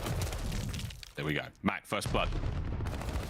CDL Surge put themselves in a nice advantage there. Accuracy's there to get another. Vivid, sadly caught unaware. Nero now in the 1v4. Okay. Did not last very long for him, no. Yeah, no, not a fun spot to be. One. His hand probably poking out, holding the gun or something like that. So just able to get the shot through. But you talk about the first 2 rounds being perfect for Boston. That one effectively perfect for Seattle. Again, Mack being that entry guy, making the plays. And I think another time where TJ just completely unaware that a player was basically breathing on him, ran right next to him. And I mean, Mack will take that free first blood every day of the week. Okay. Awkward timing. Strange situation to be found in, but 4 spree for accuracy, 2 for Mack, 3 for Pred. TJHaly wins the battle there of the snipes over towards the A side of the map. That could be a plant now. This could be big at Pred. They're going to make their way around the corner, but Nero's in position. If he sees just so much as a barrel or a butt cheek creep through that door, it's in trouble. Nero, there are 2 ways to get that fight done. Mack gets himself his second on the round. Yeah, and then it's on point as well, right? You double it up to get the guy off bomb, and there's the coordination we're used to seeing out of Seattle. Accuracy gets the intel for the double flank to come through, and Methodz just simply hunted down. I mean, simply in my mind, that's sort of what it was for the round 1 for Seattle when they're trying to hit towards the B bomb site of 1 nade lands on Nero's forehead, but there is no follow-up, so you don't actually have that intro. The bomb gets planted, I thought, for a second for free. You see Mack, I mean, he was chucking it from P5. He had some help as well from one of his teammates. Just double up the nades, get the guy off bomb, get that man advantage, and obviously nice plays dealing with the flank as well after the fact. So coordination on point. That is the Seattle Surge we are used to. Yep. Mack denied the ace, but still a brilliant play from him. The Seattle Surge now springing to life as Boston breached their opening round. Antics have been snuffed. 5 in a row for accuracy, 5 in a row for Mack. We could be looking at double streaks right now for Seattle Surge. No instant first blood this time, though. I know Methodz has been at least in that contest. Ow. The fact that there's 2 players on a 5, though, is actually very scary. Okay. Obviously, Glad Bomb's hyper impactful on this map, and Nero's got the intel, hasn't pulled the trigger. He has to be screaming to his teammate. There's 2 top church, but doesn't make a difference. The teamwork is there. Simp wins the first one to buy Mack the entry. Not only is it a 4 versus 2, 1 kill away from the glide, and I mean, hey, you got what? Pred nearby, just feed it to him. Tej, oh my word, he's got these players dead to rights. Nero introduced himself to Sib in the most intimate way he possibly could find, and here we go. Tej from behind! 2v2, bomb down. Still though, Mack, I mean, he's the guy looking for the glide as well, trying to clutch up in this moment. And he's got the angle. This is so tricky to check with the sniper. Mack gets it. DJ last man up now. He's on the hunt, trying to catch at least one of these players out. Oh, the stuns come through. That's going to land. It's going to put him in a bad spot. That's another round from Surge. And you get the streaks. Oh, Tej is feeling that one, man. That's real frustrating. That's frustrating. That is like the no panic mid-round adjustment that Mack needed. That was perfect. As soon as I see him lay down in that spot, I was like, no one's going to check this. It's just going to be impossible. And I mean, I know you sent the guy without the sniper in first, which is definitely the right thing to do, but just too good of a spot. Of course, accuracy is looking over top of his boy anyway. So as well, now 5 rounds in a row. You get the glide bomb for the next one. And I mean, accuracy can also get a glide bomb if he wants it. So quite the turnaround we have had on this Tuscan. Yeah, man, 2 glides. Oh boy, Mack. Eyes up, trade comes through immediately. Accuracy getting involved now as well. Oh, nearly not enough to get the job done, but it's a 2v3, still very doable right now. And the shots in from Sib could be huge. Tagged up, trade's there. Pred, this is technically a 1v3. Nero's gonna go for it. He's gonna challenge him, and Pred, oh my word, the fight is still alive. Nero, hold the angle, gets it done. Oh, stops the bleeding. A crucial round indeed for Breach and Pred. So close, but no cigar. God. That was looking like a classic TJHaly for a second there, of just handing Pred the 2-piece. It's just, oh God, why? Like, Pred, you know, get to win that every day of the week, but your teammate clutches up. You still have to deal with at least 1 glide bomb, but good news is TJ wins the gunfight against accuracy to shut that one down. So still an extra problem to be solved. Honestly, cold-blooded might be out and about, or maybe just aggressive through the middle of the map. Pred's on an island P5. Everyone else turtled up. I think they might just be waiting for the glide. I would wonder if they got cold blood on as well. They might have made that adjustment. Breach, no slouch. Sib trying to find a pick. TJ's back in that god spot. Ooh. Here it comes. Oh no, no one's dressed for the occasion. TJ might eat this. He does. Vivid. Oh no, Vivid goes down. What? What and Dude, Vivid, you can see the skull. He was in the middle. How does that kill Vivid but not his teammate? We'll find out later. For now, accuracy keeps the play going. That is a perfect round from Surge. Oh my God. I still don't know how Vivid died there, but we'll get back to that one. In the meantime, Seattle Surge, a decisive round indeed. Streaks certainly help, but that is it. We're tied up 1-1 in the series. I mean, hey, as quick of a bounce back as you want. Maybe like TJ running in, like cut the corner to get behind the wall, and Vivid just like more. I don't know, man. I won't predict anything with this game. Tied up 1-1. Seattle Surge with the absolute instant bounce back in the Tuscan, and you got to tip the cap to Mack. A ton of first bloods, was able to pick up 3, including a couple freebie 2-pieces. Got the glide bomb, double-digit kills. Couldn't ask for anything more. Yeah, really. 11 and 5 to finish it on out. Over 1,000 points of damage dealt. Massive bit of work. And 6-3, dude. I mean, those opening 2 rounds from Boston were so impressive. We have to look back with, you know, fond memories of them. But after that, much to be desired. Okay, what happened here? Well, yeah, so TJ's 100% the guy outer. You see Vivid and Methodz, like Methodz is hugging the wall, going up the step. Dude, Vivid is so far away from that. I don't quite understand. He is so far away from that, man. He was technically the furthest person away from it. It must have been the explosion. So through the cracks in the top side of the church, there's a small opening where nades get thrown through. It's very possible that was the sort of point of attack that the glide bomb managed to hit him on. But I mean, either way, friends, that's a weird one. A weird one indeed. Tuscan Control coming up next. After that, 2 doses of Berlin. But for now, a very peculiar, not necessarily a game-changing moment. After that, the round was basically done as Seattle Surge absolutely smacked their way through the remainder of the Boston Breach players. But ladies and gentlemen, that's it. We're going to throw to a very quick commercial break. When we come back, we're playing Tuscan Control. Crazy scenes here in the CDL. Don't go too far.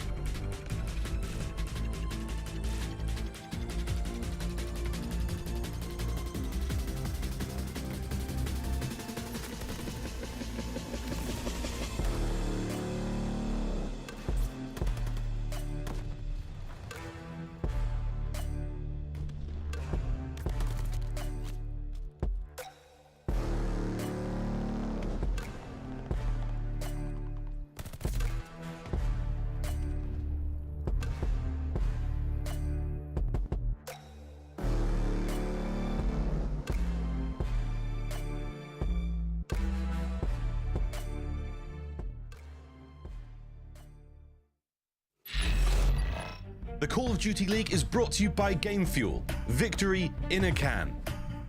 And upgrade your game with a Scuff, the official controller of the Call of Duty League. Ladies and gentlemen, welcome back. It's time to get into game number 3 here in the last match of the day of the Call of Duty League. Week 2 of the qualifiers leading into the final major of the year. Time has truly flown, Chan. Speaking of flown, that glide bomb, Total Cacao, we'll get more on that a little bit later. We'll see you in all sorts of places. What the hell happened? We may never know. We stay on Tuscan though as we go into control. Now, mate, how you feeling? Of course, 1-1 in the series. Similar-ish to how I felt on Bocage, but honestly, maybe leaning like even more towards Seattle. I think just going into it, looking at players like Vivid, looking at players like Nero, there's absolutely 100% without question pop-off potential on the SMG maps. And obviously on Bocage, if you're having one of those games, it just goes your way. On Tuscan, though, you certainly need a lot more coordination with your team. And I mean, obviously, Seattle has certainly looked like the better one. Number 1 on offense, number 2 on defense. It's not like Boston has been shabby. Seattle, obviously, your reigning champs for a reason. So maybe the one nice thing that Boston have in their favor, average ticks, they're actually number 1 in the league, funnily enough. So that is how you get that defense for the round 5. But I'm still thinking, you know, I don't know, 70-30 Seattle. Solid numbers. We'll roll with it. All bets are off now, though, as we're loading into the map. But an exciting start to this series has put Boston within a wonderful position to cause a bit of an upset, cause a bit of a stir here in the later stages of the league. Here we go, friends, into control. A bit of love towards A. Seattle Surge, they will be the players attacking. We've got ourselves onto that point already. And now Mack drawing his attentions to B. And I think what Vivid did the exact same start that Nasty had earlier, but that's just for the first blood. Mack's still able to get behind enemy lines. Stun grenades hurt. Doesn't matter who throws them, but you certainly think about this flank. TJ, easy reads on that one, and well, a fairly strong start for right now, Boston on defense. Yeah, lovely bit of work. They put the shenanigans to bed. Nero might be able to start some shenanigans of his own. He's already in from behind. Great awareness from Simp, though. Good read. Keeps Mack safe. Mid-map, though, not so safe. Vivid, he's the guy dealing the damage there. You're going to get at least one segment right now from Seattle Surge over towards A. A little bit of a pick there from Methodz, but Vivid still in the back line, able to cause a little bit of problems. Yeah, just keeping things contained. You know, being a thorn in their side. You see a couple players on Seattle consistently turn to look at these flanks, and fun enough, it is Civ once again. Easy reads, very calculated, but I think Vivid may be happy to make that play, push out roof, just to make sure you're blocking those spawns and keeping things very distant. But it's shaping up to be a fairly standard start, right? A gets captured, very close on lives, and about 2 minutes for Seattle to work with to try to string something together to go attack B. Yeah, good job by Seattle again. You can, you know, give them kudos for counting players and making sure that no one is left unaccounted for. And Pred now, he's between a rock and hard place, but he may be the rock right now, keeping his team alive and kicking in this push, and that's it. Done. Cleaned up, finished. Accuracy, top right-hand side of the map. He is in a corner, friends. I don't think I've seen anyone in there yet. Here comes the support from Civ to get this play moving. 2 in through the back line, 2 through field side for Surge. Yeah, and TJ gonna be the player here to meet him, and hey, it's an obvious spot, but he takes down one. Methodz knows exactly where he needs to turn and look, and there you go. Number 2, the player to fall. Seattle like the dominoes, one by one they go. And maybe Mack behind enemy lines can cause problems, but Methodz is still posted up, just ready for that push. So everyone else for Boston, they get the freedom to push up on the map, be aggressive, be annoying. And Nero on a 4, causing all sorts of problems. Yeah, so 18 lives now for Breach on the defense. 13 remaining for Seattle Surge. Mack's still trying to stay alive here. And Nero's the problem. On a 5 now, still going. He's in the wrong part of town, but he's making it work out. TJ gets another. So Boston Breach with the picks. They are keeping Seattle Surge on their toes. Methodz wins a big one against Mack, as the COD gods are not smiling upon Seattle here in this opening round. No, I mean, Nero's had complete freedom. Massive kill by Accuracy to actually shut down the streak, so no glide bomb. The 15 versus 9, Methodz finally gets to move forward, but he immediately gets traded. And now somewhat of an opening for Seattle to get nearby, but Nero off spawn wins another big one. And I think Boston have been very comfortable so far in this defensive round. 24 seconds and only 5 lives for Seattle to go. Yep. 12v5, 20 seconds. Not a whole lot you can do right now, but Nero wins another big gunfight. That's massive out of him again. 9 and 4 overall, finally taken care of there, Mack. Last hope now for Seattle Surge to make their way forward. If anyone can make their way through church side as well, it's going to be Sib. A pick or two would be great. Gets a trade. Onto the point we go. Is it all in vain? The answer is yes. It all comes down to Pred. The round is sealed. Great work again out of Boston there on that opening defensive round. Now we swap sides. Yep, clean and easy. About everything you'd really want to have. You know, appreciate the setup that Boston had, right? Leave your 2 AR players in the back, hold a lane. If the flank is open, TJ, just stay there. Even if it's for 45 seconds where you just don't move an L trigger, you are getting value on the map, because when you have the free and clear setup in the back, these guys like Vivid and Nero have the green light to go crazy, be as mixed as you want. You're trusting your teammates in the back line, so you get a nice, easy setup on defense, never get broken down. Massive advantage in the kills department, and obviously an opportunity on offense to try to string something together. Yep. Opening hit now towards A once again, but the defending hit from Seattle Surge is all good. No one from Boston really able to get too much going forward there, but now you're going to find anything from Nero going through the inside of Church. He was such a nuisance on defense in that opening round. We'll see what we can do now on offense. Finally get ourselves on our way. Just over a minute on the clock. Might be able to capture this one bar any last minute hits from Surge. And Seattle aren't back turtle enough for the Turtle Club, right? Just, you know, rotating over towards B. Zero interest in defending A in the slightest, and maybe no need. Obviously, the lives are always going to be important in Boston, the ever so slightest of edges. They're capping it slow enough that, again, it's one of those situations, they're just buying their teammates freedom. You get 2 players in and around Church that, I mean, effectively are literally just playing for kills. And it's still another 15 seconds to go before A gets captured, so just a little bit more freedom for Boston to try to make moves, but obviously Mack doing the exact same thing, and maybe he'll actually stop A in the nick of time, or maybe he'll just give it up and take the kill after the fact.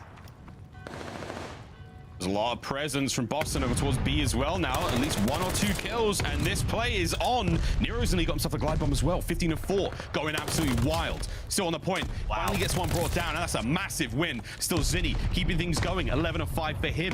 And this is far from done now. He's going to get caught here, but that's unfortunate. Pred now, sure, cut down by Vivid. Play still going. Good work on the defense from Seattle Surge. 19 lives for Boston still to get this done. He's talking about a big gunfight, right? Mack loses that one up top. That actually probably would have been an opening, at least for a lot more pressure over towards B, but either way, it is still a 5-life lead and 13 lives on Tuscan with 1:20. Not super comfortable, but there's a pretty big 2 just to keep things nice and secure, so obviously right now, an important moment for Surge. Can't go too crazy in the lives department, so more big gunfights being won by Mack, and while he's getting hunted, he's popping pieces. Give him number 3 as well, and talk about that life disparity not really mattering too much anymore. Surge have turned up right now on defense. Yeah, massive work from Surge, still keeping this one going. Stacked up, they got all the time in the world now to pick the corners. Yeah, get on your ledges, you name it, boys. Got 2 on the back, 2 towards the front. Now just waiting for the hit from Boston. Nice nades, though. Oh, dear. Nero and TJ time it perfectly. They get 1 each. Here comes a hit through the front now. Accuracy trying to hold it down. Can't get a lot done. He is suppressed. Still manages to find a kill out of this. Unbelievable. Nero now through the back. TJ cuts him down. Last man going. Here we go, Boston. At 10v4, you just leave 1 man on the point. I mean, if you want the ticks, you can stack it, but get at least a couple more kills before you make it happen. The nades come through, but you trade out 1. No respawns remaining, only 3 lives. You can take your time, but you gotta get a trade. And Methodz is right now in between 3.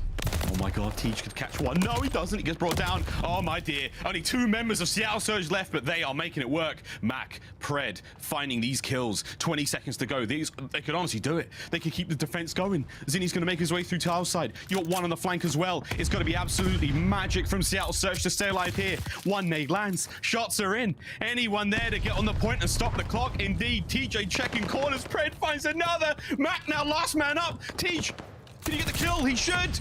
And what a crazy round it was, but Breach stay alive. Dude, and there you go. I mean, we were talking about the lives, like partway through the round, Boston had the slowest A capture of all time to let their players roam around in Church, try to find every single extra kill. And I mean, admittedly, Mack made it super interesting. He's picking up 3 pieces, but in the end, the lives is where it bit you.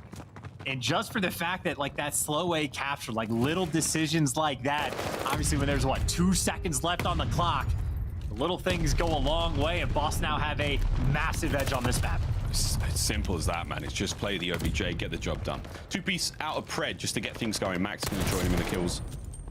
TJ keeps the backside of Church safe. No one we had there from Sib. It's good work all around. 23 and 10 out of Nero. Every now and then, the Tuscan Tyrant comes to play, and he certainly turns heads. Massive win on him. Mack, he's now starting to heat up. This is a terrifying prospect for Seattle Surge. Yeah, when he's on.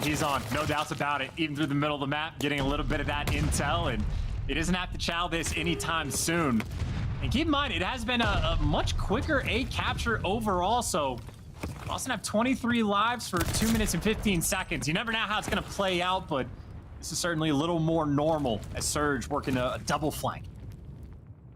2 through the back, 2 through church side. Accuracy now doing the 3 spree. Get a pick or two to be great. Here comes Pred. The pinch is now on. This could be Platt all taken care of. That's it. You're running out of players now for Boston Breach. Straight to the point. Surely now Surge go. They've been here before. They know exactly what to do. But Nero finally taken care of. You've got at least one player on the point. Now getting the capture in through the church side. Now come Boston. And as soon as top green is open, that is much more of a problem. Accuracy has to be concerned about getting shot from a couple different sides. So you see he's starting to make moves, and it's a lot more dicey about what direction you gotta go. Number 3's flanking as Nero's hitting through the front. There's the flank. Free kill number 1, free kill number 2, and hey, doesn't pick up the 3rd, but at least hold on defense. Only 1 tick secured, and Boston took their time to make that happen. But again, a couple of geek gunfights. As soon as you open up that flank possibility, you're feeling a little bit safer. Close, but no dice on that second segment. Drained effectively there by Boston Breach. Now Mack managed to get a sort of hit and run now. Nero's got himself a tight corner lane prone there on the inside of Platt. Surge winding up now for the hit. Mack will be the first man in. Checks the corner, doesn't check it. Gets taken care of now. Nero looking towards 30 kills soon. Pred though, managing to get the kills, get himself on point. Methodz from the back line, covers at least 1. Rat in hand. Can he take care of Simp? This is to keep his teammates kicking here. Nice bit of work there. Vivid gets 1 as well. And what can you say, friends, other than beautiful work, Boston Breach? Dude, and Nero again up top, just making sure he wins sort of like those entry kills. 28 in 12. I mean, again, sort of like the setup and idea from Boston on this map is to give players like Nero freedom, which he has taken full advantage of and then some. 11v11, but obviously Boston on defense. Advantage right now. They're just picking them apart in these respawns, and I think Surge a little bit scattered. A player over towards P5, trying to work the field and getting gunned along the way. TJ taken down 2. And this is an uncharacteristic performance out of Seattle Surge, especially given recent form. 10 lives to the 8. The Surge are in trouble. Mack, though, will not go quietly into the night. The final 30 seconds here. All angles covered now from Boston Breach. Nero once again terrorizing mid-map. 30 and 12 now. This could be an opportunity for a big play. But the final lives now remaining for Seattle Surge. 6 for Boston. And like it from DJ, get the nades out over top, cause problems. You see where that nade lands, and Simp forced to back down, gun, doing everything right for a 5v2 and on a Tuscan control. But it's gonna be a hot 3-0 unless Mack and Pred go crazy. Pred able to win 1, but there you go. Vivid takes care of him on the flank. And that is a wild game 3. I mean, after this, my 2 questions are, 1, how good are LA Thieves? And 2, why did Boston play him on Gavutu? We may never know, brother, but all we do know is Boston have got the lead here in the series. This is amazing. This is incredible timing for Boston. Definitely one of the harder matches they've got rolling through the remainder of their stage, that strength of schedule, and they are taking it to our reigning champs. Unbelievable stuff out of Boston Breach. They are going to set themselves up magnificently going into those next 2 matches if they can close this series out. It is not over yet. In fact, it is far from over.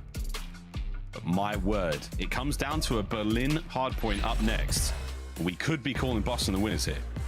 And I mean, even just looking at the stats, right? Civ in this game gets completely shut down. And I mean, both on offense and defense, the setups from Boston are basically just, you have players on your team that like to go rogue.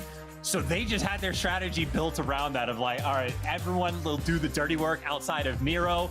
Nero go crazy, and did exactly that on both offense and defense. So that is sort of the perfect recipe for success for Boston Breach. But I mean, as you stated, obviously it's only, a 2-1 lead. Series ain't over yet. And obviously for this Berlin hardpoint we're going to, Seattle have had quite a few wins on this map as well. I think the #1 P1 team in the game. And I think if I'm making the game plan for Boston, that is probably the hill I'm hyper focused on for these rotations. If you can shut Seattle down on that first hill, and I don't mean off the opening break, I mean for the later rotations, you should have a good time. We'll see, man. It's not going to be an easy matchup whatsoever. Pressure is now on, and Seattle Surge, they have been flat in this series. Aside from the greatness we saw in the Search and Destroy, it has not been a good look. A 3-0 smack in there on Tuscan. And the hard point, again, a better map for Seattle Surge that Boston absolutely stole from them. I've got to just roll with it, man. Current form right now, Breach are looking great, but it's still a long way to go before we can really close this series out, because that Berlin is going to be a bloodbath.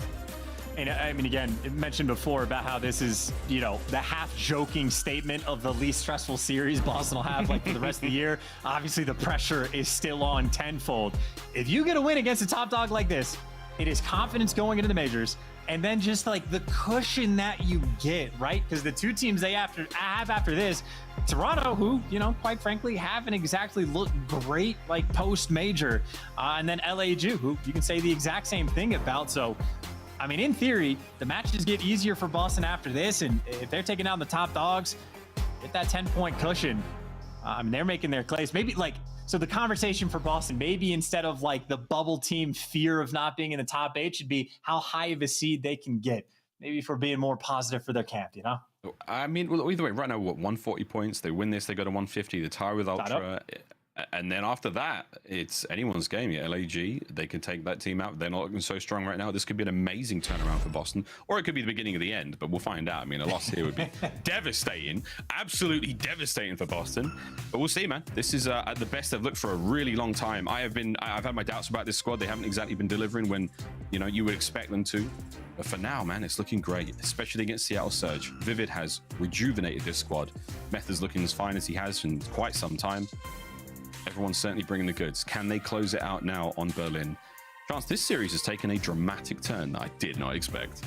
Yeah, and I know literally after map 1, I was like, Miles, I'm not going to go with the hot takes, but I'm definitely cranking them up just a little bit out of just sort of excitement and bewilderment in this series. Because, I mean, maybe for the flip side, to just touch on Seattle more, I think literally the interview we just had from Pred after they beat Paris, he's talking about how he's playing the game in slow motion, how Surge feel like they have everything like nearly perfected outside of like, you know, there's always small tweaks you're going to want to make to your game, but it was nothing but positive things, and talking about how they are striving for perfection throughout this stage. And I mean, here we are immediately after Paris in your second series, and I mean, you can see a little bit more animated as they usually are, than they usually are rather, and not a fun spot to be in.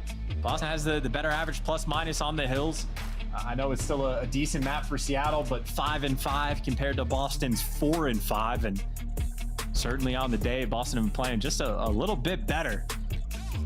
So an interesting one to see. Maybe guys like Sib try to get that bounce back map in. I know 13-25 on the Tuscan control.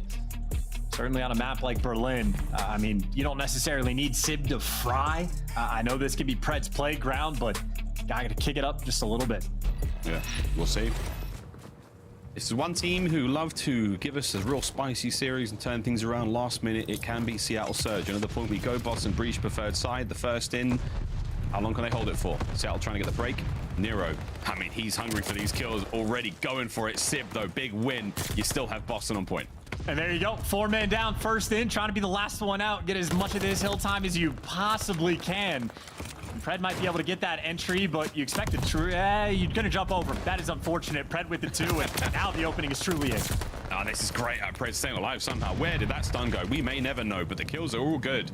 Boston Breach still with the time. Now you've got the spawns completely on the other side of the map. They're making their way over towards P2. This is a clean 15 that's easily going to go the way of Surge. Unless it looks like Nero might be trying to hit this. Taking care of good stuff. Pred on a 4.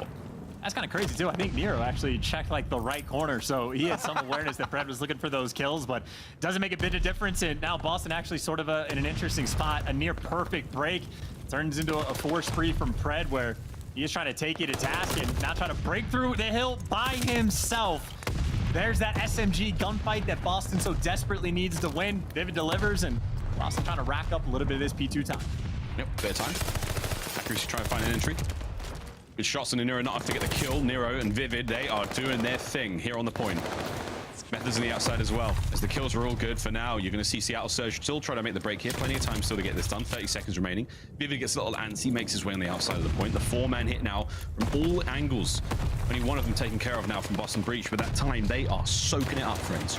Man, I think we're having Methodz tag up all these players on the cross for Seattle. That's why they're getting close, but having to slow down. So the tags are in. You're buying Vivid time to work with, and he might fall, but that is still a decent chunk of time on P2. Boston are able to collect.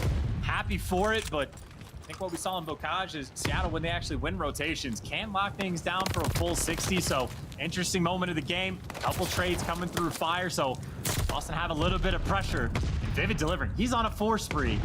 I mean, this might be the best Vivid has looked all year. No, this is great. Into the contest. And he's baiting his boys brilliantly. He manages to draw so much of the aggression there. Nero comes through, finds 2 more out of that 3 spree now. Eyes towards fire. Pred's in. Are we going to be able to get more kills out of Vivid? Yeah, we are, man. That spree's going now. Finally comes to a stop at 5. 10 and 6 overall for him. Nero also having a wonderful look so far. As Mack finding at least 1 kill. Pred bounces a nade off that table right into the mouth there of Nero. Kills are done. That's going to be the Seattle Surge boys back at a point. And they read the spawns as well. Took him an extra second, but they knew they had Doc nice in control. So all guns forward. Final 15 seconds, obviously, their way. And I don't know. I mean, Boston certainly get the break. So maybe for Seattle, not as good as they would have wanted. Somewhat of a wash and somewhat of a good read right there from Sid to take down Methodz, but he ends up getting caught. So Boston trades on point. They've locked everything down. You get clearance over towards this P4 hill, where I know at the start of the year, it was difficult for any teams to actually lock it down, but recently it has become somewhat of a money hill, and Boston right now here to collect. Yep, trains up. Boston are getting a ton of it so far. Vivid on the quick reposition. They know at least 1 player's coming from the backside. There's a bit of a pinch on now. The typical spawns there for the attackers down by that long train side of the alley. Lamar from up top. Tags are in. Damage dealt. Trying to take care of as many of these players as possible. Here comes Vivid on the pinch. Nice work. Seattle Surge. This should be the break. TJ, last man up. Waiting for the spawners to come through. And TJ staying alive. Good bit of work from him. And that is a nice 2. You still got the numbers from Surge on point. Next 15 are all theirs. I was going to say, well, I mean, hopefully for Boston, maybe a couple nades come through to actually get him off his time. You do not want to actually give away these final 15 for free. So Methodz trying to make moves and actually caught him between a couple players. Him and Nero able to take him down. So nice little battle for scrap, right? And you also have players like TJ, by the way, inside of P3 trying to flip these spawns. You have big gunfights being won on both sides, and it's just chaos. But things go back to sort of 50-50. Seattle at least have the spawns, but no one really has that hilltop. Yeah, similar looks from the Bocage. Again, you got Boston Breach with the early leads. Nice 2-piece out of Sib.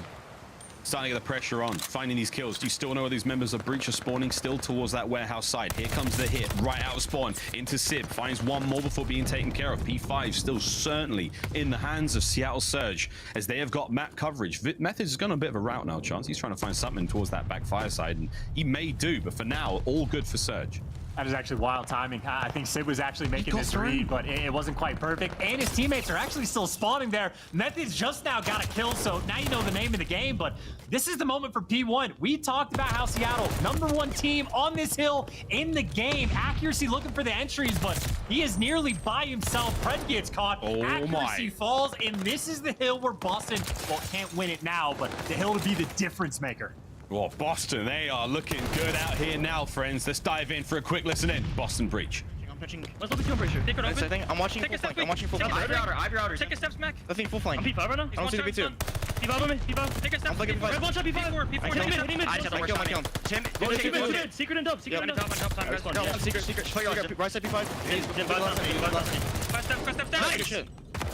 Close to me. He's circle death. Nice. I needed it. I needed one push. Give me alley. I'm in tunnel. I'm alley. I'm watching dubs. I have alley. There's a good one. One's alley. I'm flanking secret. Hydra close long. I'm sitting glass. Glass. Nice, Sam. Good job. Long one shot. Lamar. Don't die. He's dead. Nice. You can push dual. I'm on mid. You can push dual. He's in mid somewhere, okay? I'm gonna play for spawners real quick. P5. Watch out, P5 Pred. He's going to take a photo. Dead. Yo, push out fire. Shot fire, didn't he? Nothing before. Yeah, fire T. I'm gonna try to get top P2. Yeah, like the fire truck to your left. I'm this one.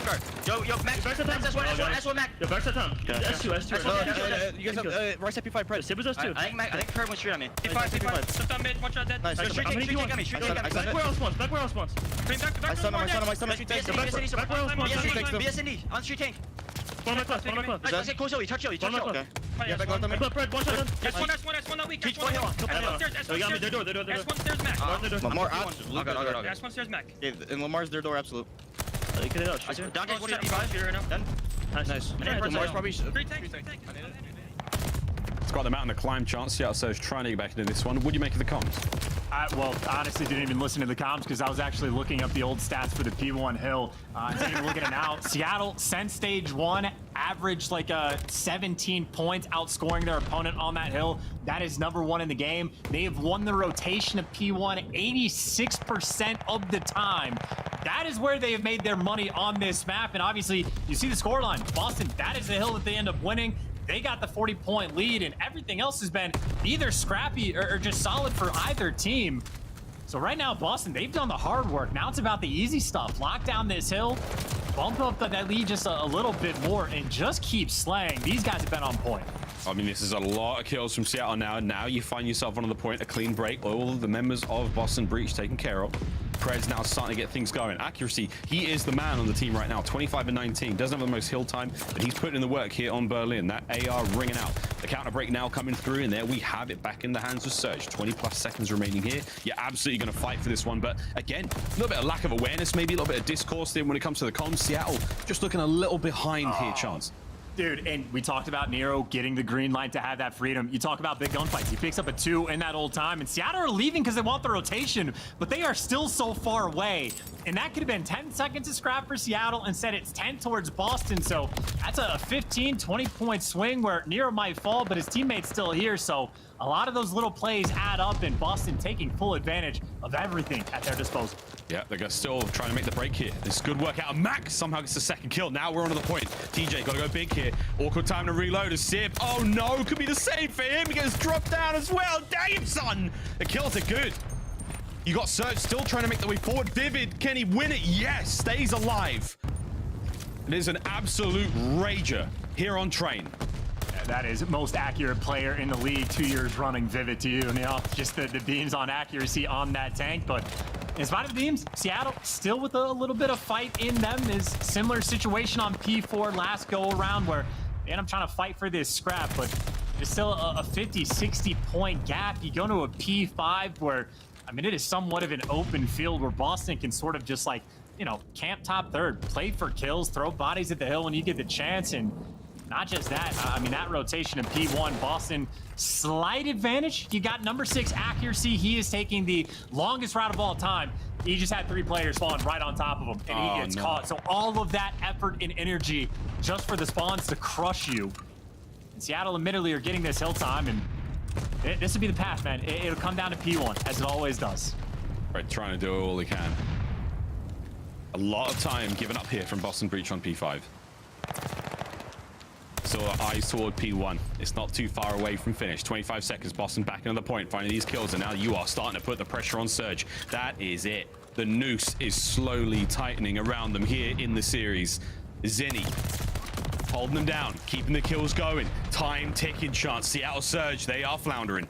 You're just keeping him contained too, because Nero's pushed out to the tower. That's what TJ's trying to pick up, and he might fall, but you get the clearance towards P1. The best money hills in the game, especially so on this map. And again, Boston win the rotation. Uncharacteristic for Seattle, who now have to fight. Here they go, trying to get anything through front line. Pred taken care of. Accuracy now through stone. Up steps, they clear it up. That's a nice break. 3 members of Surge up now. All they have to do is set up, try to identify the spawns, and look at them fanning out, trying to find it. It's Mack. He's going to be the point man. He was the vanguard, now taken care of. Over towards the point, it will come. Pred catches a few. Can they find any more kills before the battle gets towards that front line? As the hard point now, here come Boston. Dude, what a wild setup for them to read those spawns. I mean, again, when they actually get the control, this is where they make their money. You get the one break, and well, here they go. Methodz with the beams, but should be traded. Seattle still secure. Final 15 seconds matter. Pred wins another one inside the point, and well, now just trying to play with his food. Nero looking for a couple trades, but it is in for Pred. And on that rotation, who is it? TJ versus Simp inside the point. TJ right now just trying to stay alive. DJ's got to stay alive, just got to chill. Zinni's there to help out, take care of Simp. Here we go. P2's up. You've got it now for Boston Breach, and this is it. This is Miller time. It's 2:40-10 for the win now. As you see it, Boston are holding it down. Boston are fighting the kills, and it comes once again down to Methodz. Wins the fight. 5 now for it. Pred's got to get in there, and he cannot. Zinni and co. as Boston on the final seconds. What an upset. And that is a stunning victory as their campaign to champs continues. Boston Breach with the upset over Surge. And welcome to your stage 4 qualifiers, just adding to the spice. I mean, they took down OpTic and we're like, it's OpTic with the sub, but now taking down the champs. Doing it on some of their best maps, and I mean, on some of the hills where Seattle are their best. I mean, Boston getting those rotations down. And again, I mean, I don't know how many times I've said this of I think Vivid is the most interesting player to look at throughout this stage, just because he was in, calling it a system feels kind of like polite to Florida Mutineers early on.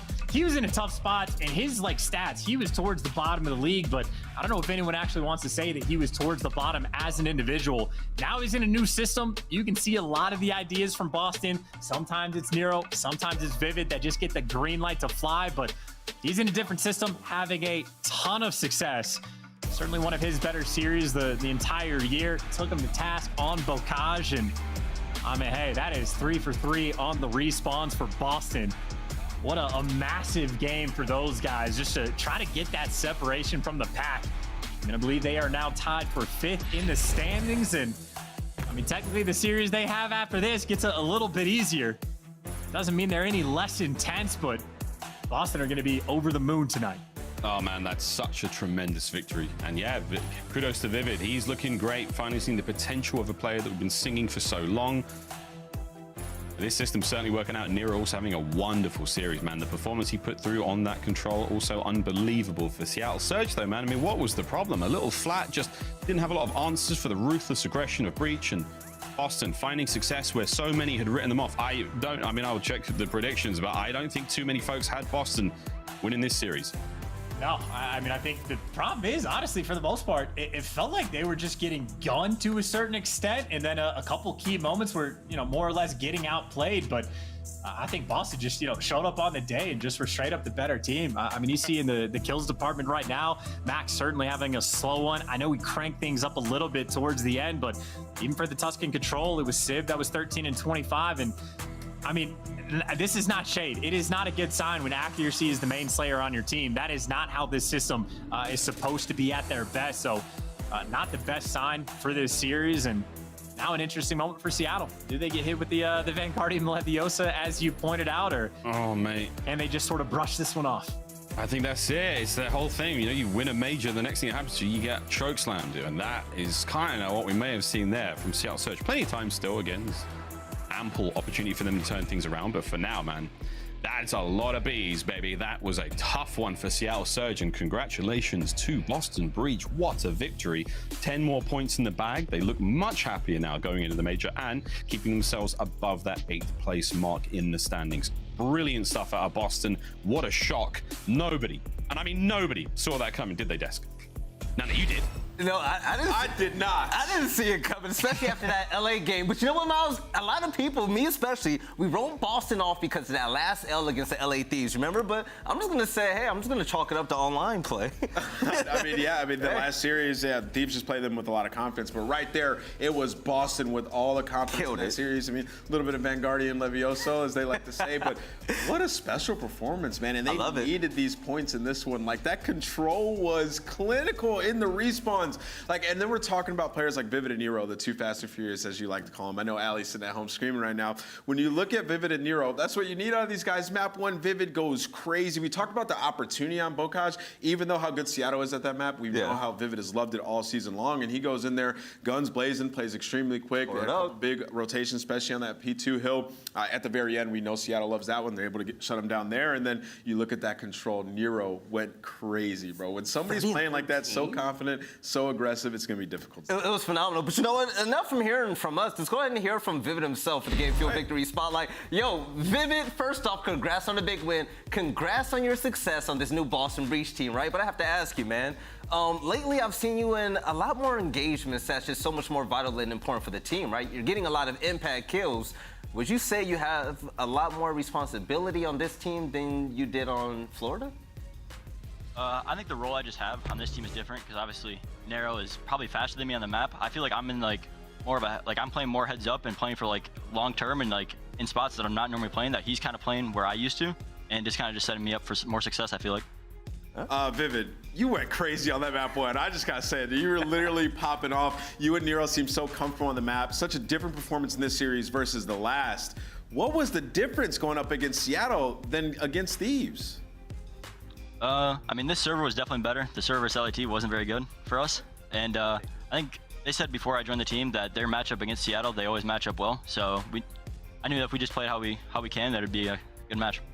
You know, Vivid, I love seeing you on screen. I'm pretty sure the Boston fans love seeing you too. So I'm gonna leave the floor to you to say, you know, what's up to the new community, man, and give us a reason why everyone should have their eyes stuck to the screen next time you're on. Yeah, all the Boston fans, I appreciate the warm welcome. It's been great seeing the tweets and all the AVs with Boston Breach, and look forward to the same results as today. Keep more wins coming. All right, Vivid, congrats on the big win. We'll talk to you later, man. Yo, Boston should be so excited right now for the simple fact that this was pretty much a bubble game for them as well. Even though, you know, one loss, they weren't going to be out of top 8 contention. With that one right there, they made their chances even healthier than before, man. And what's crazy is, like, when we do show these points, like, you'll see this was a match that we were expecting Boston to lose. Honestly, outright. You know, Boston's looking at it, it's like, we can get away with losing that series and still be in a good spot, but winning that just flips it on its axis. Like, every team below them, like, because they have to keep up with teams like Thieves, who have been looking better, and then you look at all these teams below them, Røkkr as well, Mutineers. It's like, dang, Boston really just caught a dub. So now for them, Boston in the remaining schedule, despite having one of the hardest schedules, they got 2 wins versus OpTic and Surge so far. So it's looking good for the Boston Breach. They're still on that bubble, but got a little bit of wiggle room now going into. Made it easier for them, but harder for everyone else out there. Also, who they made it hard against was their opponents, because the Scump play of the game is going to be the attack round 2, where Boston had their way with Seattle. Yeah, I mean, you see, like, this becomes a very, very tense round. Like,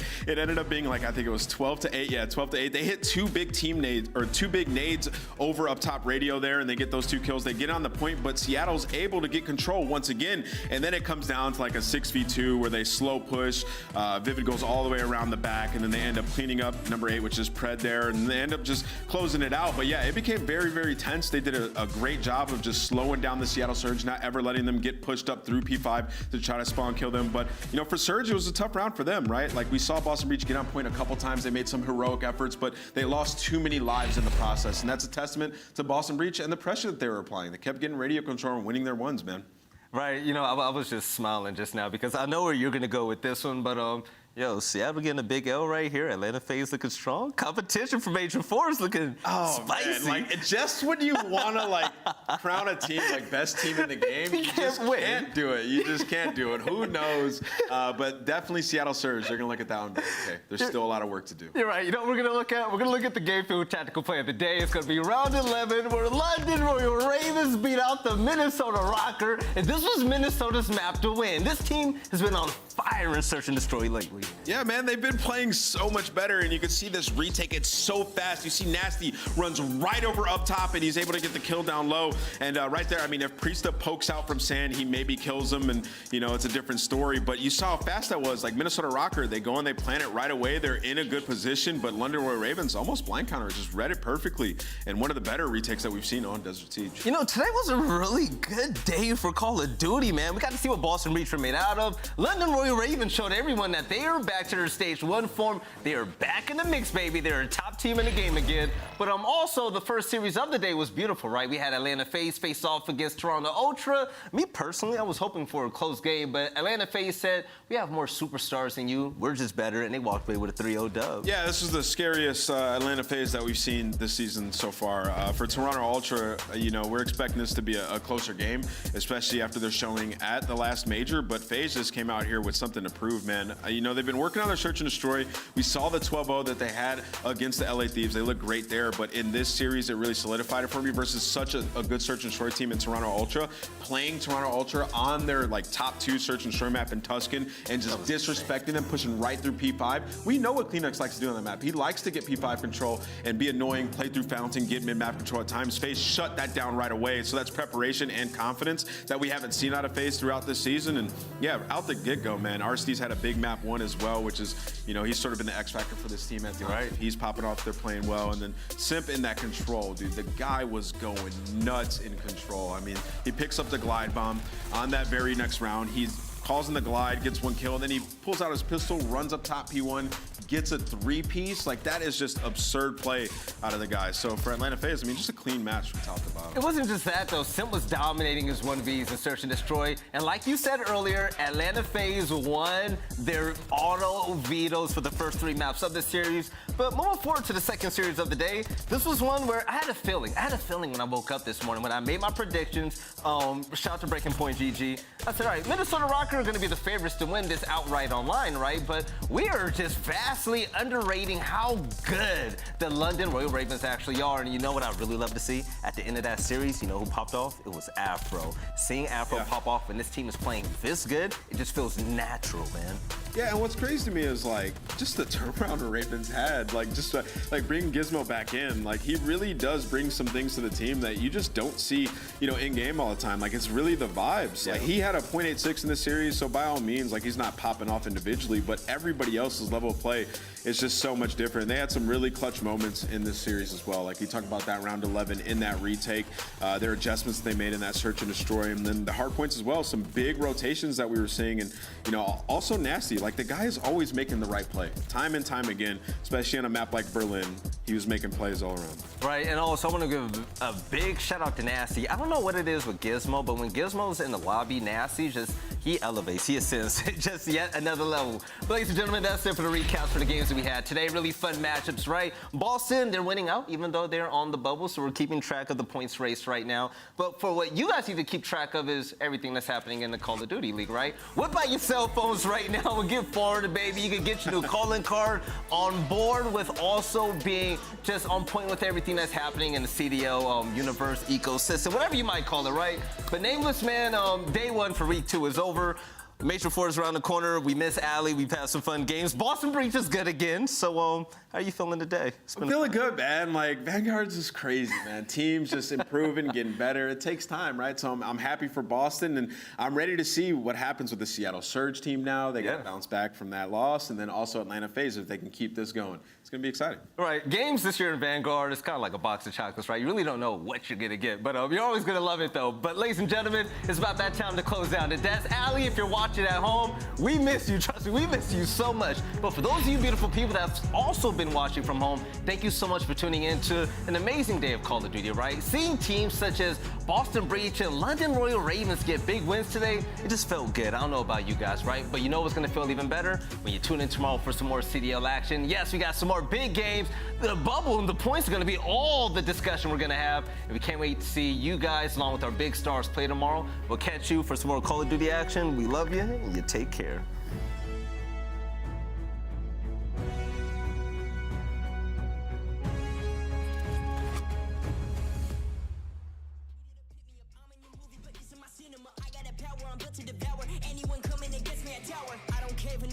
Some of y'all leaving here in a stretcher. Took my time to go and get better. I was reading in the red letters. Ay, hit me with your best shot. I got time today. Feeling like a matador with that Red Bull. Oh yeah. No, you can't stop me. I'm running my own play. For the game win, I can't pin anything that gets in my way. Been here, done that. You all know what we came for. Been here, done that. You all know what we came for. Energy, energy, energy. I need that energy, energy, energy, energy, energy. I need that. Been here, done that. You wanna know what we came for? Been here, done that. You wanna know what we came for? Energy, energy, energy. I need that energy, energy, energy, energy, energy. I need that energy, energy. Been here, we done that, we done that. You wanna know what we came for? You wanna know what we came for? We been here, we done that, we done that. Energy, energy, energy. I need that energy, energy. I'm in the game like EA. Been in my prime since pre-K. Shooting my shot from long range. Going over heads a good toupee. Treat every day like payday. Y'all been living so mundane. My work week is Sunday to oh wait, that's every day. Putting in overtime. Punching the clock, I'ma get what's mine. While everyone's sleeping, I'm living my dreams. I got a coin that's so divine. Lord, take the wheel like 10 and 2. I'm losing energy, I'm overdue. I've been on the top ropes, hitting my pros. Watch me hit the power moves. Been here, done that. You all know what we came for. Been here, done that. You all know what we came for. Energy, energy, energy. I need that energy, energy, energy,